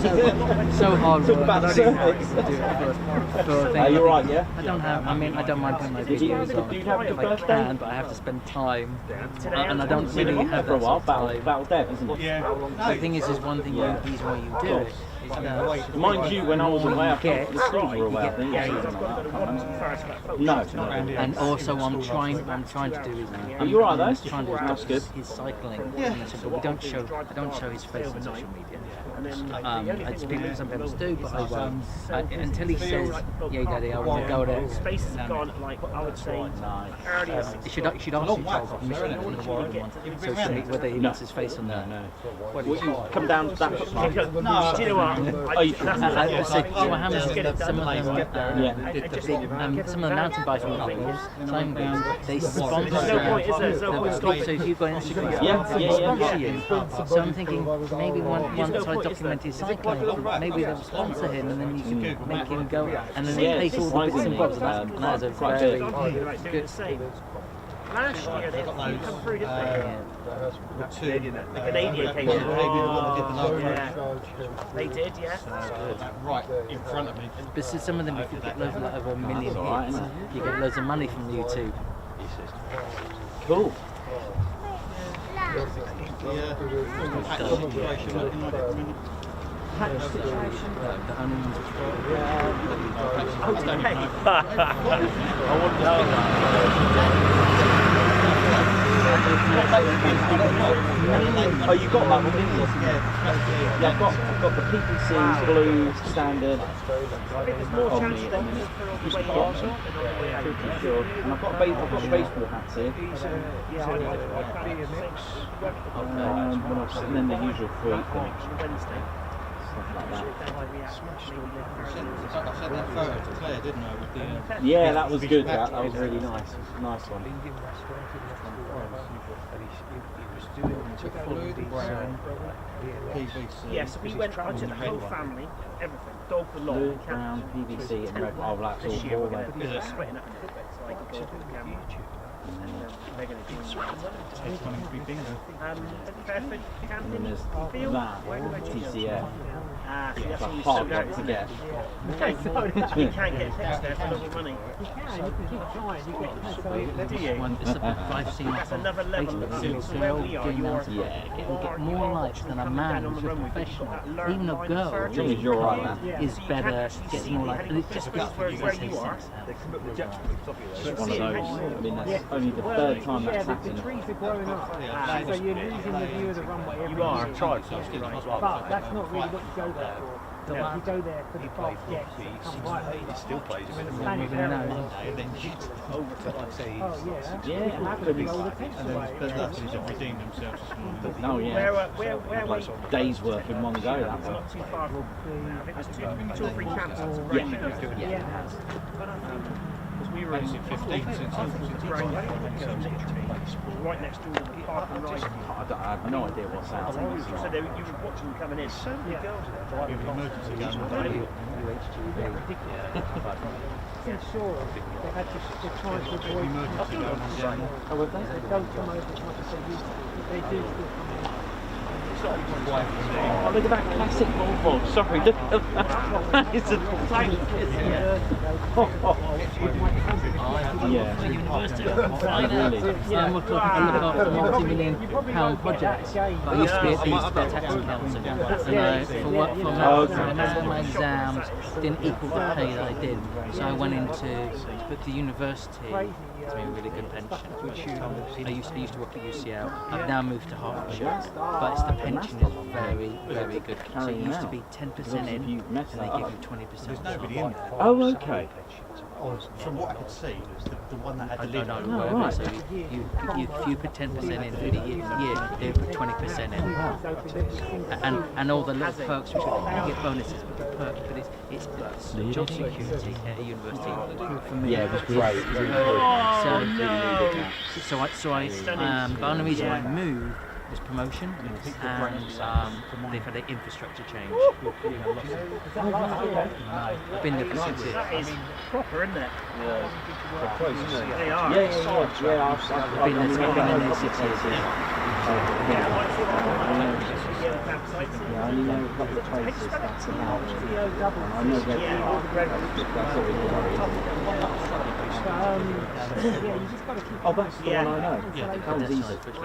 Yeah, that was the easiest one. That's where I go. Oh, okay. There's all the others you can park on your road. The thing is, it's Yeah, community. there's a little car park Yeah. Going there for so long. Just, that you don't- got the same my- pet. Yeah, no, you down don't. the My side wife of the road comes for like a minute. now she's got Like her five friends years come old. with Nice. us, and minute. it turns. And then They you go, go all on the the girls little go off car. and do their thing. They have a great time. We go off and do get the plane going. Ideal. And in the evening, it's a bit of a social. So come on, Yeah, it's no really guess. good. Yeah, really but Give me it's- one guess, and it's a bit rough camping. oh, There's no you're power. fantastic.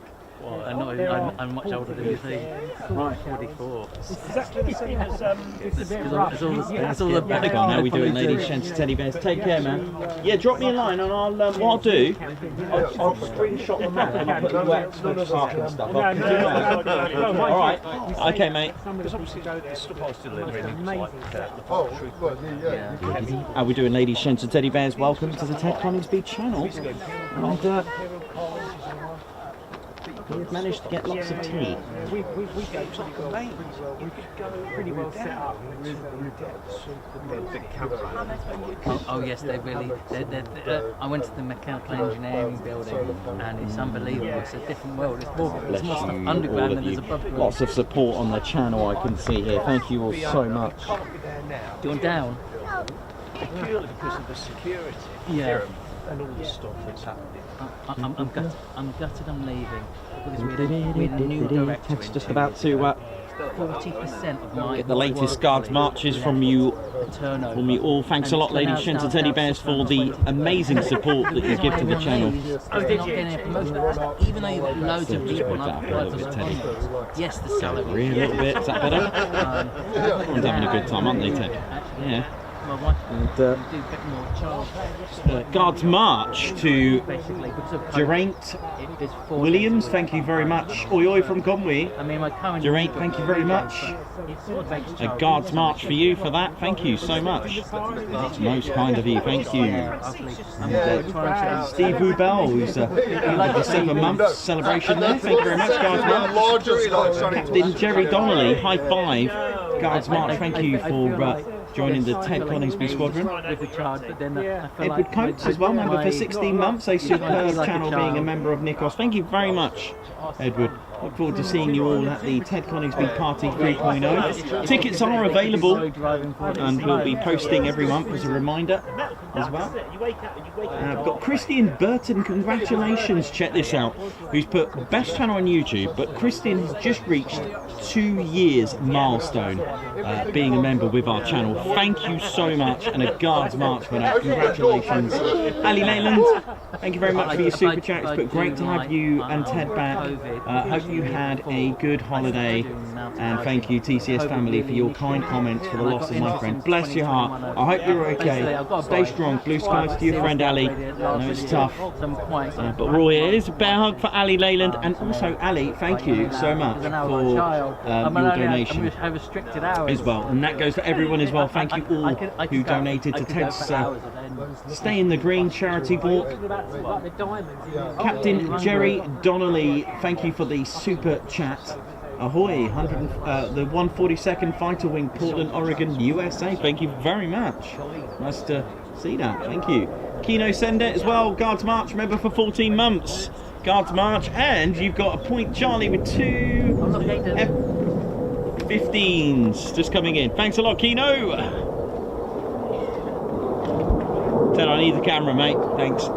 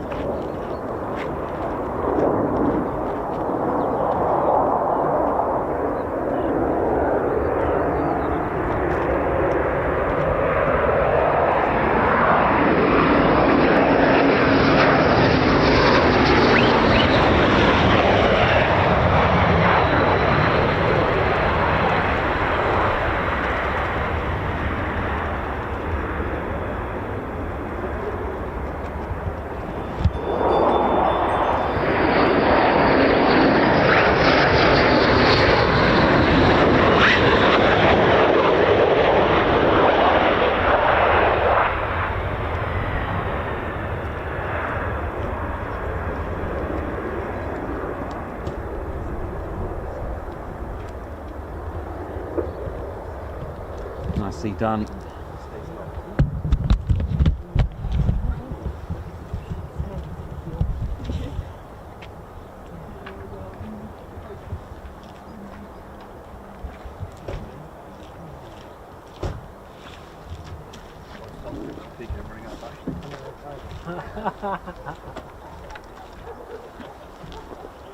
that tonight.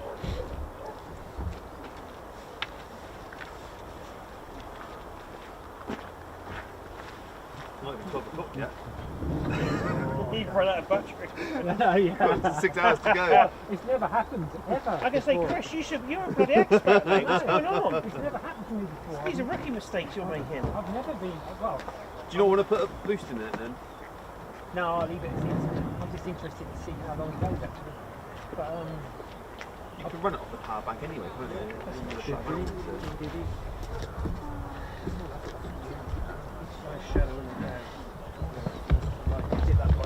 Yeah, it's nice. I only take one shot. Doesn't it? Clouds are quite nice, but as well, with the light, it's not grey on grey, is it?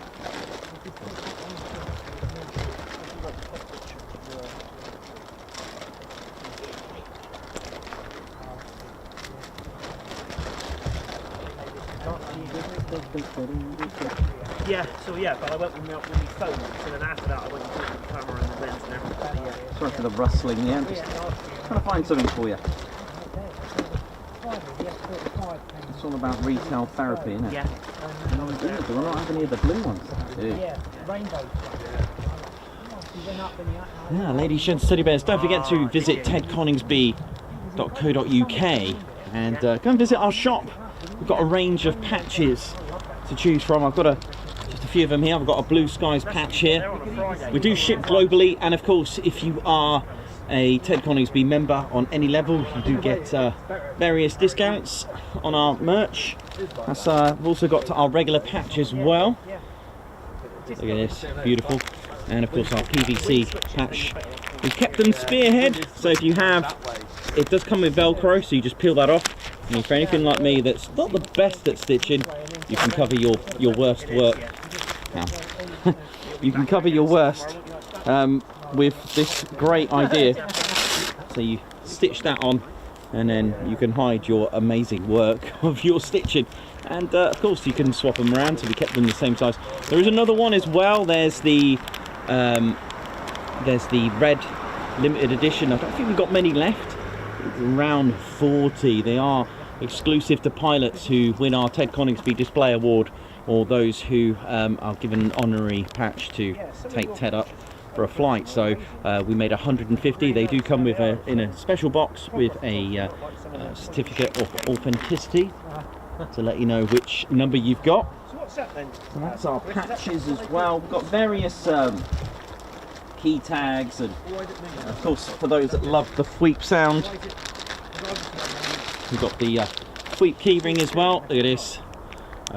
Very nice Fweep Lakenheath inspired as well, with the 492nd and the 494th colours there with Ted Coningsby. Our key rings there, we've got them as well. Got quite a few things. Lots of key tags as well with Send It. We've got oh yeah, we've got look at this. We've also got Remove Barry before flight tags as well. Never had it before. Various lanyards, and of course our glow in the dark wristbands. And plenty more as well. Various t-shirts, and of course our Ted Coningsby baseball hat. And can't really see it very well, but it's got that nice dark green camo. It is snapback as well, embroidered in 3D. Get them while you can, and there's like I said, there's a whole lot more things on the website as well for you to come and enjoy. Get yourself, treat yourself.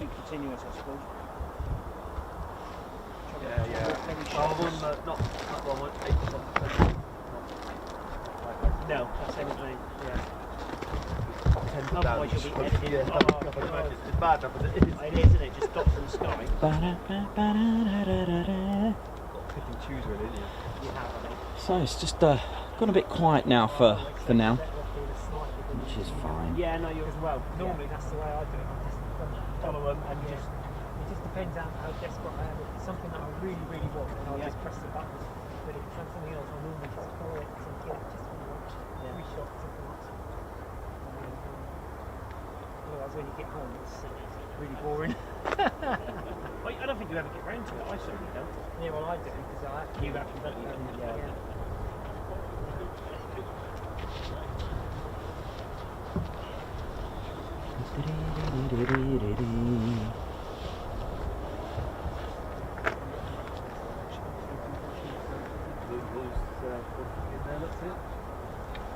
Oh Christ.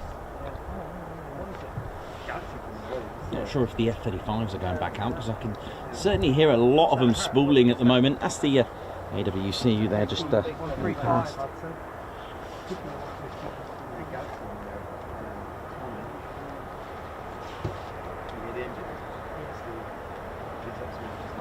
Michael Woodridge, how you doing? G. Van Pulliam, Captain Jerry Donnelly, oi oi to you, Margot.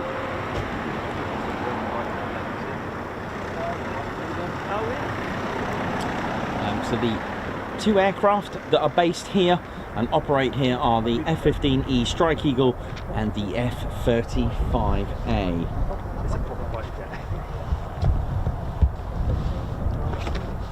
The F-35A is one of the three main variants, and the F-35A is your conventional takeoff and landing aircraft. It's what's known as a CTOL aircraft, just like the Typhoon and just like the F-16, for example. That's what's called a CTOL aircraft, and so this can use standard runways, of course. The F-35A,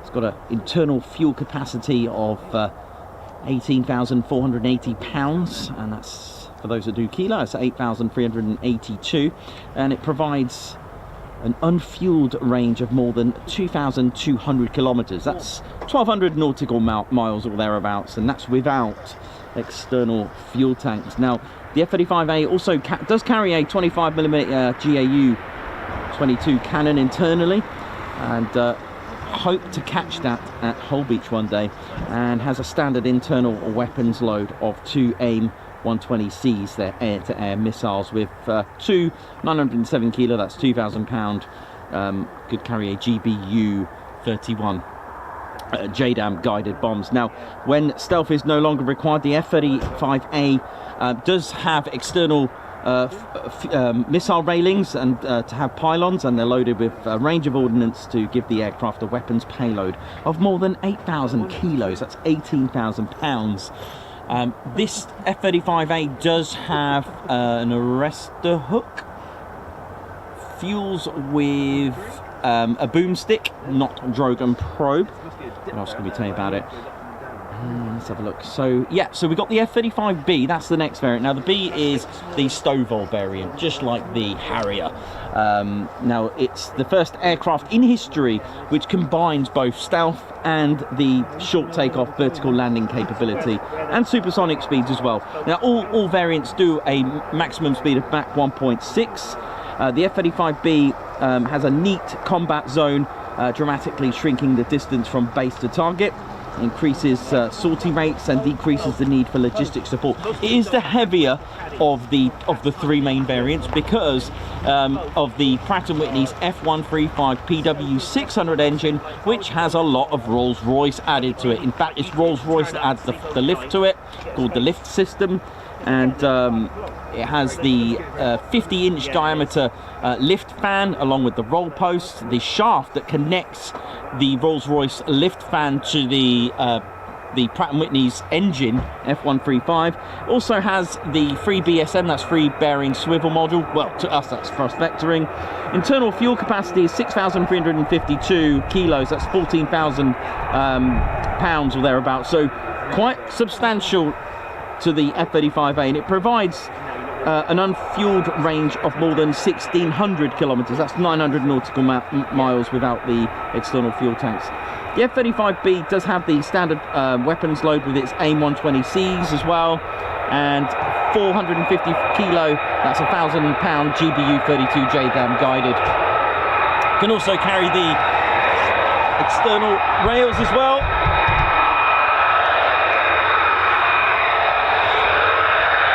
And you can see it flying here in the UK at RAF Marham, the F-35B, flying with 3 squadrons, 617, 207 of the Royal Air Force. Now 207 are the operational conversion unit, and 809 Naval Air Squadron. Now the F-35B refuels with the drogue and probe, so the refueling envelope is just there. Again, it's got lots of components. This is the auxiliary air intake here. This opens first. There's your lift fan. We'll talk about it one day. The 50-inch diameter, 20,000 pounds of cold thrust. In here you can see the shaft that connects to the F-135 PW600.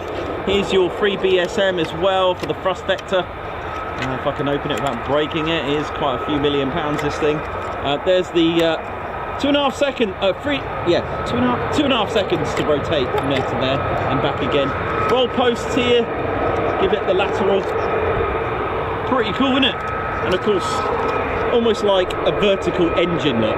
That's why you get the push down thrust here. You've got the thrust from the back pushing down. You can use it on a low approach or a short takeoff. I know what you're thinking, can it take off vertically? Yes, but with a full payload and full fuel, it's probably wise not to. Hence it's called a short takeoff.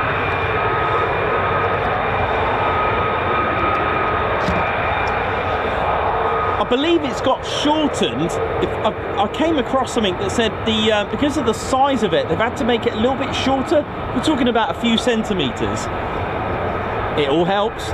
And I think the stabilisers are a little bit smaller, they're a little bit reduced as well, which would probably make sense with all the range, and it is heavier as well, so that really does make sense. So the G rating on the A variant is a +9G. On the F-35B, it is a +7.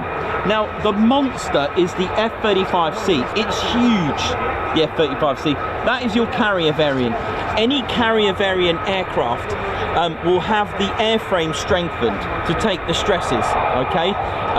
This is normal for any carrier variants. A bit like the CF-18 as well. Now, the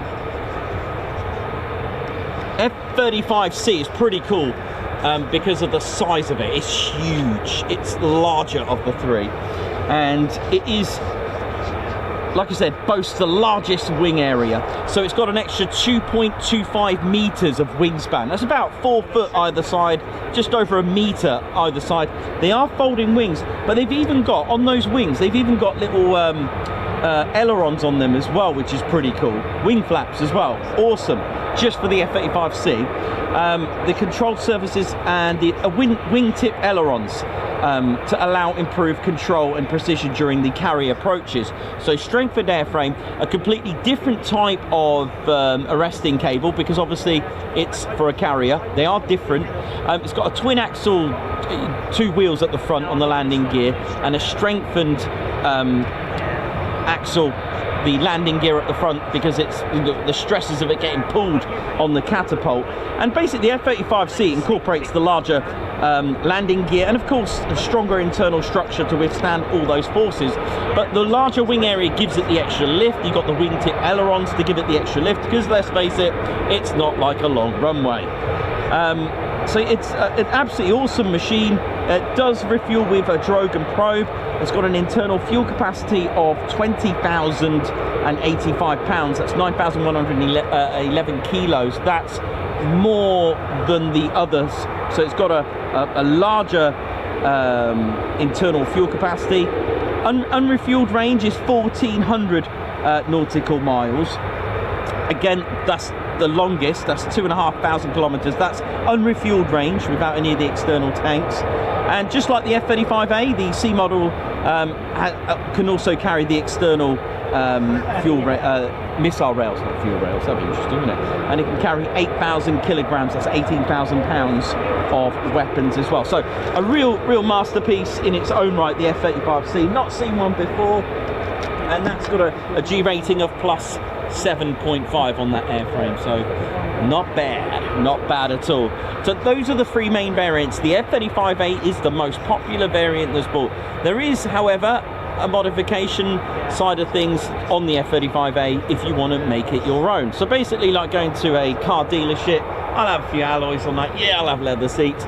The F-35A, you can even do that as well. You can even choose to have a drag chute on the back, a bit like this BMW here with the aerial, the shark fin aerial. You'll see the F-35 Norwegian variant, which has a drag chute just sits right at the back of on top of the fuselage area as well. There is the F-35 Adir, the F-35I, again based on the A variant. This is the Israeli variant, but it has its own weapon system and software on that respect. So you can take an F-35A and you can modify it, start slamming it lower, etc. No, I'm just kidding. Oh, hello.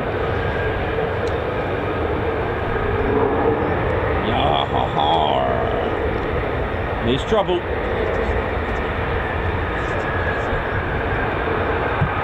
£43,000 of thrust coming at us with this on the F-135 PW100 engine. Oh yeah! Here we go. The F-35B has the PW600 variant, slightly less thrust, about £41,000 of thrust. On a single engine, no, that is impressive. You've got to remember, that is amazing. Let's ride!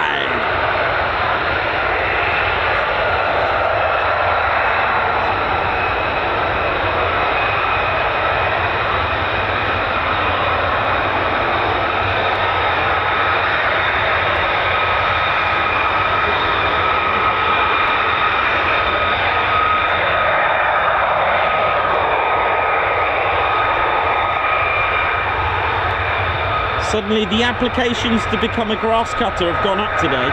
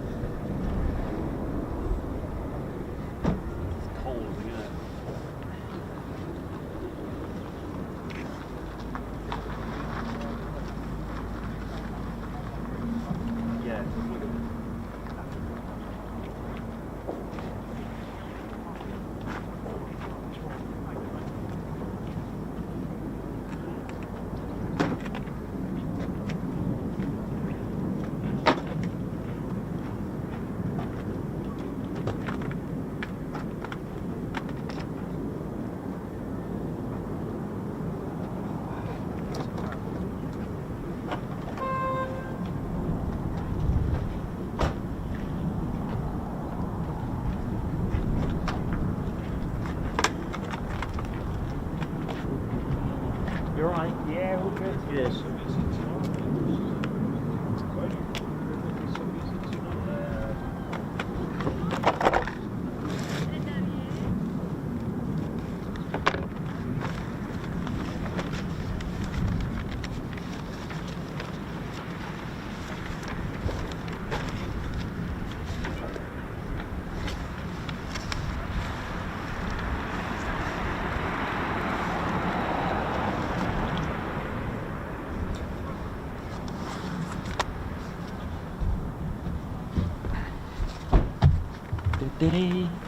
How are we doing, ladies, gents, teddy bears? Hope you have all enjoyed the show so far.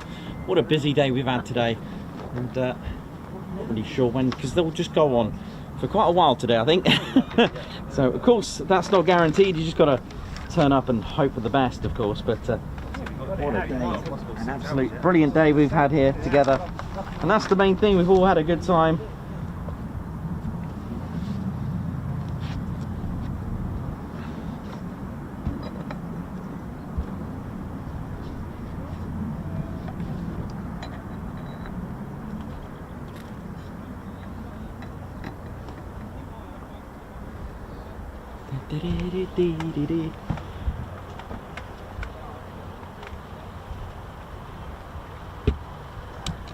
So yeah, ladies, shins and teddy bears, like I mentioned, 1948.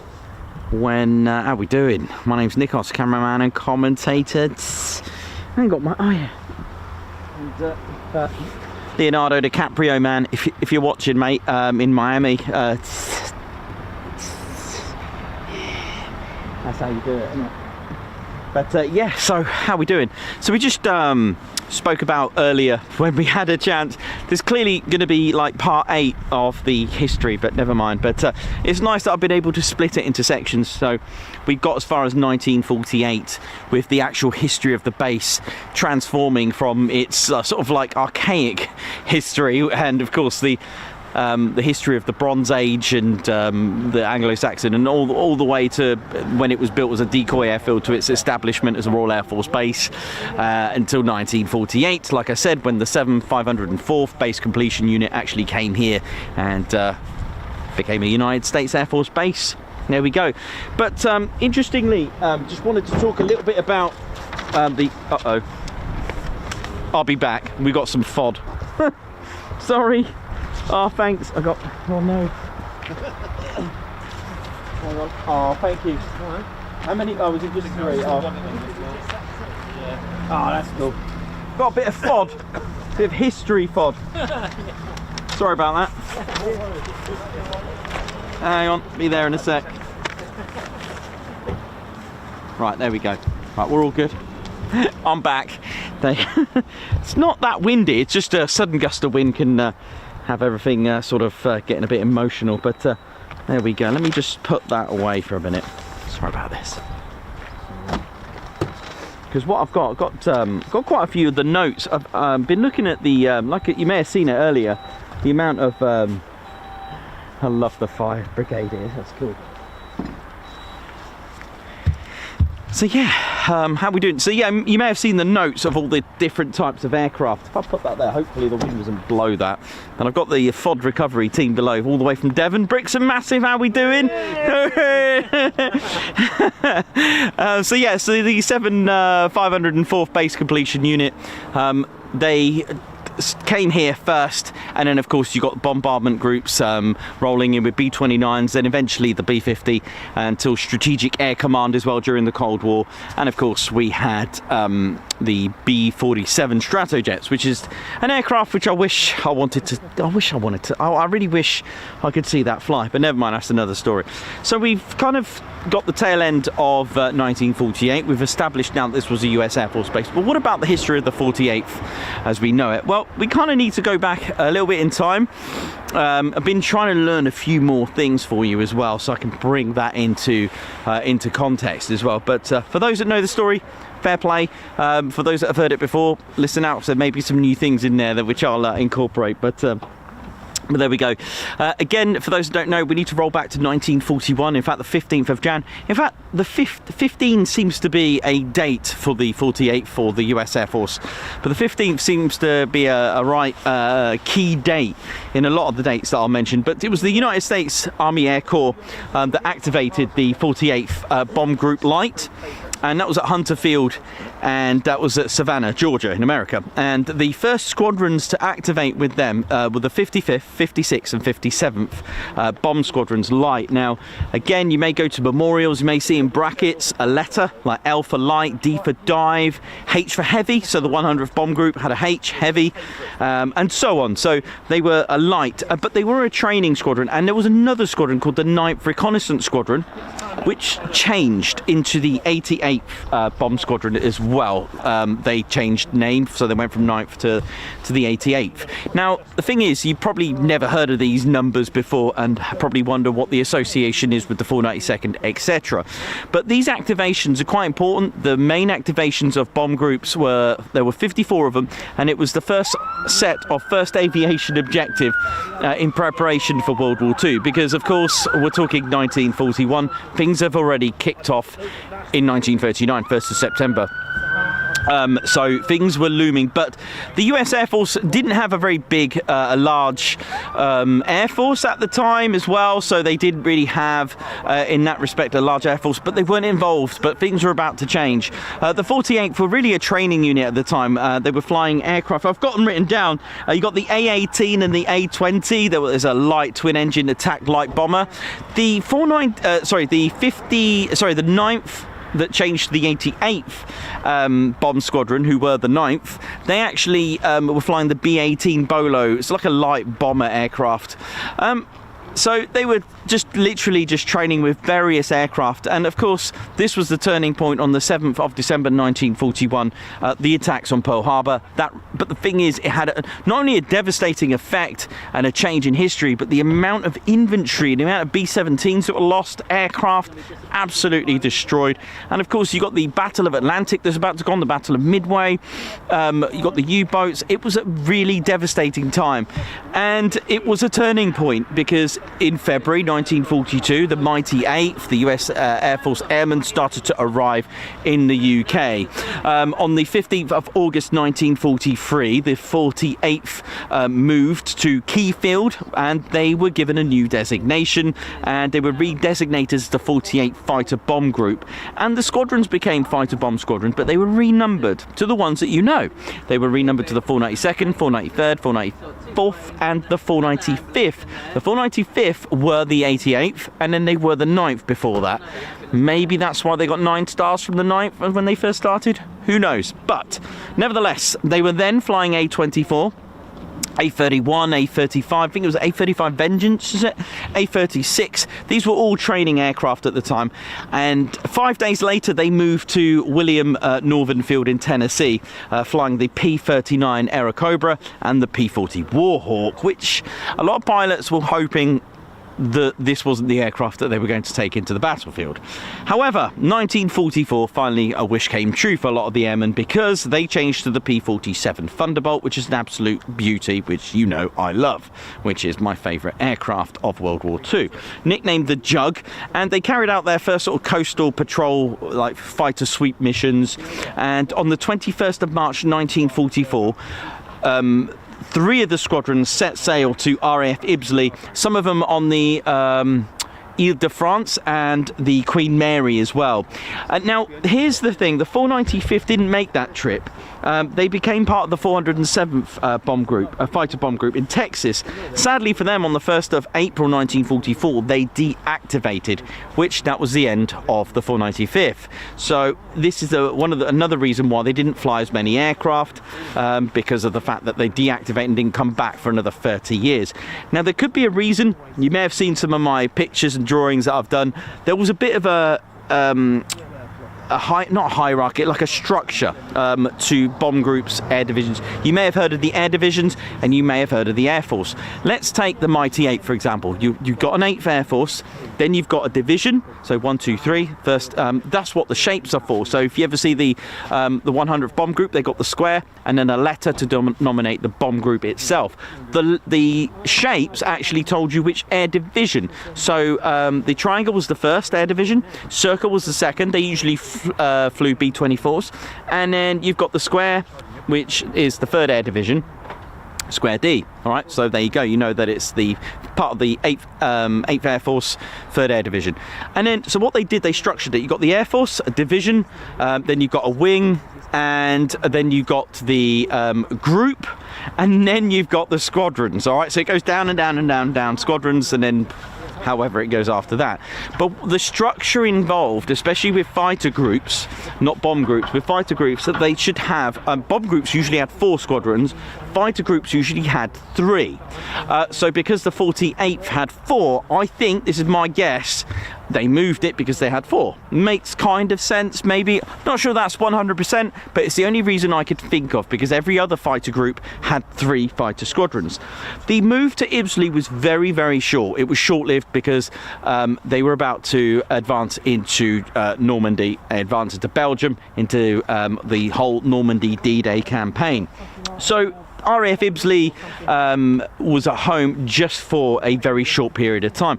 Now, when you see P-47 Thunderbolts, when you see yellow, that's not the Grim Reapers. They had different colours. So yellow was actually the 494th, blue was the Grim Reapers, the 493rd, and red was the 492nd. Right? They were still known. I had a look at the nicknames as well, and I could see that the Mighty Panthers had this nickname all the way down to, I could find 1943. I could find that one. So that's something to remember. I found the, who else was it? Grim Reapers looked like they were from 1943, nickname. I think they were all since 1943 with those. But here's the thing. They did their first combat fighter sweep on the 20th of April 1944. Now, you know I'm quite passionate about the Ed Cottrell, who was a legend and still alive. He's 103, and he was a legend of the P-47 with the Grim Reapers, with the P-47 Thunderbolt. Now, one thing to know is that they didn't have many aces. Why? Because, well, it's a P-47. It's not really for air-to-air combat. It was really made to dive bomb and attack and support ground troops, a bit like what the A-10 does. And there's a link between the A-10 and the Thunderbolt. Oh, I recognise that name. That's why it's called the A-10 Thunderbolt 2. Fairchild A-10 Thunderbolt. Is it Republic Fairchild Thunderbolt 2? Might be wrong on the Republic bit. Leave that with me. So it took its name from the P-47 Jug, all right, the Thunderbolt. Now, there's a reason for that. They were part of the 9th Air Force. Now, we've all heard of the mighty 8th, the 8th Air Force, but maybe not the 9th. Now, their role was really to support ground troops, ground attack missions, and bomb the places, especially with the Jug, because it's huge. In fact, I need to go and get my 109 and show you the size difference between a 109 and the P-47. It's a monster, this thing. It's huge. In fact, Ed Cottrell actually looked at it and couldn't believe that this thing could actually fly, but it then became his absolute godsend. In fact, on one of his missions coming back, he kissed the ground and contacted Pratt & Whitney to thank them for saving his life for making such a beautiful engine. D-Day came, so the mighty 48th, they took part in D-Day. In fact, of the 14,000 sorties that the Allies did, the 48th actually did 2,000 of those with their P-47, and they supported the army.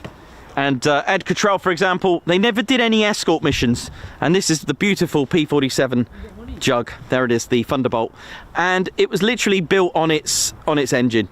It was built to the engine. Bit like the A-10 built on its gun, this was built to the engine. Look at this. Oh yeah. Our Pratt & Whitney R2800. For those that have seen Fast and Furious, this didn't quite have NOS, but it had something equivalent. It had like a alcohol and water mixture that would give a little bit of a boost. In fact, boost 300 horsepower. So look at that, to add to its already 2,000 or so horsepower that it had on these. This is a Razorback version. They did use both. They made about 7,500 of these in Razorback, and the bubble canopy, which was a lot favoured to have like almost like a, you know, a full 360 view.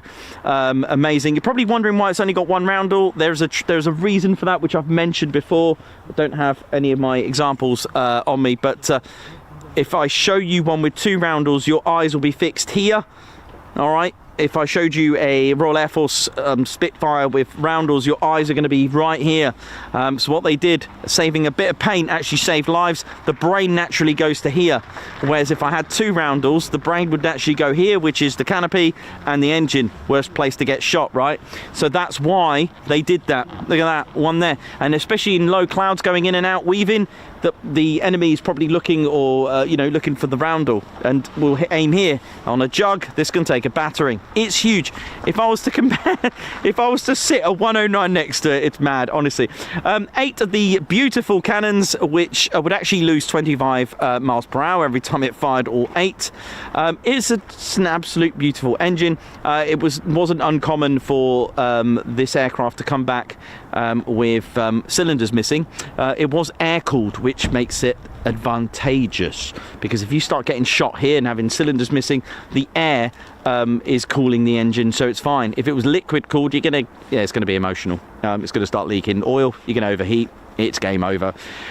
46 litre engine displacement. The Spitfire was 27. That's how big it is, almost an extra 20 litres of engine in that. But one of the things it would do, they innovated close air support with this thing. It did play a very similar role to the Hawker Typhoon, although I think this was probably more reliable with respect to the Hawker Typhoon. I'm pretty sure it had a few teething issues, but then that's like most aircraft. So yeah, it would go, and what it would do a split S. It would take out a lot of trucks, vehicles, railway lines, and it would do the split S and completely destroy what's below, with respect. But that was the job, that was the mission to do, and it was to support the army on the ground, ladies, gents and teddy bears. In fact, they went to St. Trond in Belgium as well, with a 10,000-foot runway as well. Flat, it wasn't totally invincible, of course, but it would come back with holes all over it, about 40 holes shot up. Cylinders missing, it will still get you home, which is why a lot of pilots, they love this aircraft, because it would literally get them back home. And yeah, so it was literally close air support. There was a mission which we can talk about in a bit with Ed Cottrell, when the army were trying to advance past this football stadium, but they couldn't. They were getting more deeper and deeper into Germany to finish the mission, but they were stuck. They were in like a plug hole, and Ed Cottrell and his men with Major Pullis, they basically strafed and attacked. This is why they didn't have that many aerial victories, because it was more. In fact, I've got it here. They did 19.5 aerial victories, the 48th. I've got it here. The 493rd got 8.5, the 494th got 8, and 3 to the 492nd. So it was really a ground attack to support the troops. So as the army were advancing further and further into Germany, the thing is, they were met with ambush, they were met with the Tiger tanks, which were a nightmare. So here comes close air support, bit like what they do today. In fact, it is what they do today. This was an absolute gem of an aircraft. If involved in aerial combat, this would have literally, I think it was like something like 43,000 feet of ceiling height, which is immense. It was an amazing aircraft for its time. In aerial combat, always wise to drop your drop tanks, because you don't want to get hit there. 109 pilots found out the hard way. If they didn't drop them, getting shot in air, it's all pressurized and it's full of gas, really, and it would explode. So that's not very good. So they supported the ground. They supported the ground troops, took part in. They received many merits and citations and awards, especially from Belgium as well. DUCs, which is a Distinguished Unit Citation, and merits. They were just a phenomenal, fighter group. They really did well with their squadrons to advance into occupied Europe and take back what was taken. Fair play, and that is how the A-10 Thunderbolt serves today, thanks to the P-47 Thunderbolt. Amazing, isn't it? So in 1945 they moved to Laon in France. As the end of the war came, it was time for the 48th, sadly, to finish, and which is what they did. So basically the 48 fighter group were no more, but they came back. They came back 7 years later on the, again, this was on the 10th of July 1952. Let me just put my notes away because they're going to get blown away and all. 1952 they reactivated. They found themselves back in France. I know, back in France once more at Chaumont, and they reactivated with the F-84G, the Thunder jets, and they became the 48 Fighter Bomb Wing. They actually became, that was the first time that they actually became a wing. And if you remember my early streams when I used to mention the Second World War and I was talking about the 48th and they didn't exist, well, I know why, because they weren't a wing, they were a group then. But here we go, hey, you learned something. That is where I was getting confused. It is quite hard at first to get grips with the numbers, because there's also a 48 fighter group, which is not the 48 fighter wing, right? And it gets I think there's a 48th, there's other numbers as well which sound great, but they're not, they're a completely different thing. But anyway, the lineage is this, so this is what I'm teaching you. So in October 1953, with the F-84s, the 492nd, they actually formed the Sky Blazers aerobatics team. How cool is that? And they got the stars and stripes, a bit similar to the Thunderbirds. Which actually, I think because of the Thunderbirds, with the air-to-air refueling capabilities of their jets, I think that kind of put the Sky Blazers out. But anyway, someone noticed about 25 miles away from Chaumont that, hey, hang on a minute, the Statue of Liberty was made down here. Guess what, you're going to like this. This is why they're called the Statue of Liberty Wing, because 25 miles away, workshop of Bertholdi in the Chaumont-Samortier region, they found his workshop there. And they were like, cool. Let's build a mould of, let's make a mould of a 3-metre version of the Statue of Liberty. Didn't come cheap, cost 1,700 quid. How did they do that? They sold I forgot the name. It was a 1956 sedan vehicle. They sold it like charity, and so they raised the money and made they got the 3-metre version. And I think in 1954, the mayor, Jean Maison, and a few other important people, actually were there for a naming ceremony, I think, and they were called the Statue de la Liberté. And that is why they're called the Statue of Liberty Wing. And that's why they're called that. There's a reason. They're the only wing with a name and a number, designated to them. How cool is that? Anyway, in 1954 they were to change aircraft. In 54 they changed the F-86 as well. Also there was a few more changes as well. So the Sky Blazer aerobatics team were finished in 56 with the 492nd, that is, and they moved actually to, I think, the 36th fighter wing as a last sort of until then. Now, let's have a look. The Thunderbirds, they were 1962. So 1954, we spoke about the name. 1956, we got the F-100 Super Sabre now. Is that another aircraft coming? Wouldn't surprise me as I'm talking about history. So yeah, 1956, it was time to change aircraft again to the F-100D Super Sabre. Again, there's only the 3 squadrons. And I will have a look to see if I can find if the colours were the same. 1958, bit of a name change. Now, there was a lot of changes with NATO as well, I forgot to add, but I just thought, no need to go into too much depth. It is only simple. Something to do with the F-84s changing to the F-86. And then in 1958, they were activated again and became the 48th Tactical Fighter Wing, TFW, and the squadrons became TFS, Tactical Fighter Squadrons. Again, just the 3. Now, on the same year that the Beatles formed, in 1960, ladies, gents and teddy bears, the 48th left France on the 15th again of January 1960, and they moved to RAF Lakenheath, and they moved here with that chrome aluminium skin on their F-100Ds, and they had you notice today we've got LN as a tail code. That means Lakenheath. You've seen WAs, that's Nellis Air Force Base. I believe they're just borrowing them. Why not? I got F-35 down here. You can borrow that if you want to know. It's an F-35B. 6 months MOT, right? So they had a different tailcode system then. They started to introduce it, but don't forget, tailcode systems are an old school thing. In fact, dates back probably to the RAF.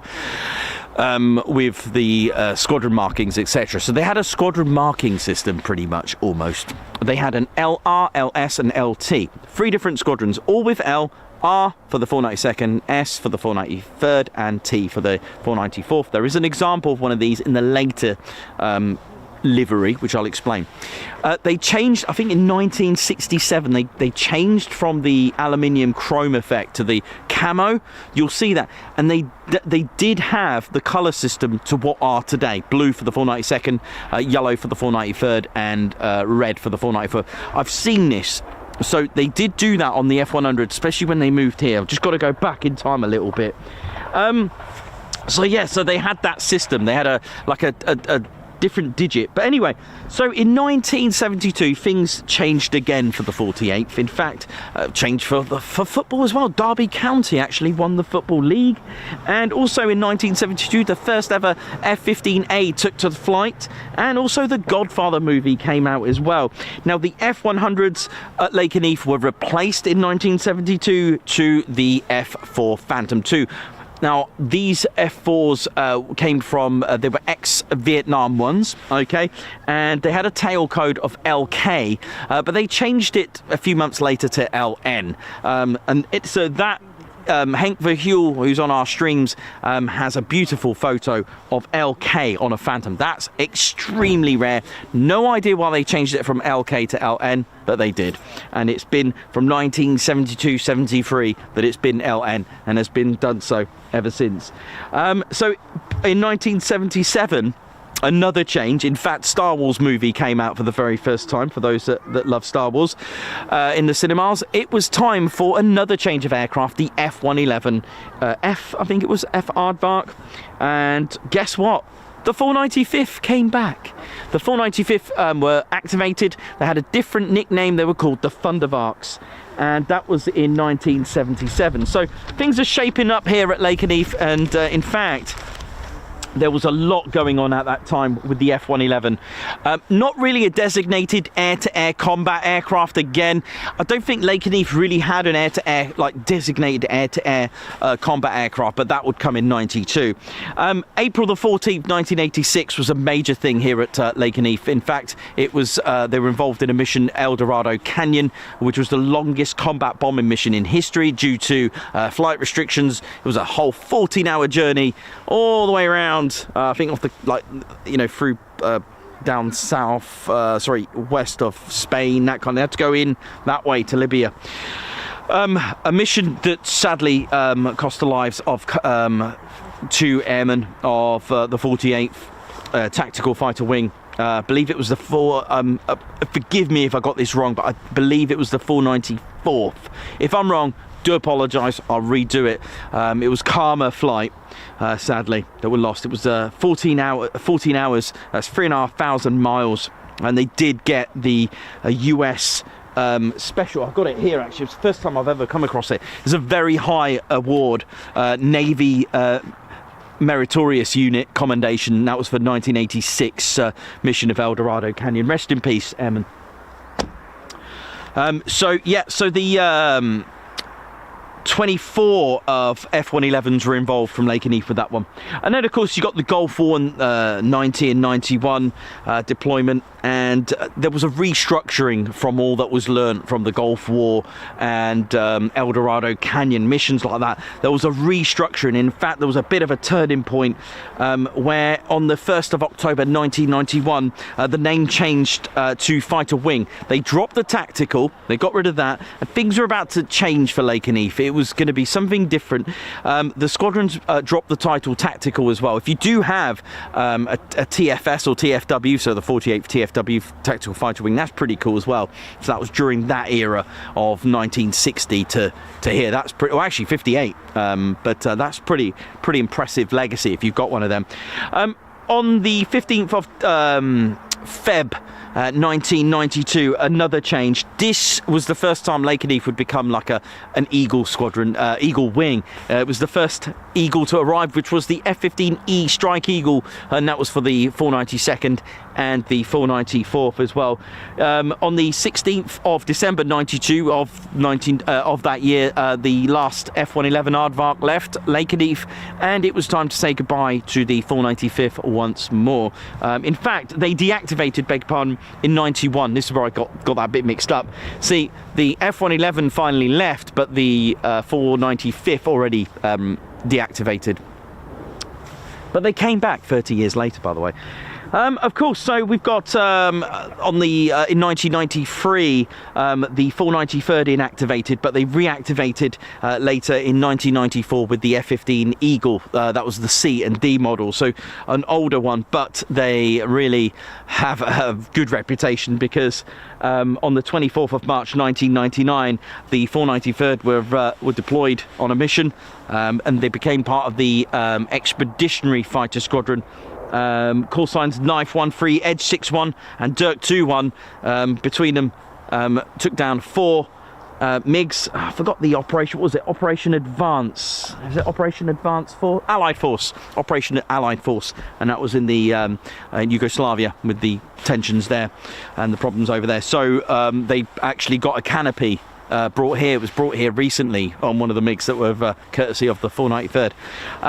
There we go. So a lot of changes. So Lakenheath, like I said, we're still waiting for the 495th. They deactivated, but we need to go 30 years from when they deactivated to December 2021 because again Lakenheath changed once more. In fact, it was the first time and the first unit of USAFE, that's United States Air Force in Europe, to become the very first wing to operate the F-35A, and that was with the 495th. They came back, they reorganized everything, different nickname. They were called the Valkyries, so Till Valhalla. Bad news itself, I believe, is their motto. I don't know if that's new, but it sure is pretty cool, which is probably why I get the trouble bit. There we go. So that's pretty much Lakenheath almost covered. There was 56 and 57 rescue squadrons here. There were actually helicopters here, the HH-60 Pavehawk helicopters, but they moved, I think 2000, can't remember what year, 2016, maybe earlier than that, or later than that, sorry, to Aviano now. I think they were deployed at Keflavik as well for a little bit, but that was quite interesting. But there we go. Tried to take little bits, and I can't believe I've managed to pull through the whole history of having planes come in. But there we go, kind of pretty cool, isn't it? So that was 2021, end of, and then 2022, the Grim Reapers, they deactivated for a very brief. They became inactive. The F-15 C and Ds were retired, I think around April time, but they became a F-35A wing squadron as well. So 2 squadrons of F-35As, the 493rd and the 495th, and 2 squadrons of F-15E Strike Eagles with the 492nd and the 494th. And that brings us really to modern day. And here we are, 12:39 here in the UK. My name's Nikos, I've been a cameraman and commentator. Hope you enjoyed that. Let me know in the comments if what bits you liked, what bits you want me to add, or any other info you want me to add to that. What up?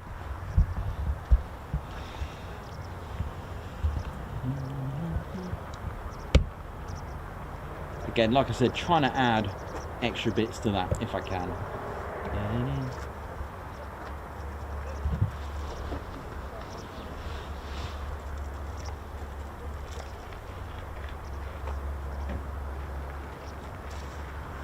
White Wizard, thank you very much. And here we are today. I know, here we are, 2025. What's new? What's coming up?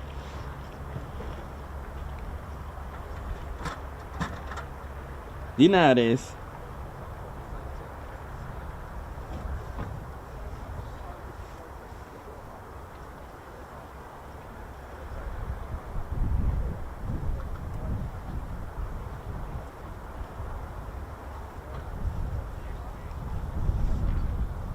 Edward Coates, thank you very much for that.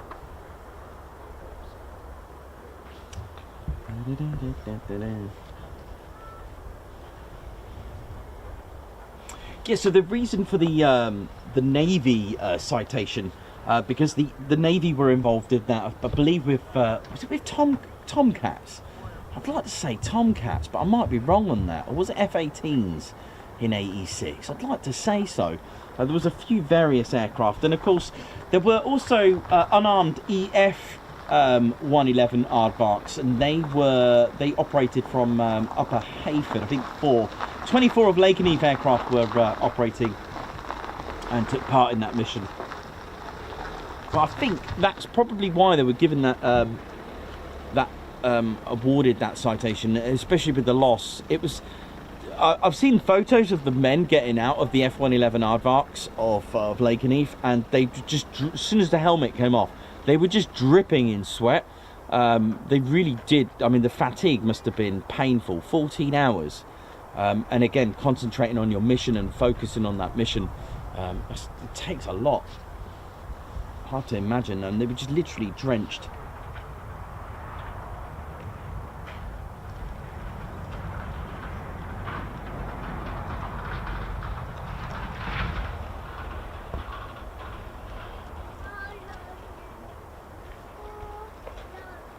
Oh, you're welcome. Thank you for your kind words, everyone, with the history.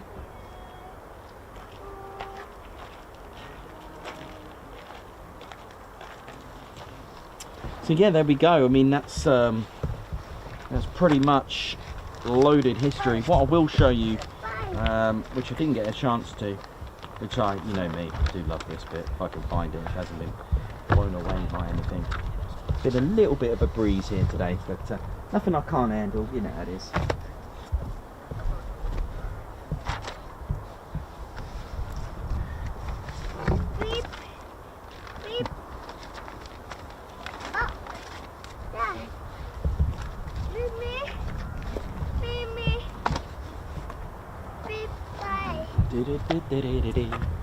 So yeah, there we go. I was going to show you this with the my little drawing of my fave, the P47 Jug Thunderbolt. There we go, with the Pratt & Whitney R2800 double wasp, 18 cylinders of air-cooled radial engine, 46-litre displacement. This intake at the front was so large you could actually fit a human being in there. And what I love about the actual way the engine worked was very similar to what we have today with compressing air. A bit like the PT6 Pratt & Whitney's engine. It's probably where the inspiration came from, you know, where kind of, okay, the engine is not really at the back on this, but the start of it is at the back because you've got the supercharger and the impeller compressing the air. So you've got the air going in here, scooping in, been taken round in there, compressing it, and then you've got the intercooler because obviously the heat from compressing the air gets punched back in and into the engine there. Amazing aircraft, amazing. You've got, like I said, there's your NOS, the water tank with the mix of. It's funny, isn't it? With you know, it's a bit like a hot frying pan with hot oil burning. The worst thing you could do is to add water.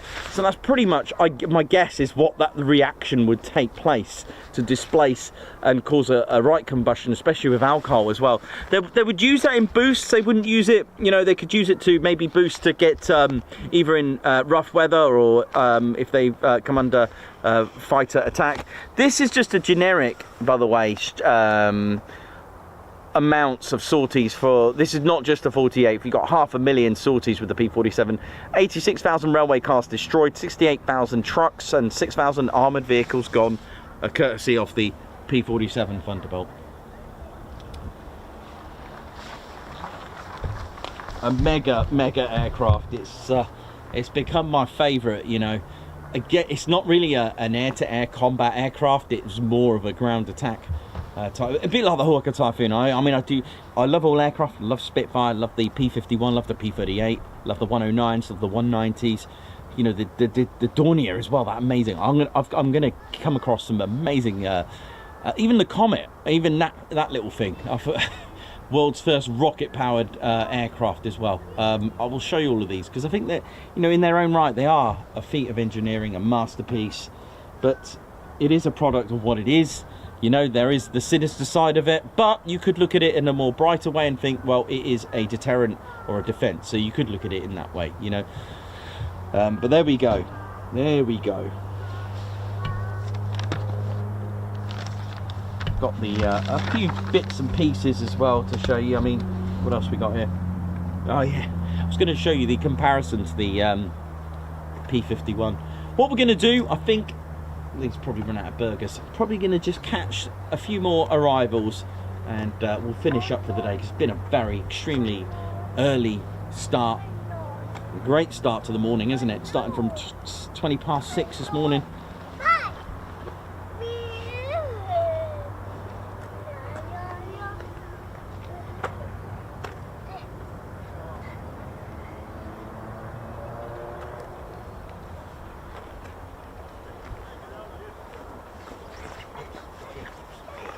Oops. by the fence.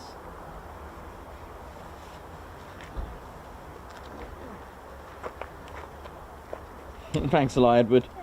Edward Coates there, it's lovely.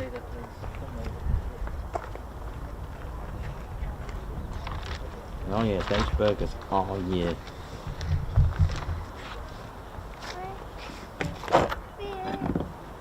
These are pretty cool as well. For Blackburn Buccaneer, one of the compressor blades. Look at this. So you'd have a big wheel of them, and not all of them did actually spin. You've had the stator vanes as well, and you know we spoke about the pressure build. To give it lift, that pressure again, this is why they kind of spiral to control and start to compress that air. And then you got the stator vanes as well, which didn't spin, and it was to manage and push and control that airflow. So you'd have all these going around in a big huge fan. That's pretty cool. And I've got obviously we spoke about the turbine, and they would look like something like this. Is off a Tornado. Look at that. And they just again go around. These would actually start spinning off the kinetic energy from the combustion, start turning them, and then those turbines would actually power and turn the shaft to start spinning the compressors. So the high pressure or the low pressure turbines would power from the combustion to power the compressor. Amazing, isn't it? So yeah, that's a few bits. So bit of Tornado, bit of Blackburn Buccaneer, both legends.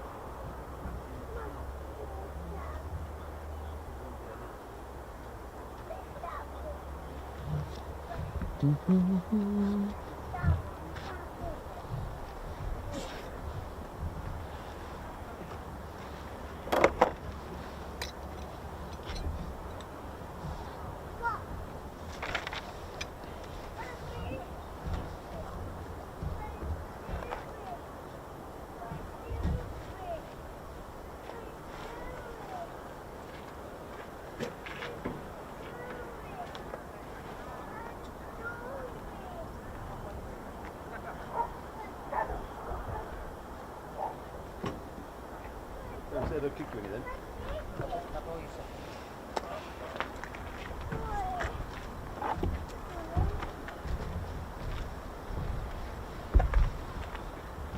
When do you think they'll come back? No, I don't know, sorry.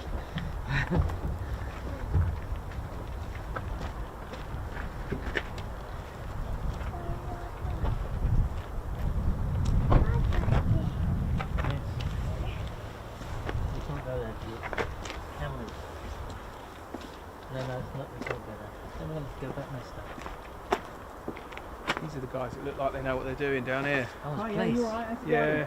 Oh, we've had Thought I'd everyone ask here.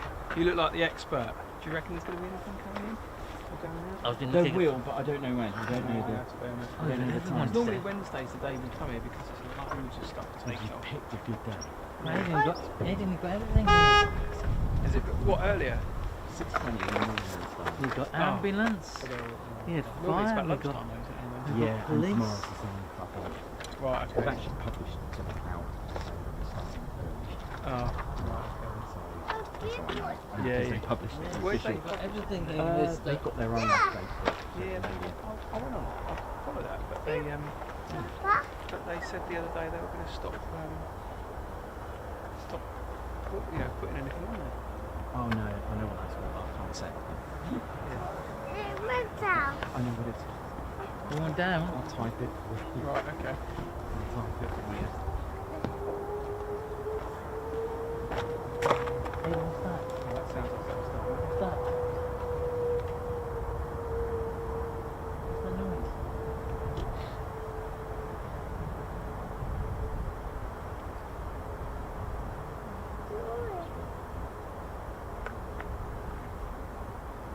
Please don't repeat that, but No, I can't. You'll know why. This is the actual truth.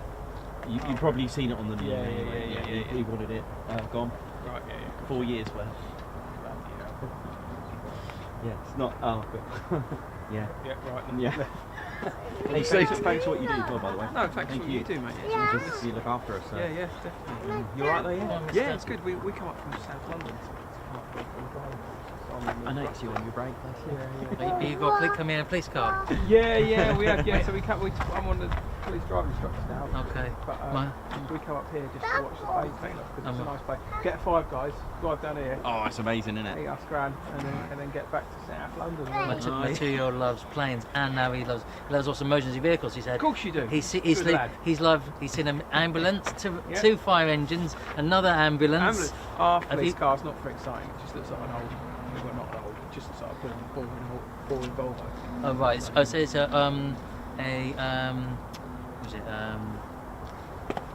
it would be a standard car with blues and Toyota. Yeah, it's just got blues. How's it going, buddy? You alright? He's having a field day. What's your name? Are you allowed to tell? I just got to be careful it's streaming. Oh, of course. Oh yeah! Ladies, sheds and teddy bears, welcome to the Ted Coningsby channel membership. I'm Nikos, I'm your cameraman and commentator.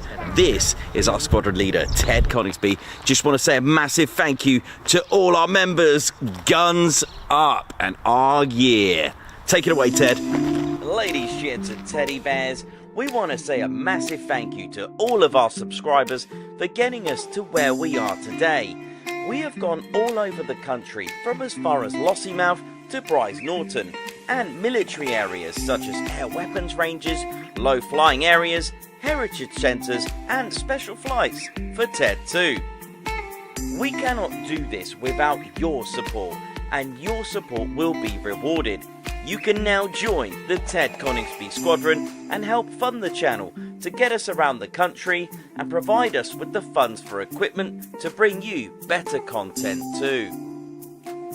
We have 3 exciting membership levels with awesome YouTube perks to reward you back for your support. Our first level of membership is the Ted Coningsby Squadron. You'll get a loyalty badge on YouTube, unique TCS emojis that you can use on comments and live streams, members only videos which include behind the scenes, deleted scenes, sneak previews and also music videos that Ted likes to play the electric guitar on. You'll also get access to members only Discord server and discount on all of our Ted Coningsby merchandise. All of this for just $1.99 a month. Oh yeah. Our second level of membership is the Posh Officers Club. This includes all of the squadron perks, private Posh Officers Discord chat room, Posh Officers discounts on all of our Ted Coningsby merchandise, and the poshness of supporting the TCS even more. This is just £4.99 a month. Our third level was inspired by many of our fans who have been supporting the channel massively.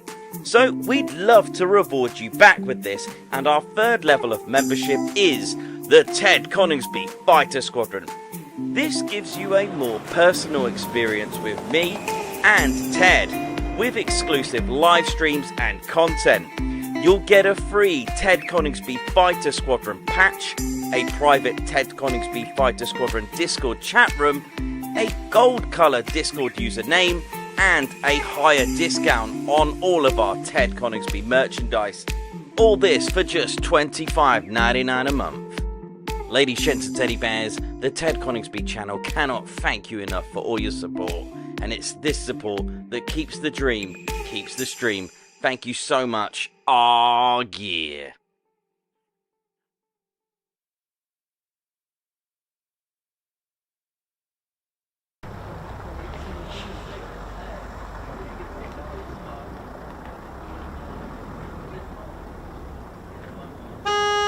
Oi. Here we go, some arrivals coming up. Sounds like, yeah, they come Point Charlie, here we go.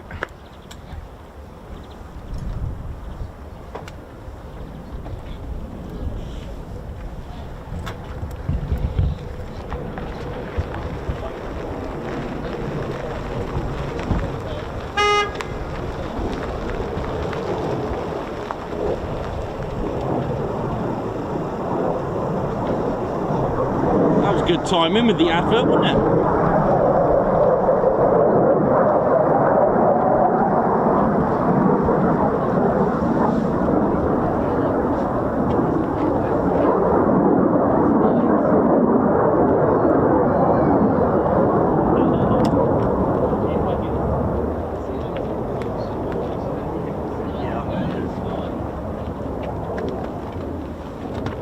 going into Point Delta over there. Point Bravo is just further over there. Point Bravo. If you want to know, if you want to ever hear Point Bravo, it looks like they've gone into Point Delta. Oh, I know why. I've got incoming. Oh, this looks good. May get a Wolfie. Hang on. The American Werewolf in Lakenheath. Here we go. Go on, get some Wolfie.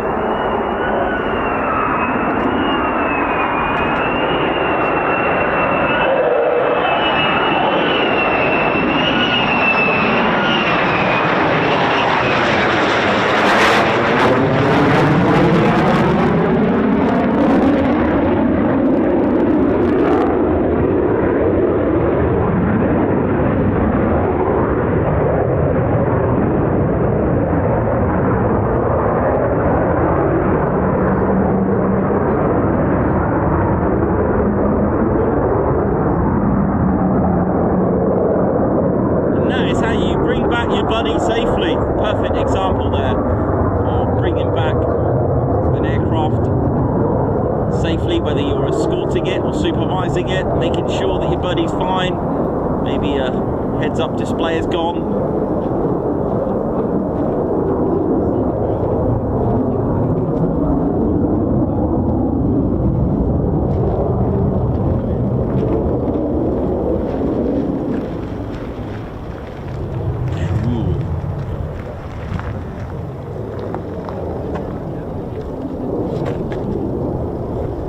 Okay, here we go, look at this.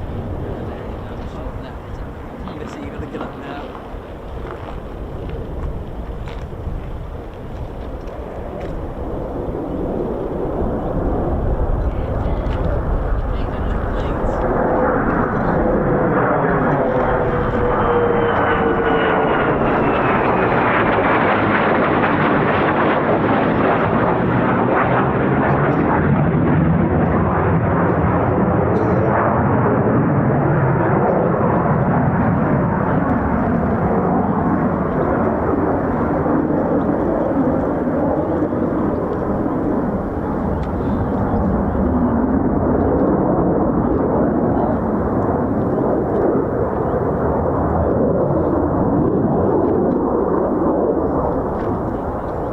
Beautiful. I'll tell you what, the light is pretty cool as well, actually. That was good. So we've got 3 in the circuit.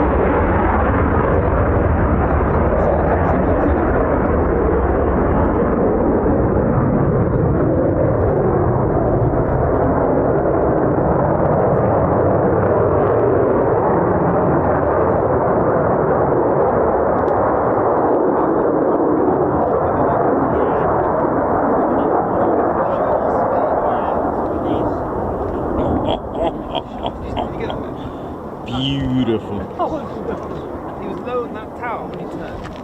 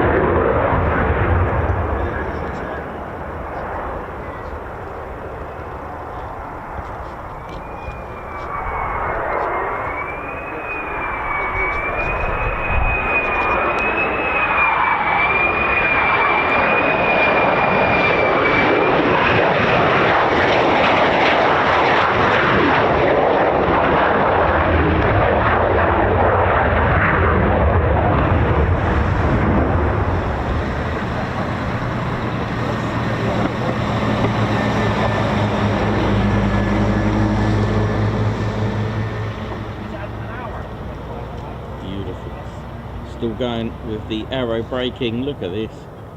And finally. What's he done?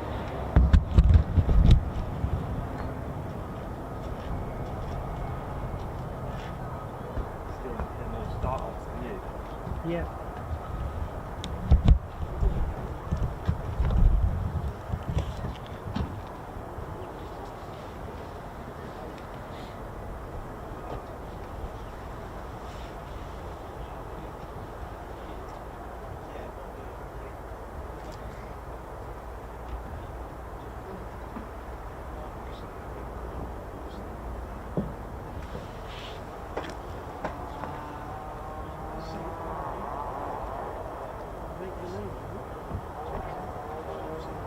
You go for us? Well, I need to go. I definitely have to go to this photo shoot because I've got a ticket. Right, okay. So I've got to go to one in 2 hours. Yeah, and I'll decide from there. I'll see what. I'll just edge me back. See what's going on. I think there's a Thai thing going. They've already had 2 F-35s, Texan, and I think there's a Thai thing going for a prize flyover. Nice. We could end up with. Yes, not really. That's still only in the whole day. That's 12 passes planes. So you're not bad from that route. You work that out. What's that? 2 minutes of flying. Yeah. Yeah, You but both when you think of it like that, yeah. yeah, but that could be the best pictures. You just don't know. No, this is the thing, isn't it? You only take a split second. I know, and I'm there for if I go there tonight, then I'll be there for the full 2 days. So I'm there Friday night, or I come back here, and if they don't swap winds, I'll go to the farthest field for the day. And if they do swap, the wind does change. Come here, you're getting from this way, won't we? For change. Yeah. Decisions. Well, I do know. I've got a 2-hour journey now for definite. So I will see you gentlemen again. Yeah, nice to see you. Yeah, nice to meet you, Yeah. Chris. Yeah. Name to a face. Yeah. Well, anytime you're in Brixton, come and say hello. I'll tell you what, I would. That'd be amazing to come down with you one day with the storms and stuff. Yeah. Show me the sites because you know all the locations. Oh yeah. That'd be that'd be brilliant. Yeah. Right. What's your Adam. son? Adam. Yeah. I'm Paul. Nice Right, to meet guys. you. Okay. See Take ya. care, boys. safe Bye-bye. drive. See you, mate. Yeah, see take ya. care. Cheers, Nick. You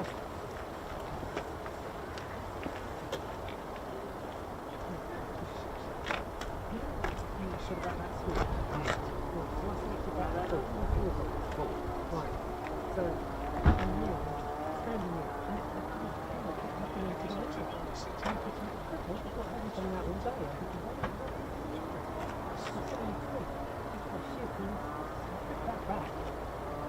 It just means it won't focus on anything. Oh, right. See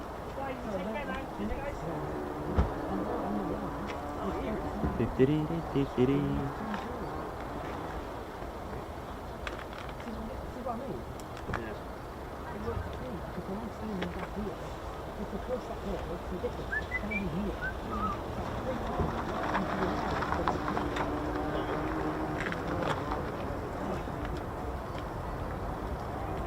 How we doing? Yeah, so you may have noticed they do a lot of low approaches. Was that a what you got over there? Hello. A low approach at Mildenhall there. So yeah, so you'll notice that they've all been low approaches. I have had pilots actually request a touch and go, which we have on our. It's extremely rare. It's the only time I've ever seen this before, where they've actually requested a touch and go. We have had one today. Now, someone's mentioned about the gear down. You have to confirm to ATC that your gear is down when you're on base or final on the leg. You have to confirm. If you do not, you will not be cleared to even do whatever you're supposed to do. You have to confirm it with that. If you're coming in on initial, you won't have your gear down. You don't have to. There are rare occasions where you can actually request a gear up low approach. I've heard it a couple of times in the previous years. Very rare, but you know, you can get them. So they'll be on the final or short final or long final with the gear down, but then they'll come in and request and retract the landing gear. So again, something that is quite common with Lakenheath are low approaches as opposed to touch and goes. Not that common. It does save tyres, of course, but like I said, you will notice that pilots will have their gear down. This needs to be confirmed to tower, otherwise it may get not cleared to do so. It's a safety thing as well. If something happens and the gear is not down, then there could be questions on that respect. They have to have the gear down.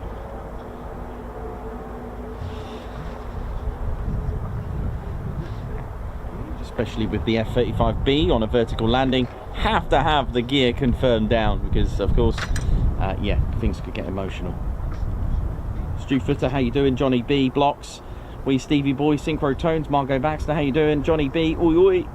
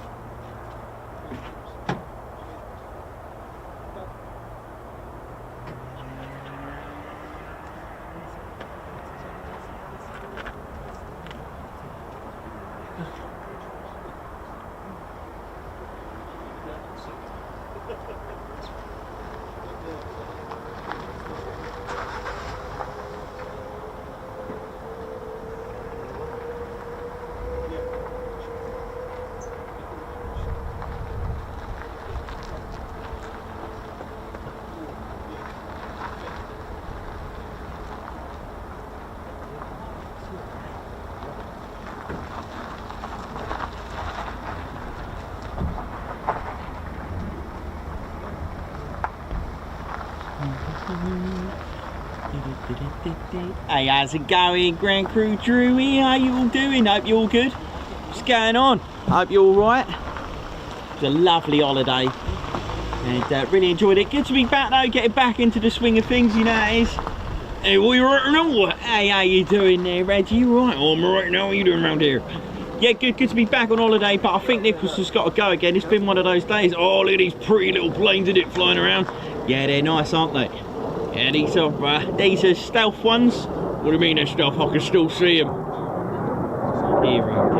On a radar. What do you mean a radar? What? Listen, let's have a little chat over here. I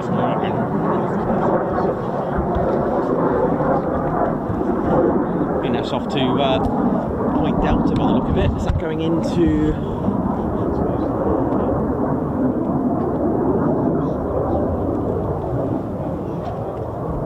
yeah, possibly going into Mildenhall, I think that one. Maybe, could be, who knows. or at least going into Point Delta.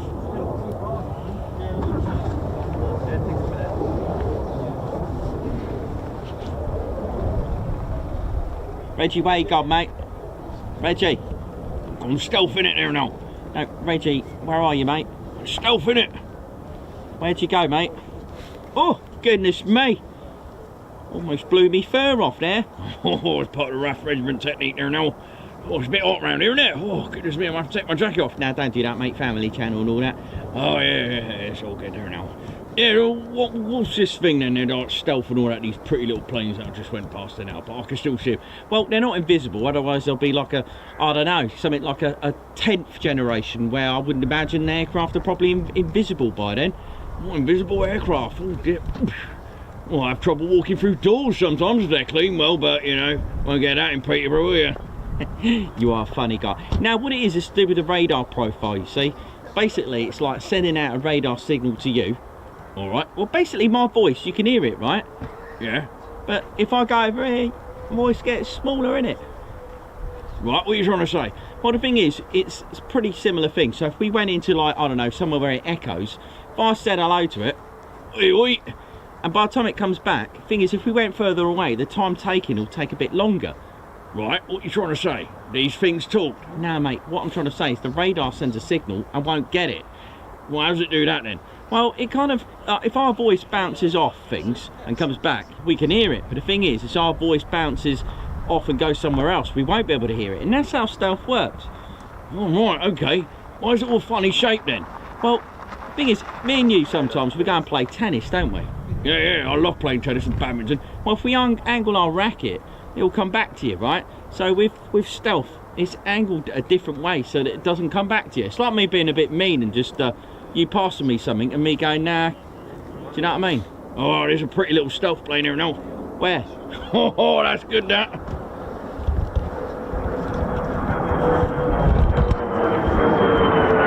Where is there now?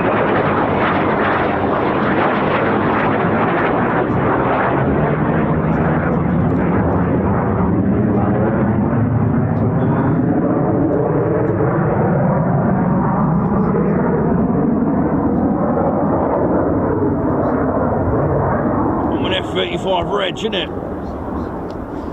Reggie, you alright, mate? Yeah, I'm alright now. Okay, mate.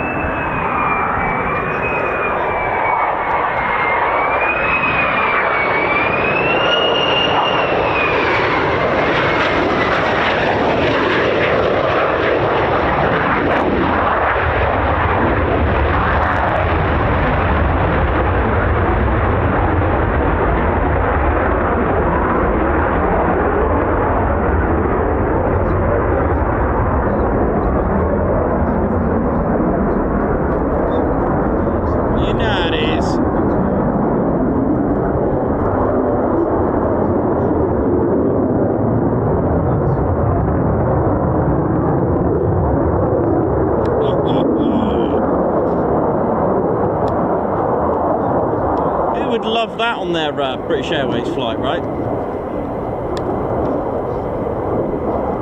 Please fasten your 8 seatbelts. Hold on to your salmon.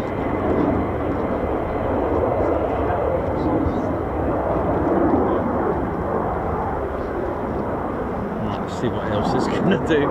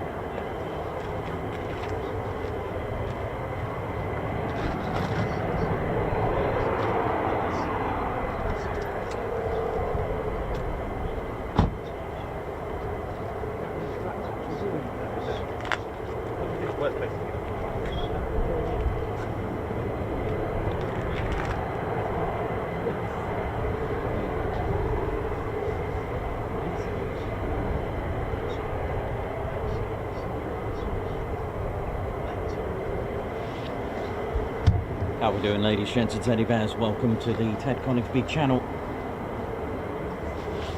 And we are live here at RAF Lakenheath, and it's been the classic Lakenheath that it is, that we all know is extremely busy.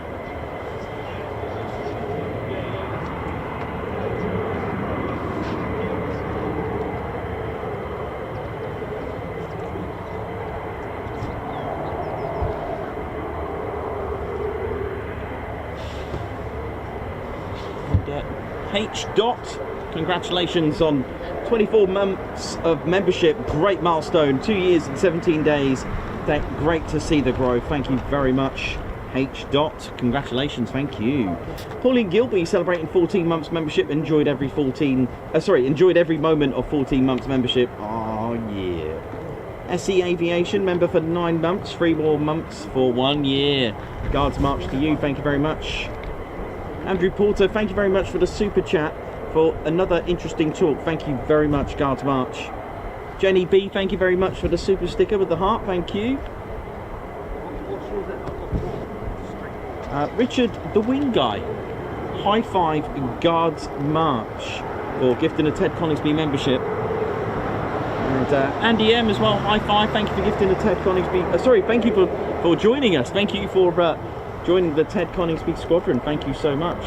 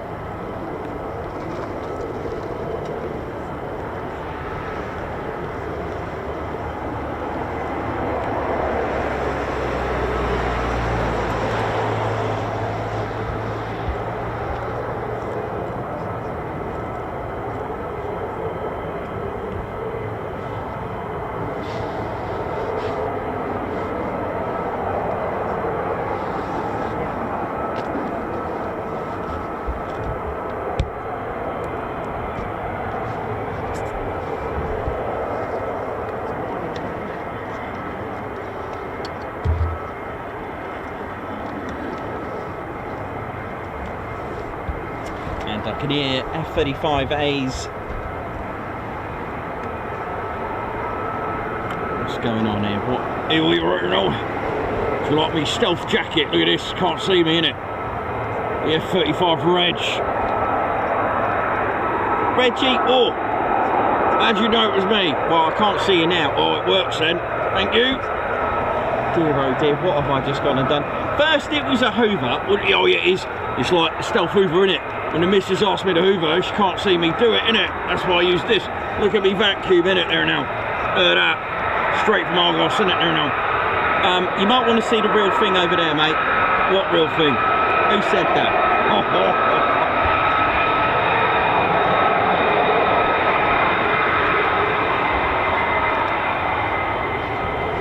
It should be the F-35R. Oh dear, oh dear, these two.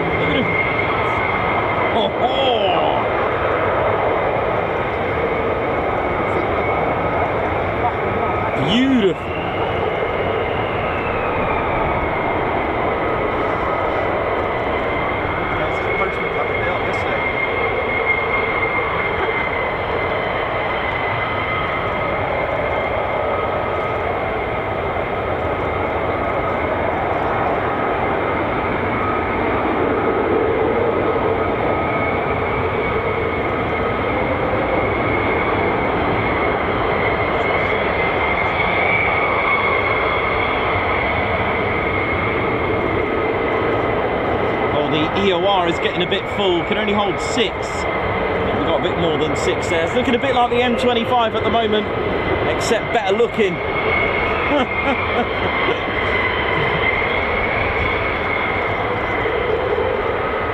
Beautiful. And just a big shout out to the 48th Communications Squadron and RAPCON for managing the skies with all of these movements. Fair play. And they managed both Lakenheath and Mildenhall as well, so wow.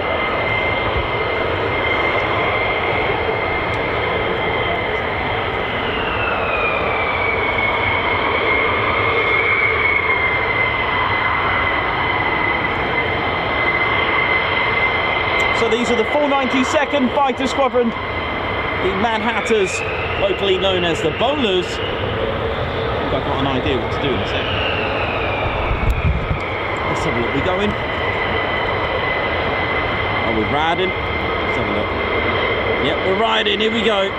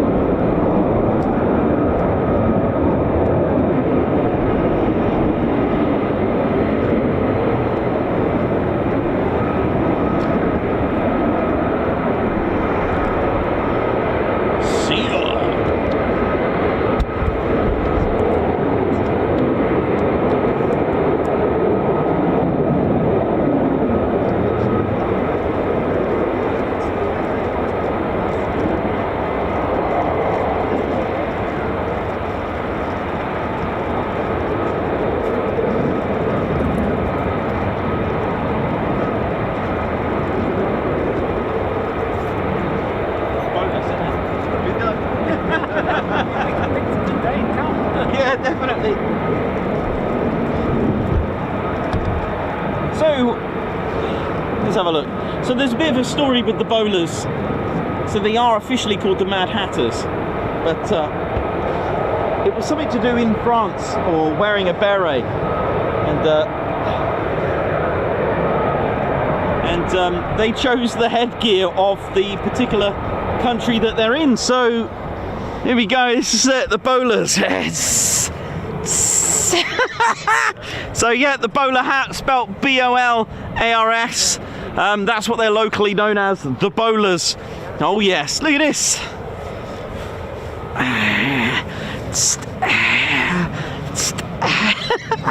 Good, isn't it? I might just carry on with that. So yeah, they're locally known as the Bowlers, spelt B-O-L-A-R-S.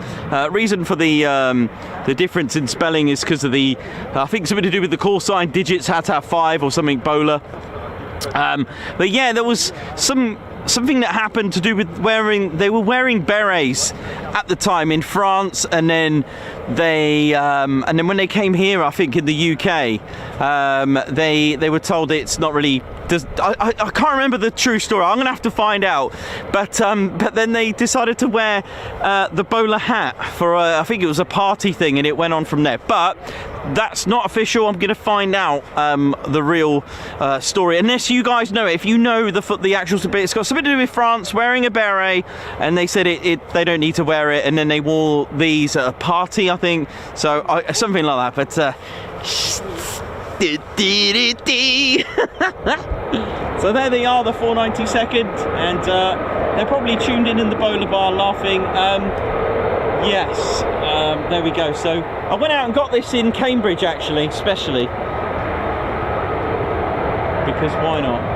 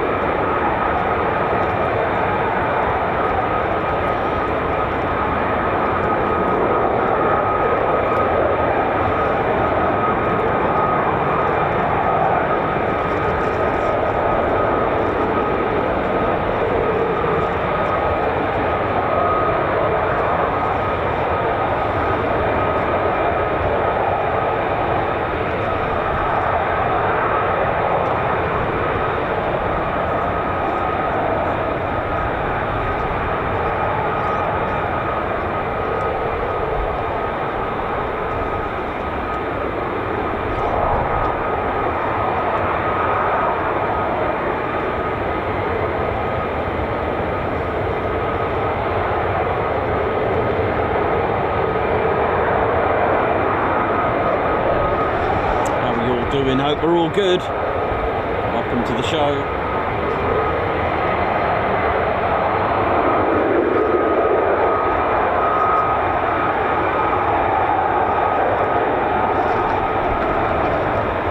Still plenty of aircraft to depart. I can hear them coming from all angles here.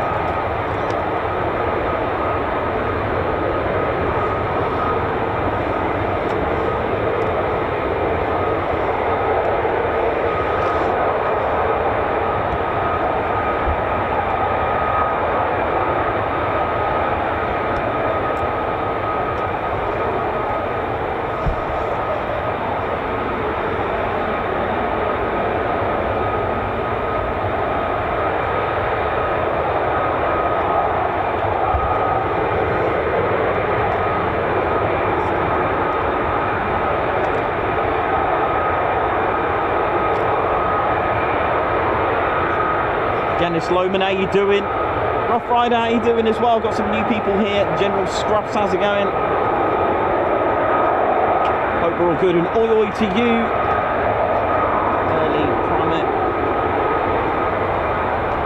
And who I am as well on here. Lovely, lovely, lovely Jackie. Hope we're all good. I've actually forgot my Texas hat for Ted. Ted does have a couple of Texas. Oh, let's get the Teds out. Here we go.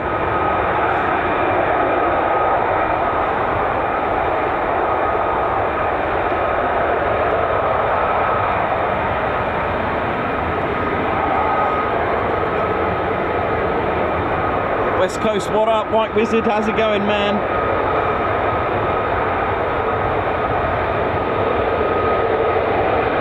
Here comes trouble. Here we go.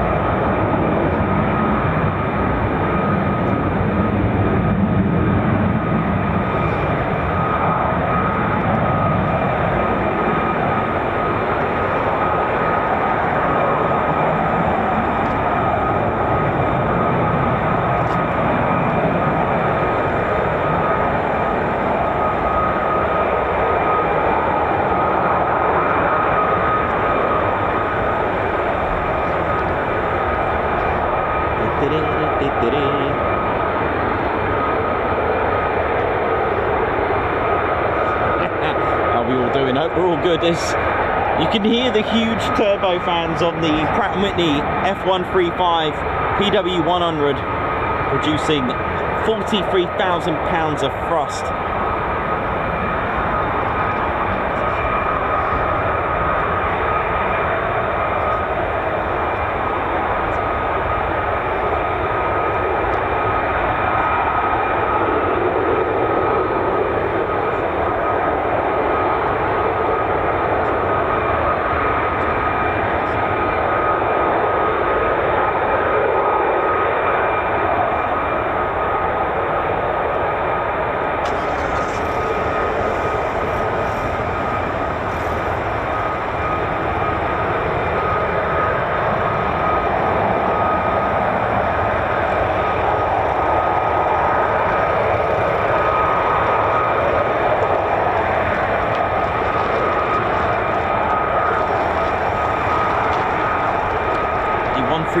PW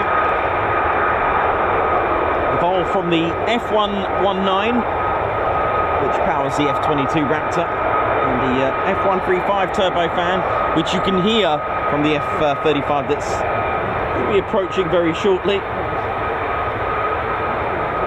Be blasting out very shortly. Got a maintenance-friendly engine, adaptive, and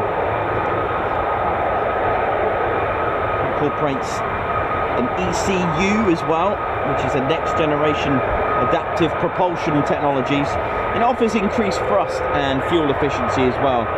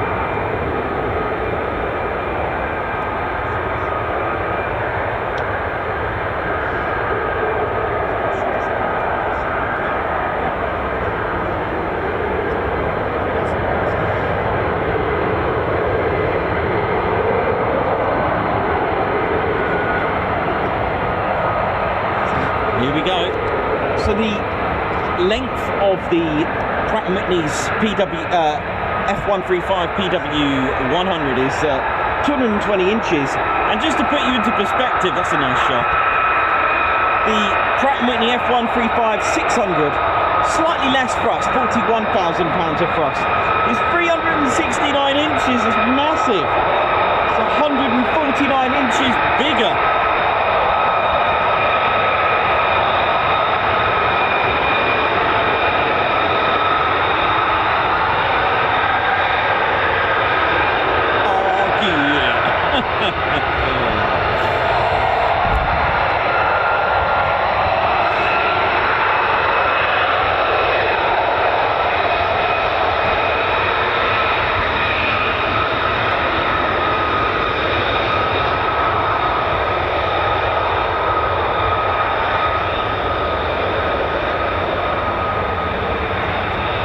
Look, it's like strapping a pilot or a human being to a rocket.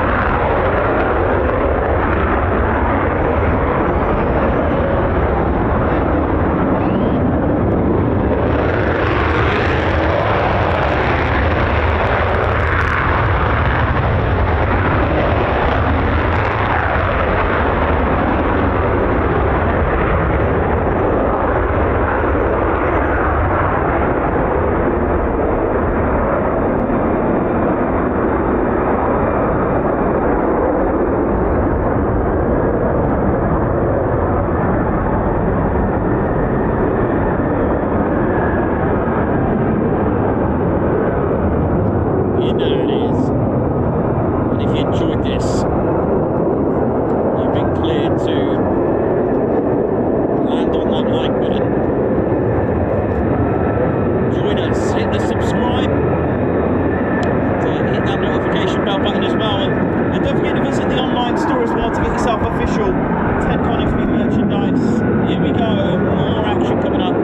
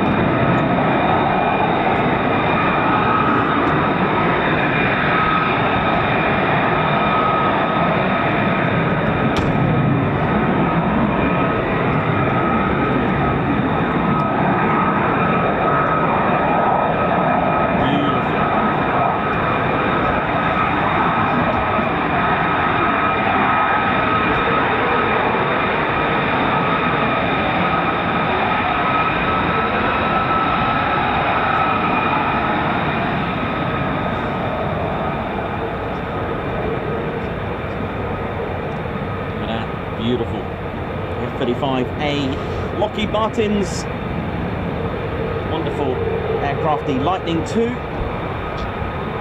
It is a single-seater, single-engine, supersonic stealth fighter. It is a multi-role combat aircraft as well, so it can switch roles and has electronic warfare, intelligence. Can also do a lot of soaking as well and drawing information, surveillance and reconnaissance capabilities, along with the intelligence as well. With three main variants: the F-35A, which is the CTOL conventional takeoff and landing, the CV variant, the catapult assisted carrier variant, and I didn't really do that alphabetically, did I? Start again. The F-35B, which is the STOVL version, the short takeoff and vertical landing, and of course the CV catapult assisted takeoff carrier variant. An amazing history with this. Descends from the Lockheed Martin X-35 as well, which in 2001, of course, when they make aircraft, they kind of select sort of finalists before the major project begins, with alongside Boeing X-32 to win the Joint Strike Fighter JSF program, and it was intended to replace F-16s and F-18 Hornets and the AV-8B Harrier jet as well, so with that variant of the F-35B coming into effect as well. And eventually it was indeed the Lockheed Martin's X-35 that was the overall winner. The F-35 first flew in 2006, entered service with the US Marine Corps, the F-35B in July 2015, followed by the US Air Force F-35A in August 2016, and the US Navy with the F-35C in February 2019.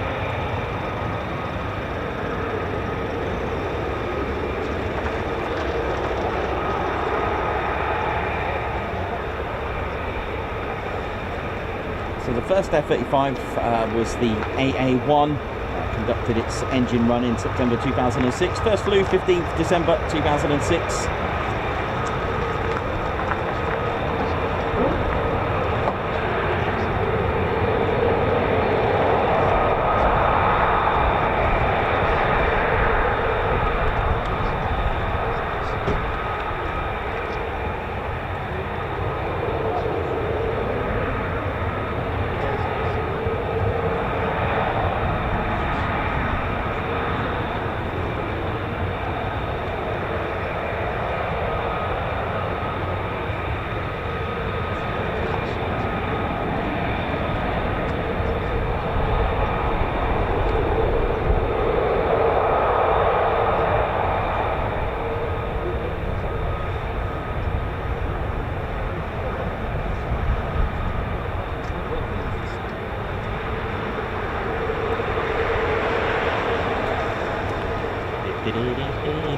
First arrived at Lakenheath in December 2021. It was the 21st or thereabouts, 22nd, 21st of.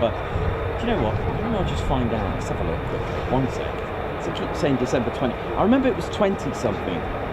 Just trying to think when it was. And it made Lakenheath the very first USAFE wing to become the F-35A wing.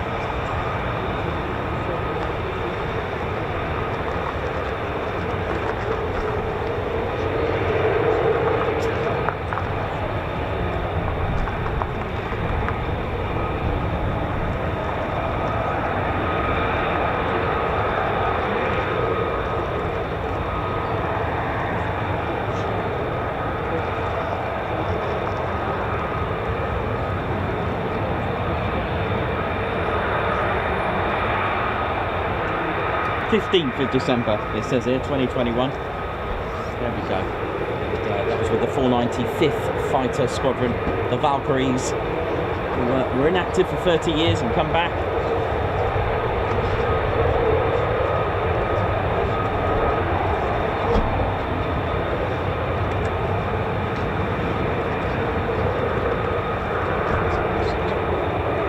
You off, buddy?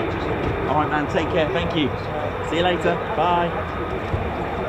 So we'll probably finish up after these two, I think. Well, I always say that. Yeah, here we go. Here we go. Here we go. Here we go. That was on cue. That was.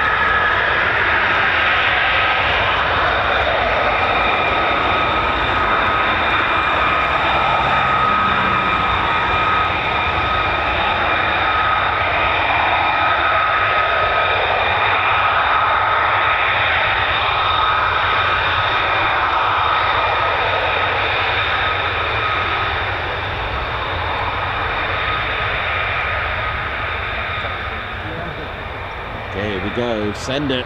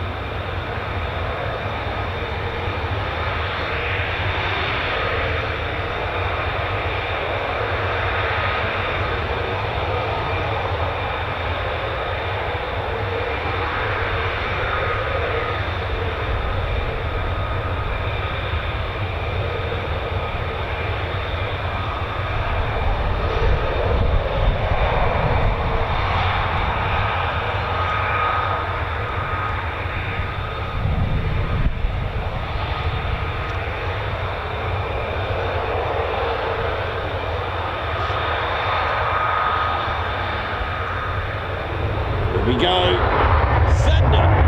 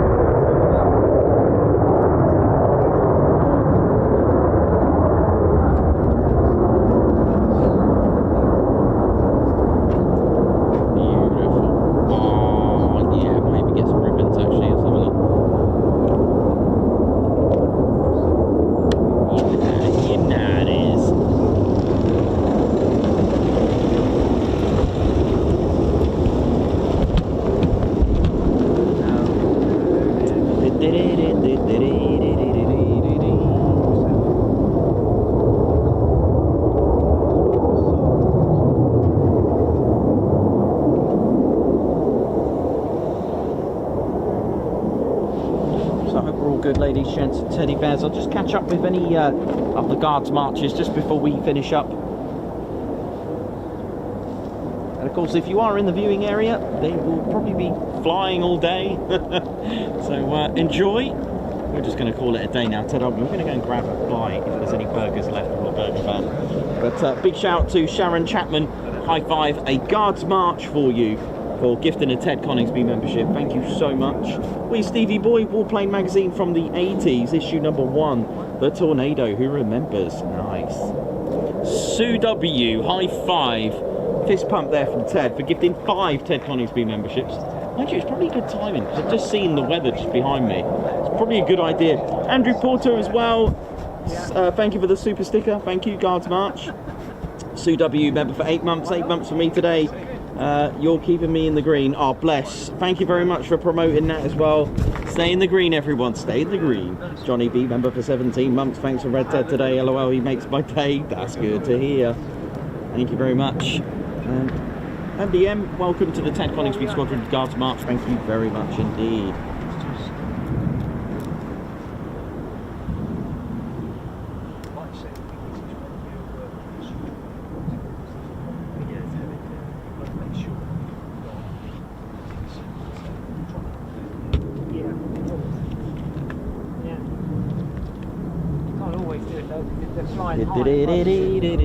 How we doing, ladies, gents, and teddy bears? Hope we're all good. Well, what an absolute gem of a day that we've had here on the Ted Coningsby channel. It's been an incredible day. It's just coming up to 20 past 2 or 14:17 on the precise local, and I hope you enjoyed it. Ted and I are just going to go and catch up on some shut-eye from today because it was quite an early start for us this morning, and we're just going to go and have a little break, a little rest, and we'll be ready tomorrow for more. I hope you enjoyed it today. It's been absolutely brilliant, hasn't it? It goes without saying, big shout out to the air traffic controllers for that RAPCon. Absolutely fantastic work. Big shout out to the 48th Medical, what up? All the squadrons and their FGSs, how you all doing? Fighter Squadrons as well. All squadrons that are based here, communications, all the security stuff, SF, OSI, LE. Thanks for keeping everything safe and secure. Thank you very much. And all of you, thank you. How are we all doing? How we're feeling? All the crew, thank you. Hope we're all good. And well, ladies, gents, teddy bears, my name's Nikos, and it's been an absolute pleasure. And of course, Ted is here with us as well. A big shout to everyone at RAF Lakenheath, all personnel and all airmen. Thank you very much. Thank you. And of course, our viewers, thank you so much for that. Hope you all enjoyed the show today. So, thank you very much, everyone that's tuned in. So, my name's Nikos, been your cameraman and commentator, and this is our squadron leader, Ted Coningsby, and it's been an absolute pleasure. And you've been watching the Ted Coningsby channel live here at RAF Lakenheath. So, for the last time for today, it's see you soon. Wish you well. Right, Ted, let's go, mate. Let's go, mate. What's that? He's looking at the. What, you want to? Ted's looking at the Brixham crew. I think he wants to go to Brixham. And he's off.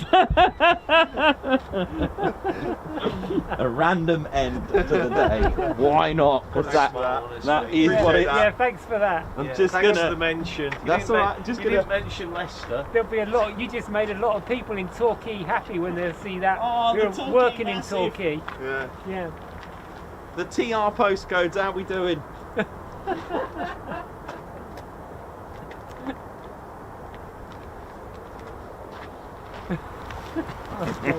Oh yeah, ladies, sheds and teddy bears, welcome to the Ted Coningsby channel membership.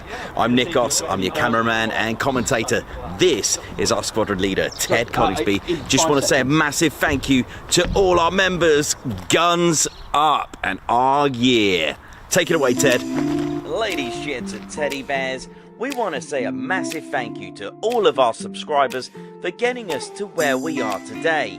We have gone all over the country, from as far as Lossiemouth to Bryce Norton, and military areas such as air weapons ranges, low flying areas, heritage centres and special flights for TED 2.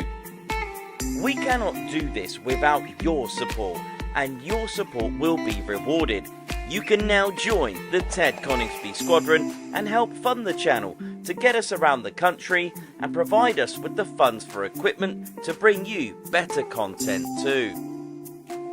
we have 3 exciting membership levels with awesome YouTube perks to reward you back for your support. Our first level of membership is the Ted Coningsby Squadron. You'll get a loyalty badge on YouTube, unique TCS emojis that you can use on comments and live streams, members only videos which include behind the scenes, deleted scenes, sneak previews and also music videos that Ted likes to play the electric guitar on. You'll also get access to members only Discord server and discount on all of our Ted Coningsby merchandise.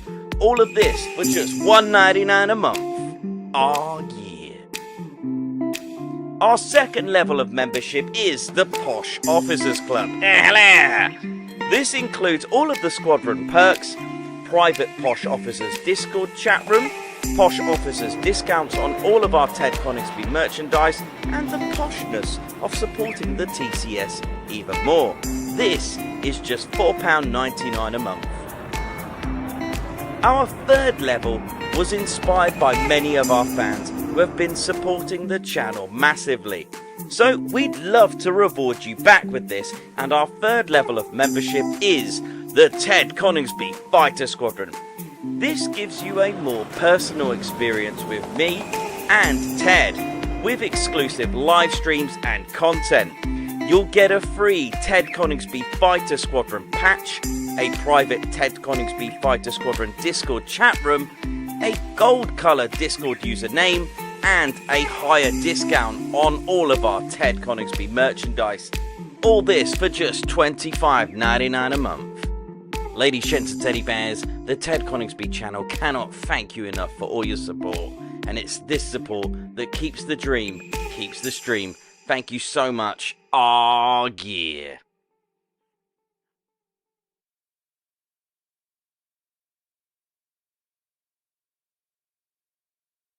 Fighter Golf India, Brian 71,